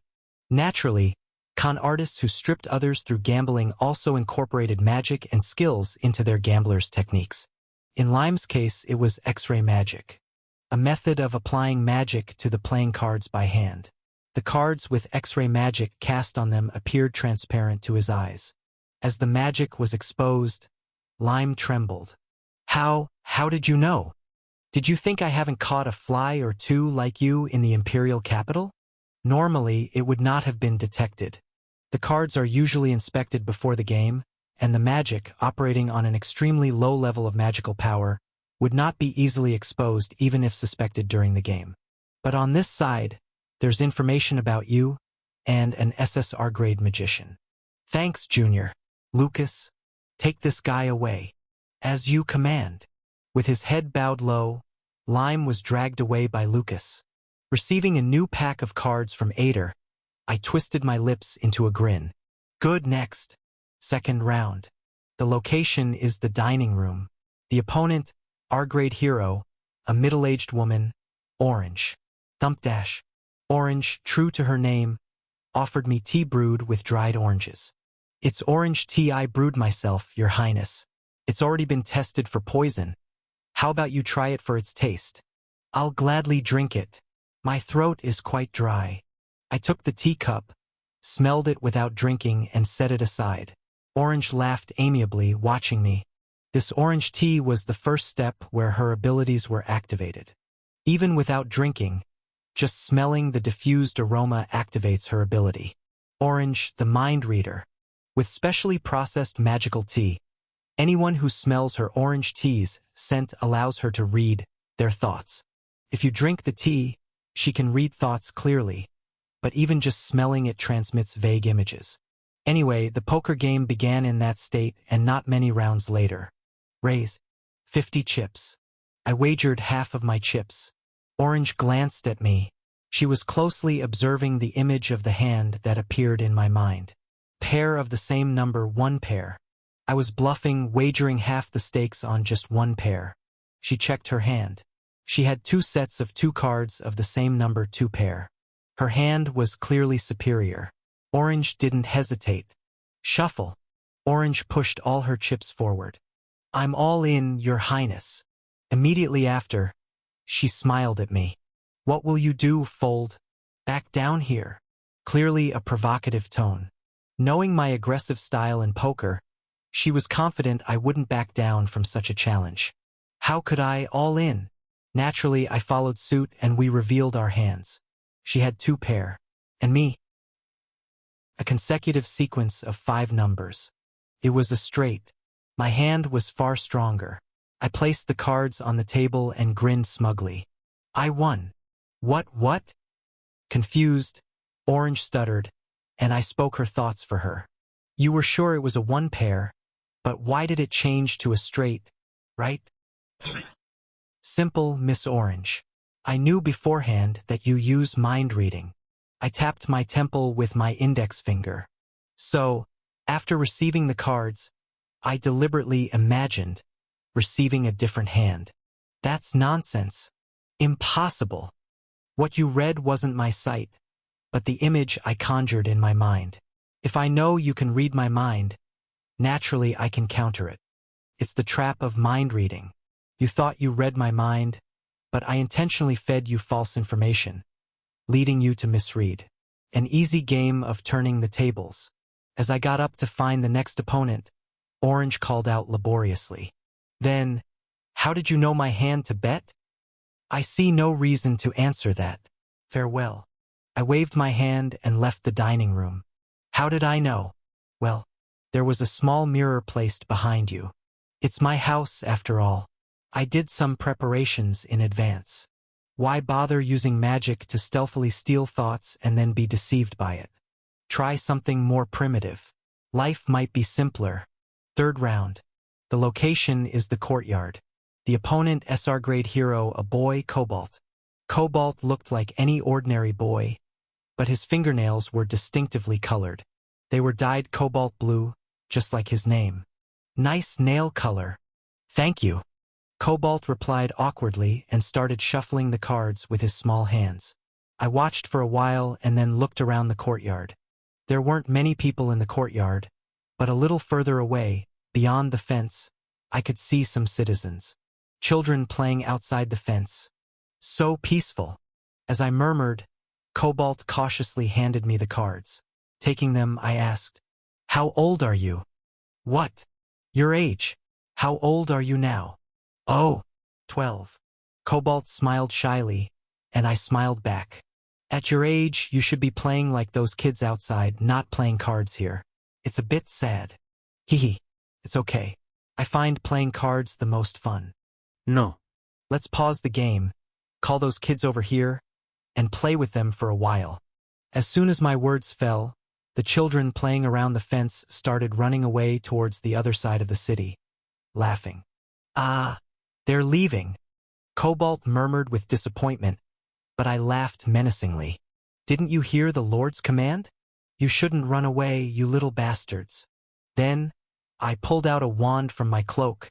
I said to play here, didn't I, dash? And launched blades of magic. Whoosh! Whack dash! The magical blades struck the children on their backs and necks in an instant. Thud! The children fell to the ground like puppets with their strings cut. I calmly put the wand back into my cloak, while Cobalt looked on in horror. Squeak, squeak. A moment later, Lucas dragged the fallen children into the courtyard. They weren't human. They were puppets. I've never seen such children in this city. Puppeteer Cobalt. The children outside were all puppets manipulated by Cobalt. I growled into Cobalt's ear, looking at his pale face as he gazed down at his puppets. In this small city, I know the faces of the citizens around here. Don't underestimate a lord, you little brat. Cobalt, an SR-grade puppeteer, manipulated his puppets with threads of magical energy emitted from his fingertips. The puppets could move like normal people as long as they didn't receive damage exceeding 10,000, revealing their true nature. Conversely, if they didn't take damage, they moved just like ordinary humans. Optimized for solo raiding gambling houses, his skills specialized in controlling a table full of puppets, ensnaring and fleecing a single mark. However, in a one-on-one situation like this, it was awkward to use, probably intending to place them around to read my hand, but he picked the wrong opponent. "Are you wasting such a great skill on gambling, kid?" After flicking Cobalt's forehead, I stood up. "Let's call it quits today. Cobalt, with a dejected face, was dragged away by Lucas. I snorted and stood up. Next, the fourth round. The location is the guest room. And the opponent. Approaching the girl waiting demurely in the room, I called out her name. Miss Scarlet. Then, the girl in the red cloak met my gaze and smiled faintly. Despite knowing that her colleagues had all been defeated by my arrival, she maintained an incredibly composed demeanor. N-grade hero Scarlet. This girl is the toughest opponent. And for good reason, this girl doesn't use magic at all. She's just a traditional con artist with insane sleight of hand skills. Chapter 439. Swish. Delicate fingers shuffle the cards. The girl in front of me, N-grade hero Scarlet, is a con artist. Unlike the other members of the Gamblers Club, she doesn't use magic in her technique. Pure skill. She has been holding cards since she was born in a circus troupe. Every subtle gesture and movement is a fake designed to bewilder the opponent. Her fingers are trained to the extreme, coupled with overwhelming psychological warfare. While other gamblers rely on one cheat skill each, she is a monster among monsters, fighting solely with her pure skill. In games, she would normally be a less interesting opponent, but now, she's the worst opponent to face. Watching her finish shuffling and dealing the cards, I broke into a cold sweat. This girl doesn't cheat, because if the victim doesn't realize they're being cheated, it's not considered cheating. Her skill is that cunning. She doesn't even need to use a technique. With her innate poker skill alone, she could easily crush me. Since she doesn't use magic, I can't flip the game by catching her cheat as I did with the previous gamblers. And if we just play one-on-one poker, my defeat is as clear as day. Now, how will I bring down this girl?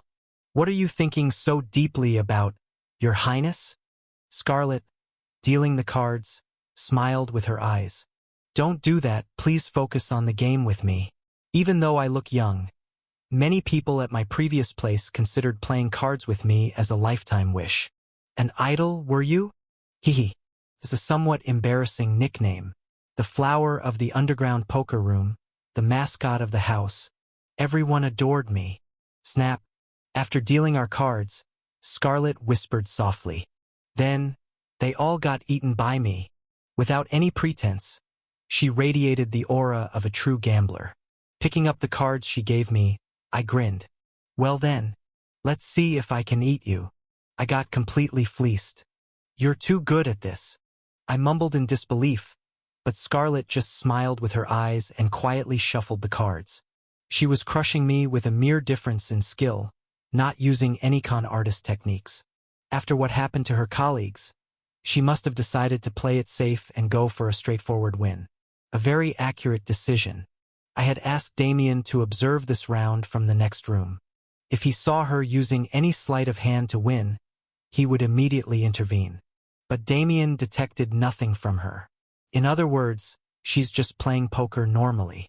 And yet she's overwhelmingly beating me.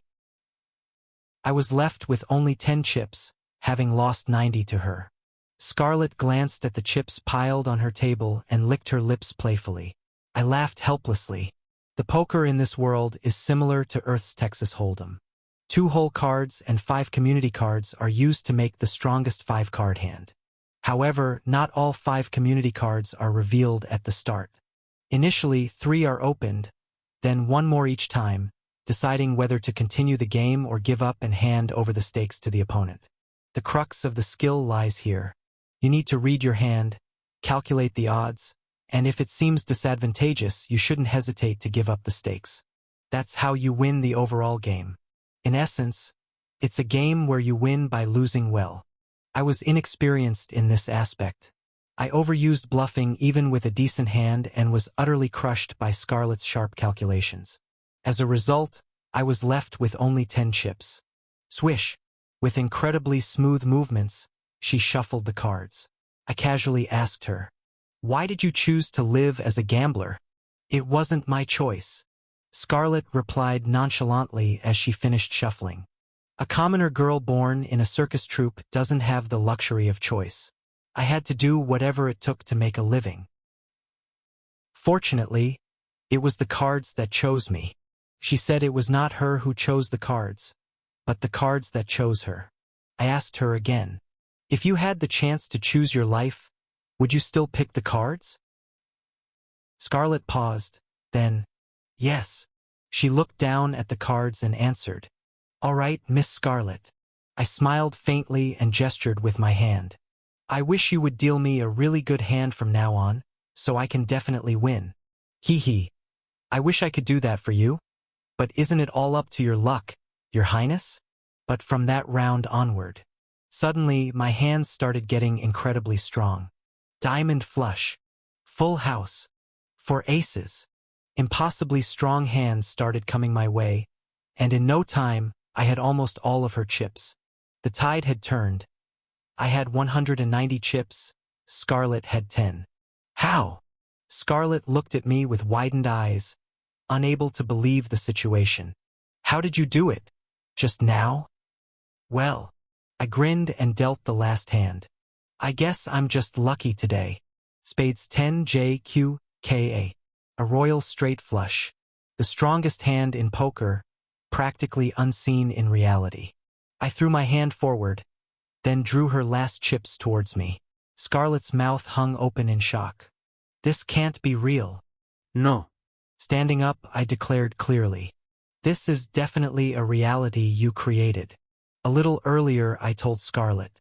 I wish you would deal me a really good hand from now on so I can definitely win. As I said this, I used gaze of command.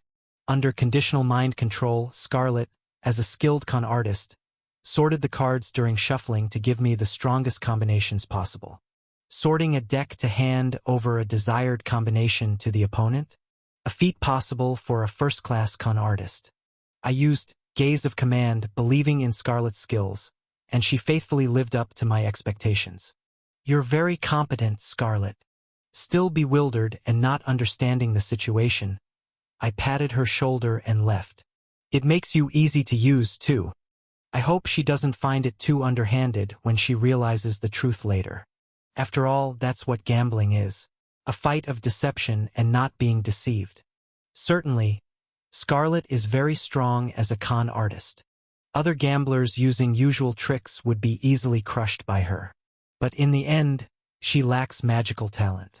In other words, she has no means to counter my magic. No matter how skilled she is in gambling, she's still an N-grade hero. She might have gained fame and a name for herself in the gambling world with her sleight of hand, but this is a battlefield. Fighting against real magic is, to put it simply, a battle of a different genre. From the start, it was an overwhelming challenge for her. But she can be very useful in other ways. Thinking this, I stepped out of the guest room and stretched my neck. So, where's the last one? The final round. The location is the training ground. The opponent, SR-grade hero Violet. Sitting anxiously at the table placed in the training ground, Violet jumped up upon seeing me. I sat down in front of her with a relaxed gesture. With a pale face, Violet stuttered. My colleagues? They've turned into chips, I said casually and winked. They all underestimated me too much, right? Playing tricks in front of royalty. Didn't they cherish their lives? Or were they that confident in their skills? Violet bit her lip hard. I chuckled. So, Miss Violet, how are you planning to challenge me? Your trick has already been thwarted by me. Ugh. It's okay to tuck your tail and run. Want to give up? Fold if you want. Then, at least your life will be spared. As I taunted her, Violet gritted her teeth. Don't joke. Don't joke with me, you prince. How could I fold after coming this far? Violet slammed her trilby hat on the ground, spitting out her words fiercely. Shit. I've rolled enough in all kinds of dirty back alleys.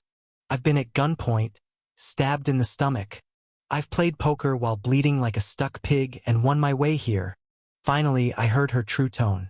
The formal tones she had been using, all awkward and ill-fitting, were gone. Backed into a real corner, Violet finally let go of her pretenses and revealed her true colors. It's do or die now. If I can't pull off a big score here, I'm as good as dead in the cold streets. Her coarse, cheap dialect clashed with her artificially dyed purple hair, meant to look noble. I've survived all kinds of hellish shit. Mafia bosses, arena champions, serial killers. I've beaten them all and crawled my way here to survive. I liked that. Think you can take down a Prince Dash? Screech. Her violet eyes sparkled as she deployed her illusion field. Violet Zone. Smartly learning from our encounter yesterday. Whoosh. Her illusion field deployed around me but didn't touch me, surrounding the entire Lord's mansion, but carefully controlled to avoid affecting my immediate area. Ho! I genuinely admired her. Not bad at all, Violet. My magic doesn't work on you, but it works outside. Unyielding Commander has a limited range of effectiveness. Outside of its range, I can't provide immunity to mental status effects for allies. By now, the Lord's mansion must be under the sway of Violet's illusions.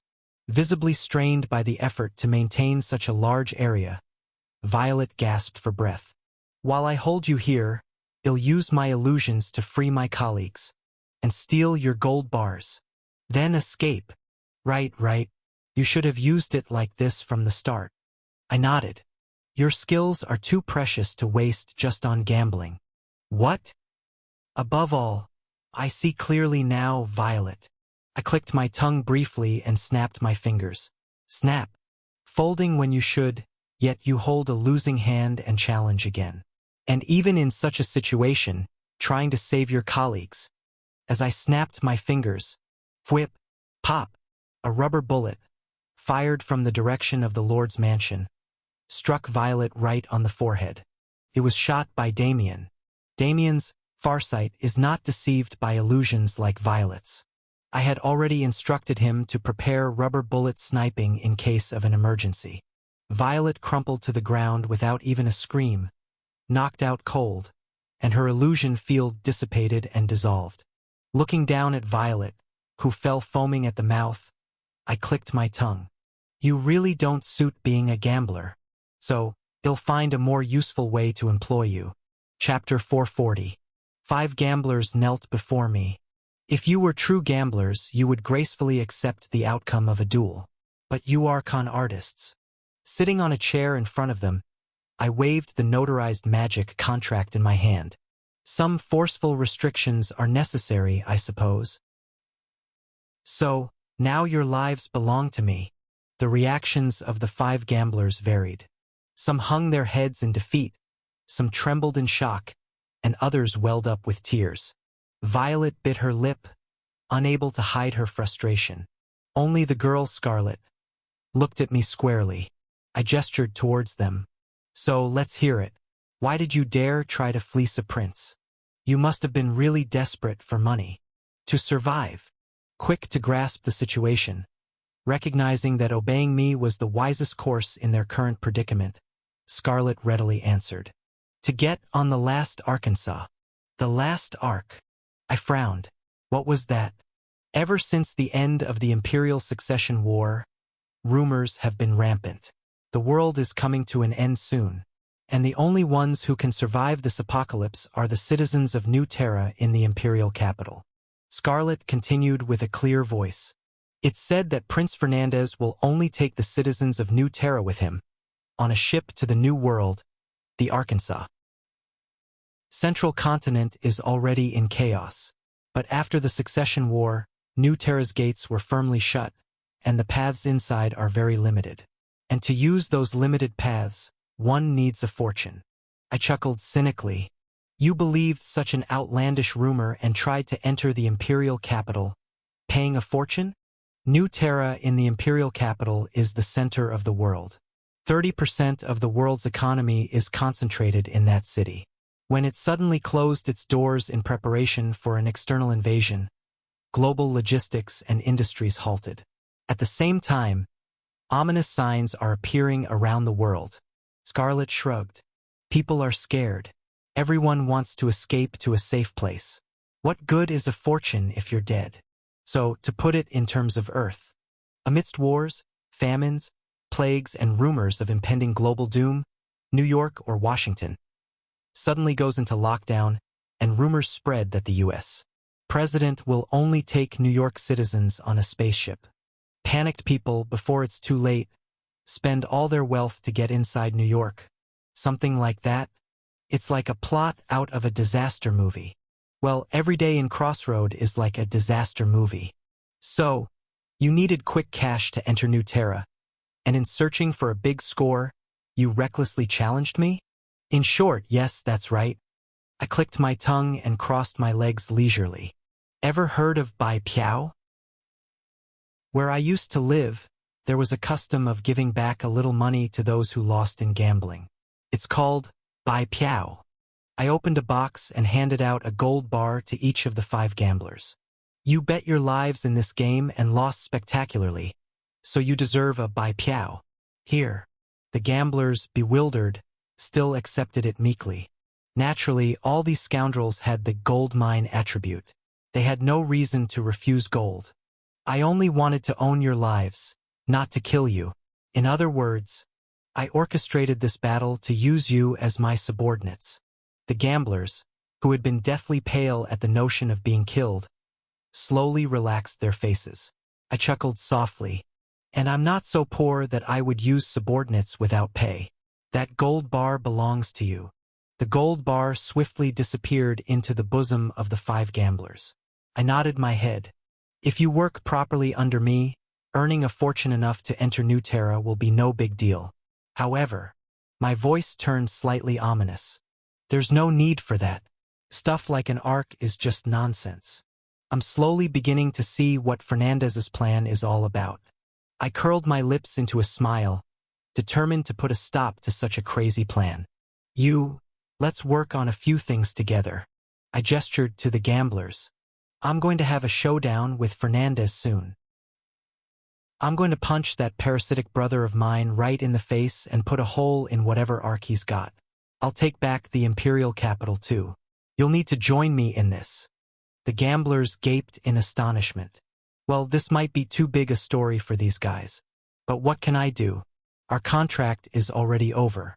Of course, your lives are already mine, but I'd prefer if you would willingly and earnestly participate in my cause. I lightly kicked the gold bar box placed beside me. I won't treat you poorly, I promise.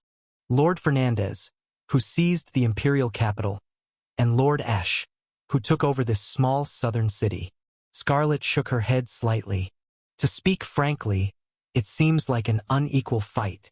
That's why the odds are so high. If Fernandez and I were to clash, most people would guess Fernandez would win.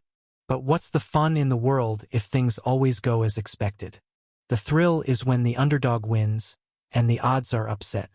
Isn't the life of you gamblers, these flies living for a stroke of fortune, just that? Slowly rising from my seat, I walked steadfastly towards the gamblers. Not just risking your life to sneak into the back alleys of the imperial capital, but as a gambler, shouldn't you bet on something as big as the world's hegemony? The gamblers, swallowing their saliva nervously, looked up at me as I spoke briefly. Bet on me. On what aspect of your highness? There are many reasons, but there's one that should resonate with you.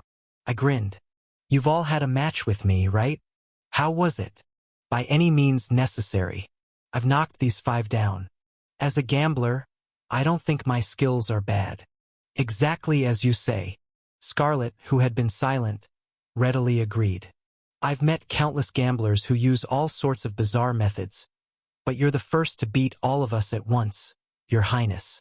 Even if it's flattery, I appreciate it. I looked each of them over. Yes, I am somewhat of the same kind as you. So, I understand what you want. Of course, though I am a gambler, I'm not a gambler like them. We're fundamentally different, but I do understand their principles. You gamblers actually feel pleasure in the act of taking on risks. And for those like you who have lived their lives on the gambling table, unless it's something as risky as the edge of a cliff, it's hard to even feel alive. Isn't that right? That's the essence of gambling. Always earning a fortune, in truth, doesn't hold much charm. It doesn't become addictive. The thrill that comes at the end of a life-risking aerial stunt, like having a gun pointed at your temple, when you finally hit the jackpot. That ecstasy. Addicted to the thrill of a dramatic turnaround, these people cannot escape this life. They are the gamblers. In short, to put it another way, it means that gamblers are a group of perverted psychos addicted to risking their lives. You masochistic bastards. I'll provide it for you. I grinned, showing my teeth. The place for you to risk your lives in battle. The biggest gamble in this world. The biggest risk. And the biggest return. I will provide it for you. I'll make you play in a game so big, your past fortunes will feel like child's play. If we're going to play the fool anyway, looking down at them, overwhelmed and pale, staring up at me, I finished my statement. Why not play for the possession of the world? Thus, the Gamblers Club was incorporated into my party. Of course, I don't believe they are sincerely loyal to me right away.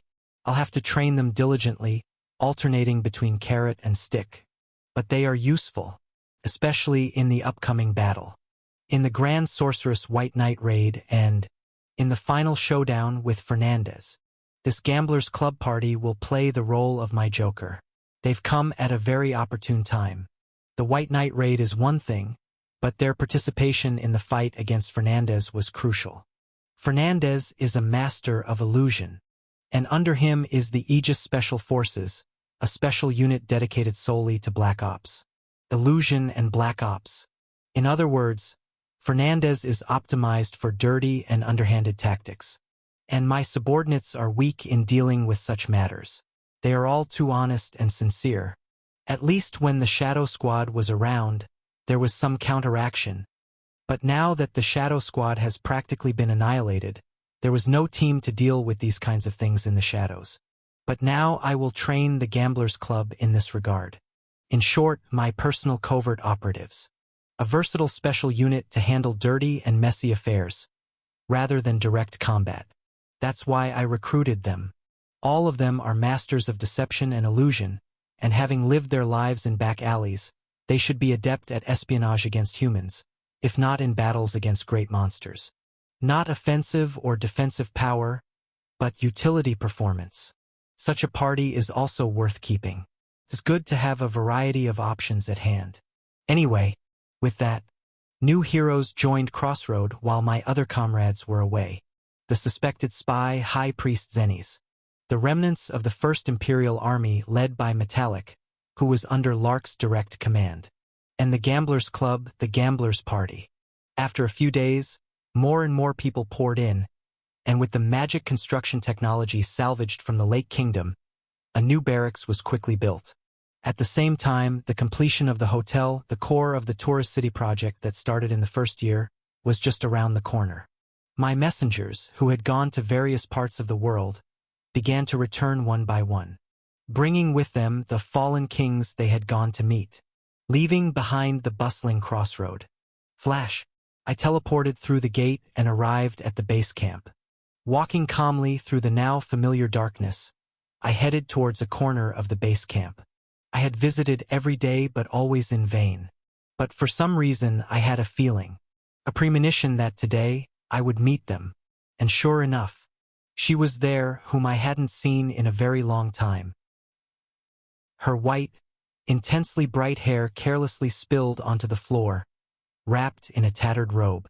Sitting on the cold stone floor, leaning her head against a collapsed stone wall, holding an old sword tightly in her arms, with her eyes tightly closed, as if she were dead. I quietly approached her and stood in front. Then I observed her carefully, an existence that wasn't in the game but an essential companion for the true ending. The last on my list, the final fallen king, Nameless. As I quietly called out, Nameless slowly opened her eyes. Her turquoise eyes, clear as a lake, gazed at me. I smiled broadly. It's been a while. Ash. She smiled awkwardly. A weak but affectionate voice came from her pale lips.